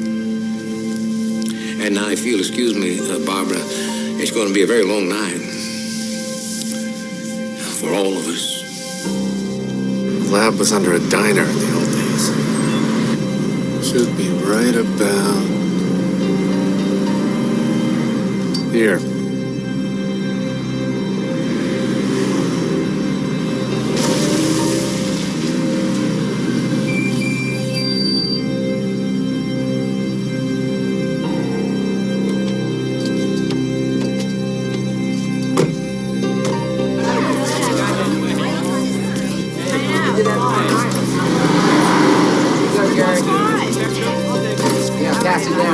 No, wait, you can't go in there. Stop it right now. Sharon, calm down.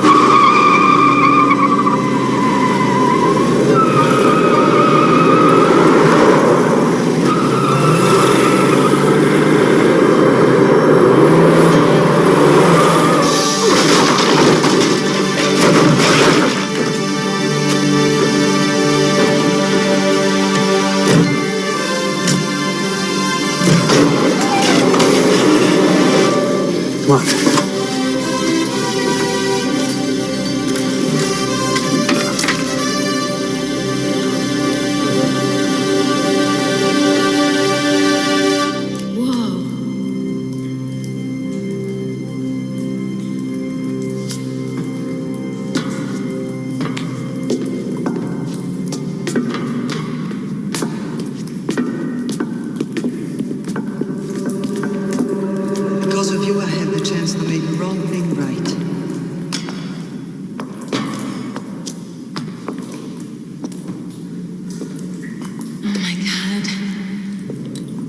It's all true.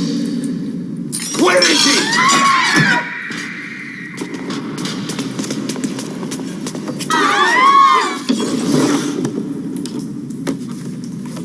Vasili's diary. Got it.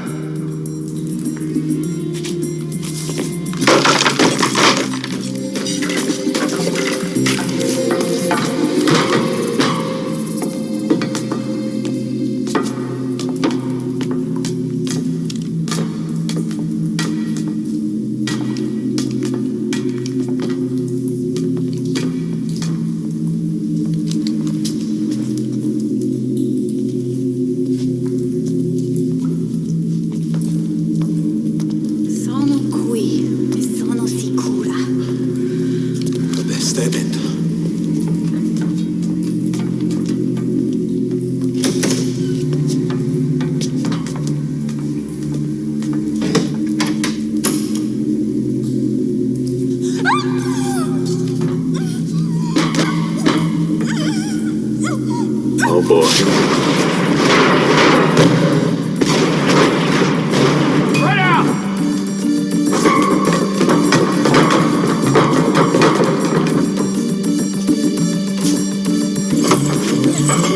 Dr. Vasili's diary. I'll take that for the Red Skull.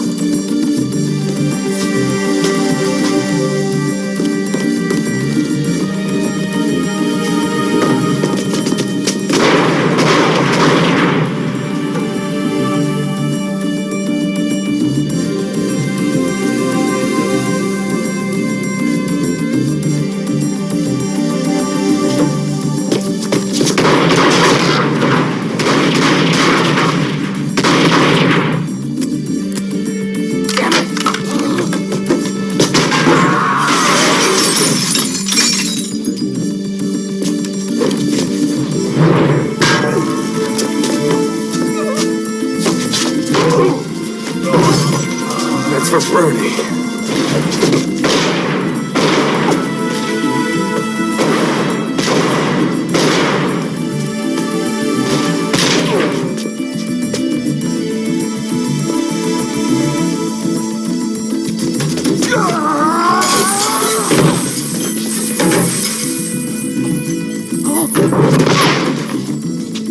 That's enough, you clown.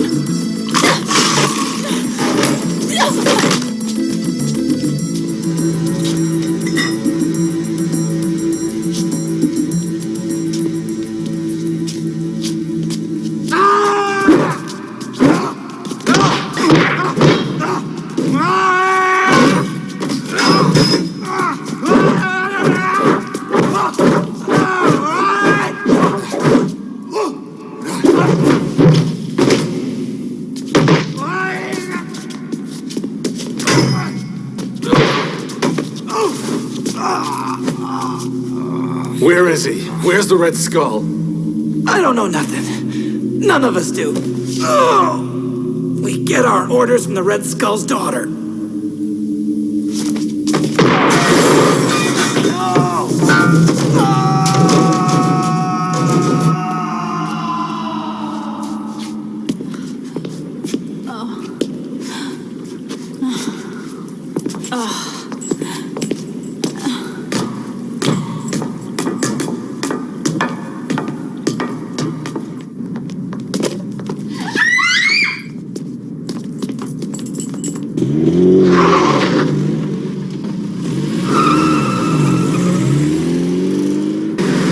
I know Italian because I spent a summer in Venice. Wait, here it is. I never learned the poor boy's name, but I did hear that he came from a town called Porto Venere in northern Italy. The child was taken from a house on the Via Cavour, the Casa del Tre Angeli, House of Three Angels. Maybe someone in Porto Venere knows the Red Skull's name when he was a boy.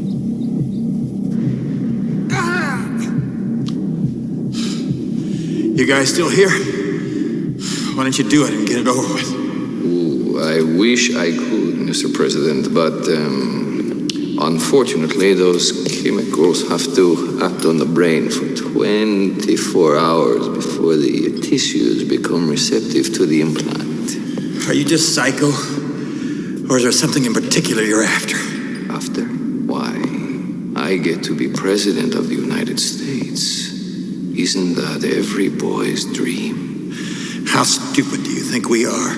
My people will find this place in a lot less than 24 hours. Oh no, a hidden transmitter. Does it look something like this?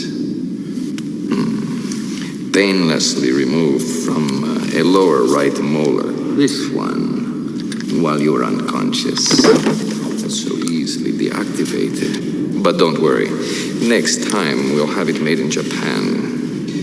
Well, I'll see you in, let's say 24 hours, Mr. President.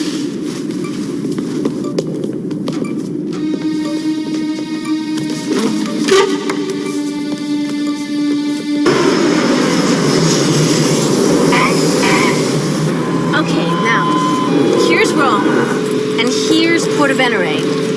Now, if we step on it, we can totally be there by lunchtime.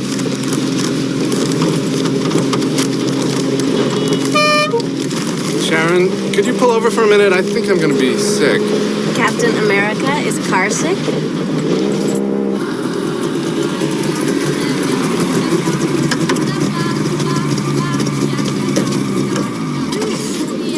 Are you okay? What are you doing? Wait a minute, what are you doing? I can't take you into danger, Sharon. That much at least I can do for Bernie. Thanks for your help. Thanks for my help. Open this door. Jerk! Taxi!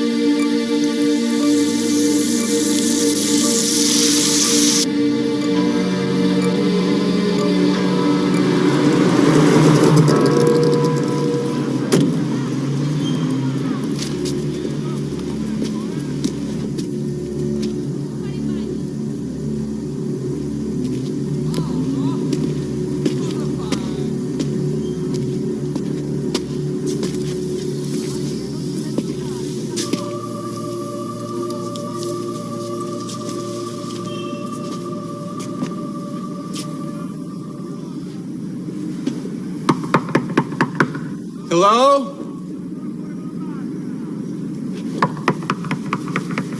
Hello? Buongiorno, qui sopra. Cosa volete? Speak English? I was wondering, do you know anything about the people that used to... Buongiorno, mi dispiace a disturbare. Dovete attraversare il cancello.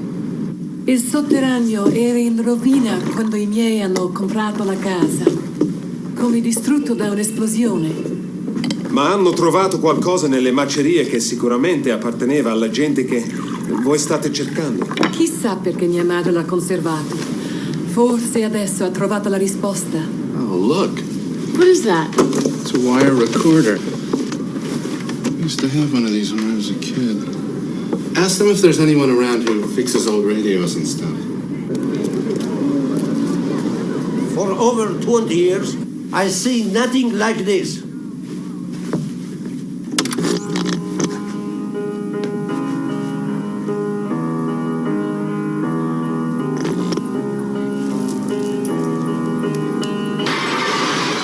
Con che diritto invade la mia casa? Fuoco!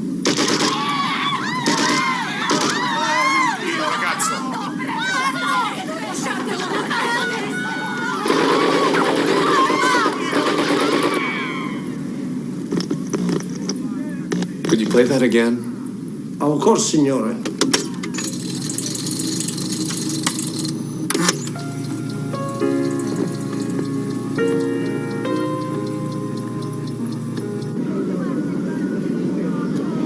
I don't suppose it would do us much good to look him up in the book. No, I don't suppose it would.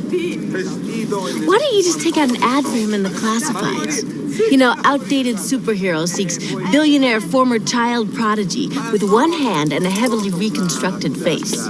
Discretion assured. All right already. I'm sorry I tried to ditch you. What do you want me to do?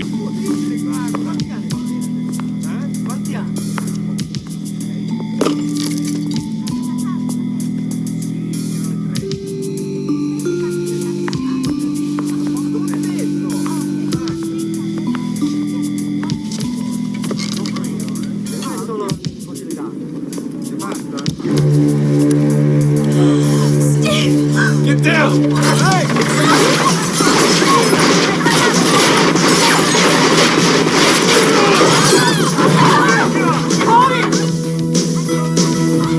Come on, Sarah. Time to leave. Run! Run!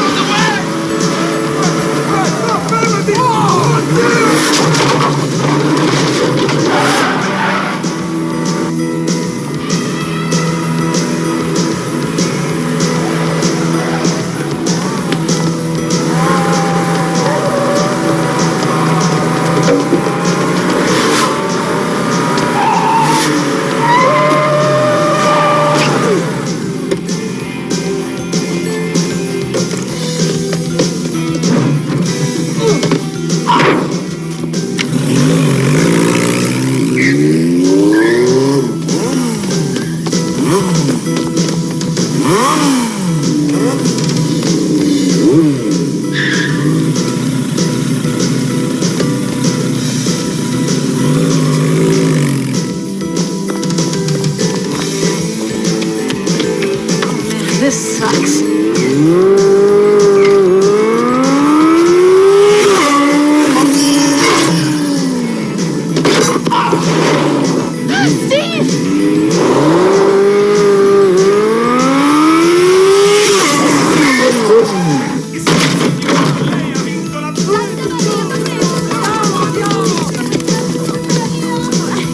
What are you, crazy? What are you doing?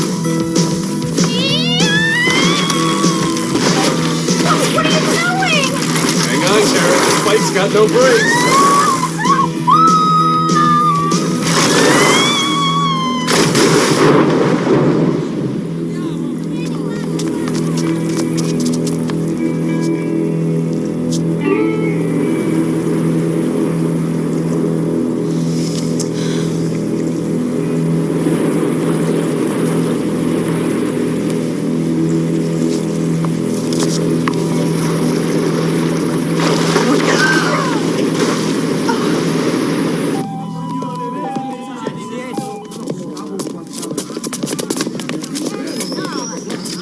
Oh my God, you found it! That is like so bitchin'. I thought this bag was like totally history. Grazie.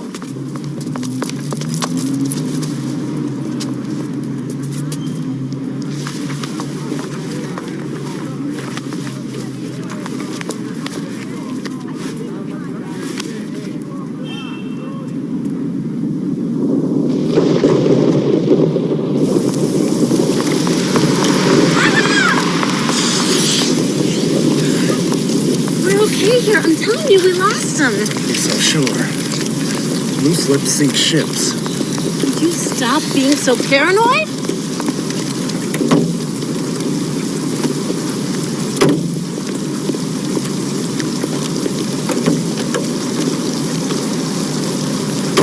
Look!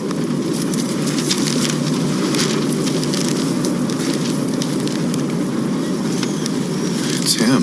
San Lorenzo Islands. Whoa. San Lorenzo Island, it's about 50 miles down the coast. As long as we're in the neighborhood, what do you say we drop in? I always did want to meet the president.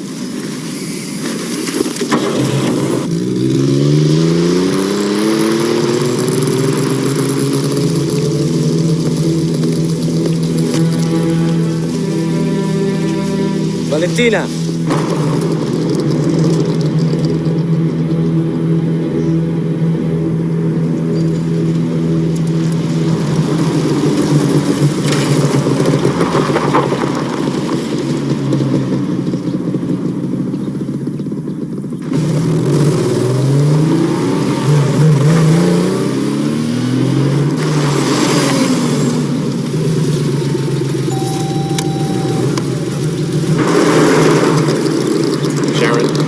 to the Red Skull's castle, and I want you to stay out of sight and let me do my job. We have like the worst luck. Hang on tight.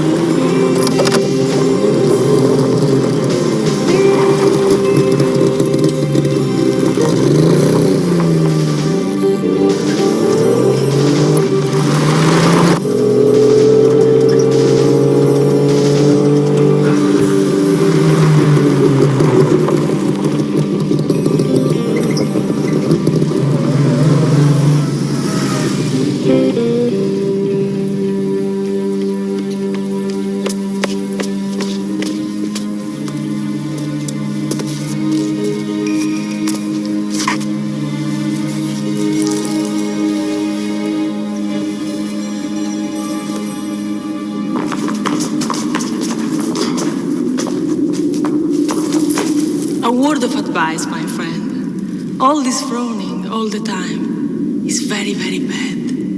If you are not careful, you will end up with terrible lines. Here. And here. And here. Like your mother.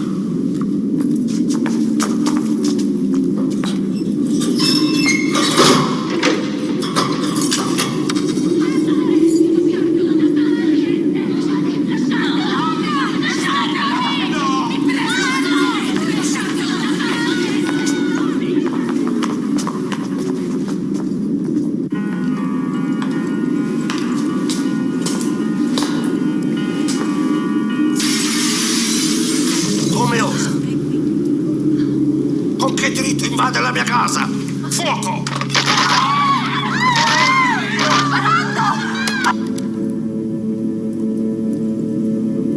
Blood pressure is normal. White blood cells count up 20%. The reflex is slowed by 7%. Simplify it! You say we can't do the implantation yet. I can't guarantee you that it will work until blood pressure comes up a few points. And when will that be? To be absolutely sure, let's say 20 minutes.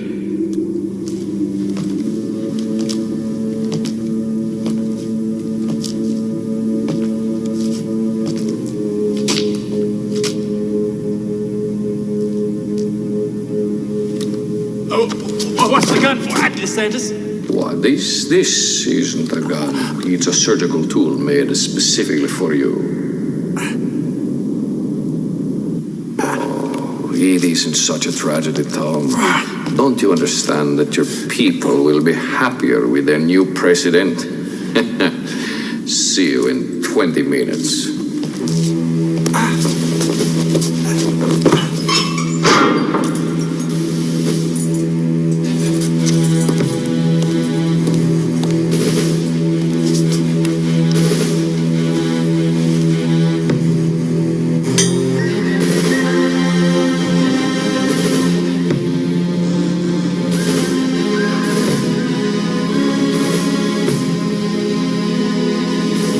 Figure out a reason for him to cancel the summit. We'll dig up some complicity between the Soviets and the kidnapper. Little obvious. It's always worked before. Why not? Yeah. It won't be long now, General.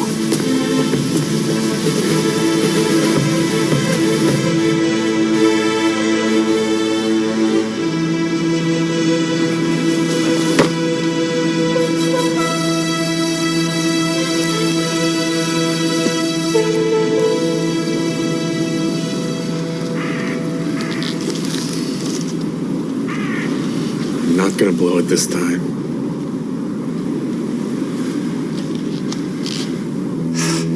Minutes.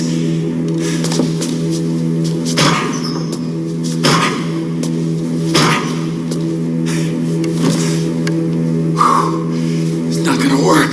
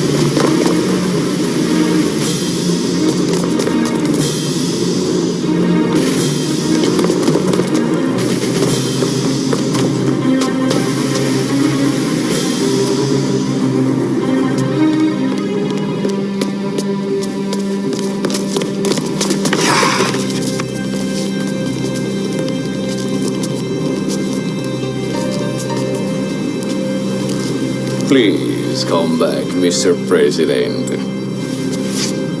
It's over. You really need me for your little plan, don't you?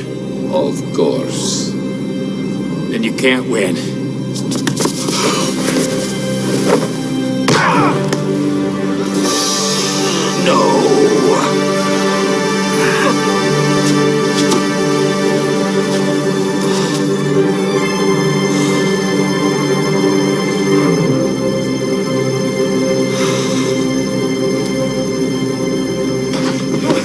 Thanks! Don't mention it, sir. Steve Rogers. We've met. I don't see how.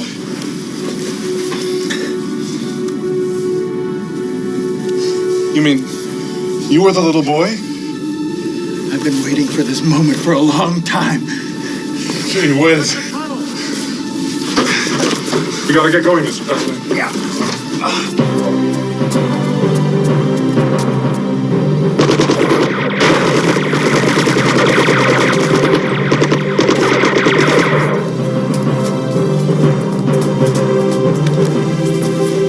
Sam told me there'd be days like this. Sam wanted me to give this to you. It was the last thing he said before he died. They got him.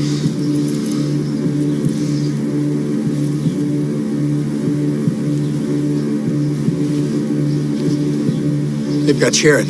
I know. Wait on the North Shore. There's some caves there at the base of the cliff where you can hide. I'll come and get you when we get out. What, are you kidding? I'm not bailing out on Captain America. Let's go.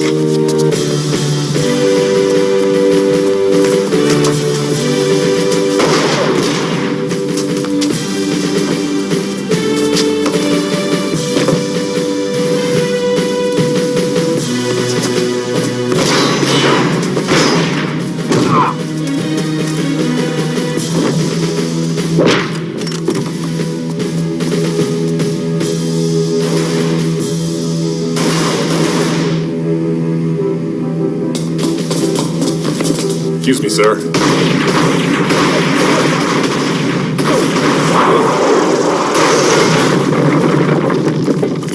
I'll call for help.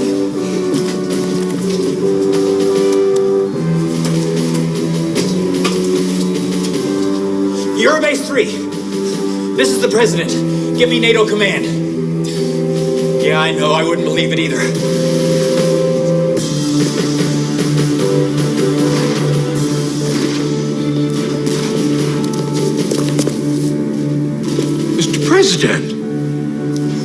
President. The premises are secure, sir. I'm in command here. General Fleming, I don't think you're going to be able to squirm out of this one.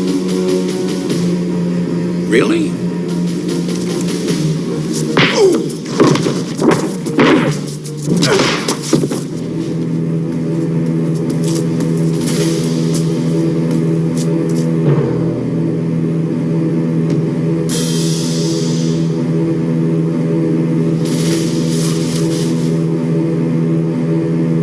I don't know how it is that you are here, or how you remain so unchanged, but it doesn't matter, my brother. Today, you will die.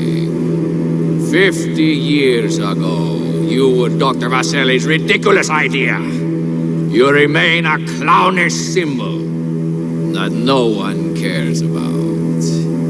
I care. You care. Then come to me, my brother. Let us see if this heart of yours is stronger than my hate.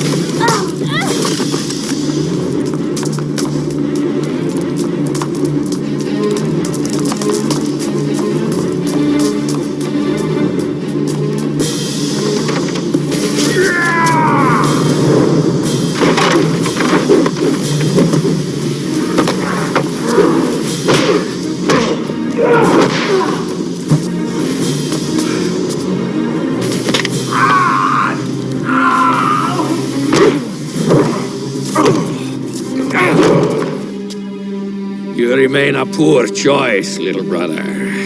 Stop calling me your brother!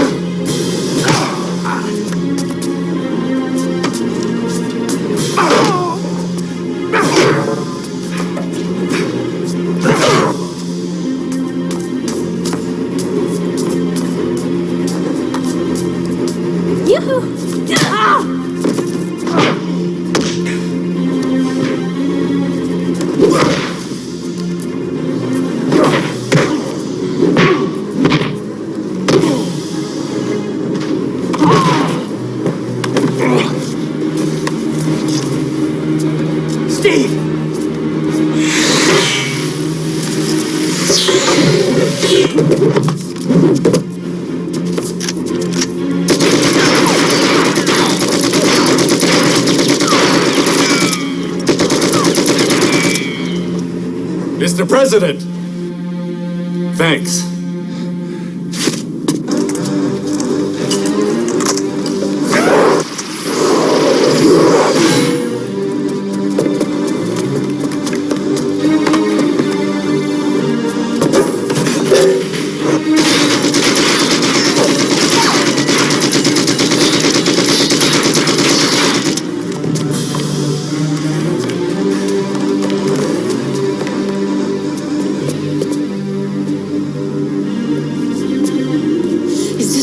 You were when you killed my mother?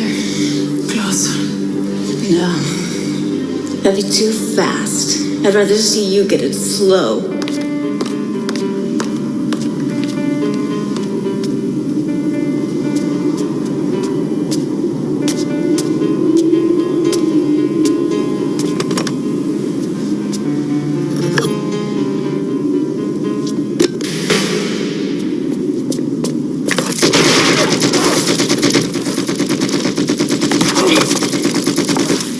That was a gun. This is a detonator. Did you really expect me to be taken alive? As far as megatons go, the device this is attached to may be small potatoes. But it's enough to ensure that all of Southern Europe will be off limits for, say, about a century and a half. Give or take a decade or two.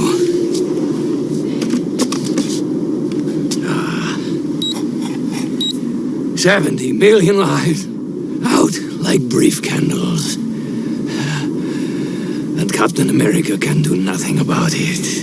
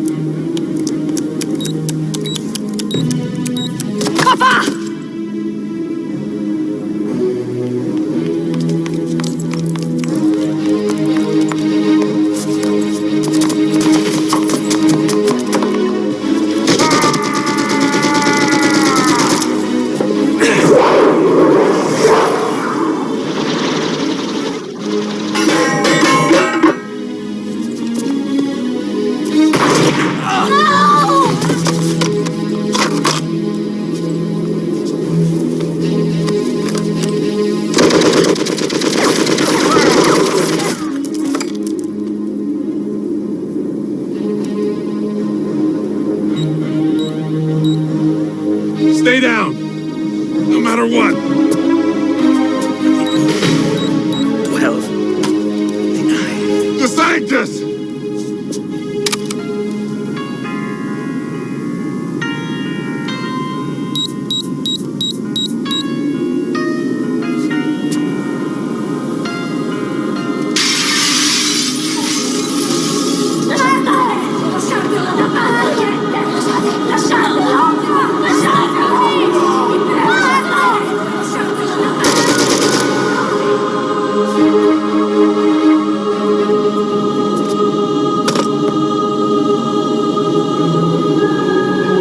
Just one more second.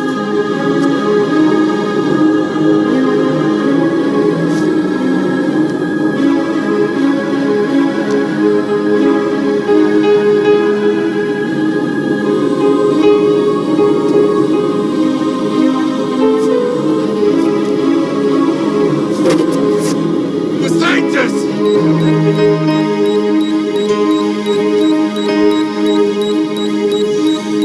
We are both tragedies. And now I send our tortured souls to rest. Speak for yourself.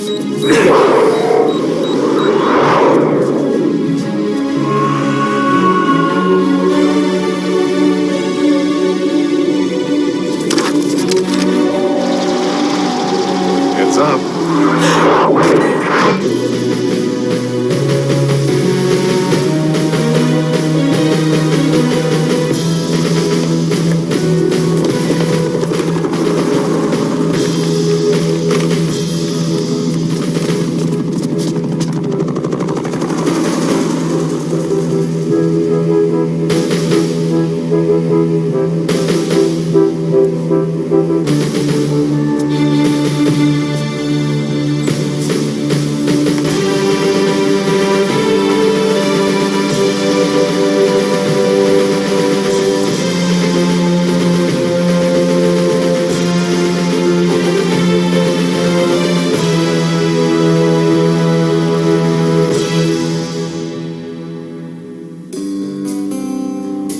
In Rome today, 116 nations agreed to an environmental protection treaty.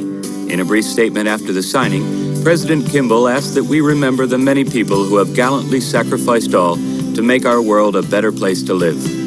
The president closed his statement with this odd message. To Captain America, wherever he is, we're all back in the fight. Liberty and justice, every free man's point of view. Gotta keep it going.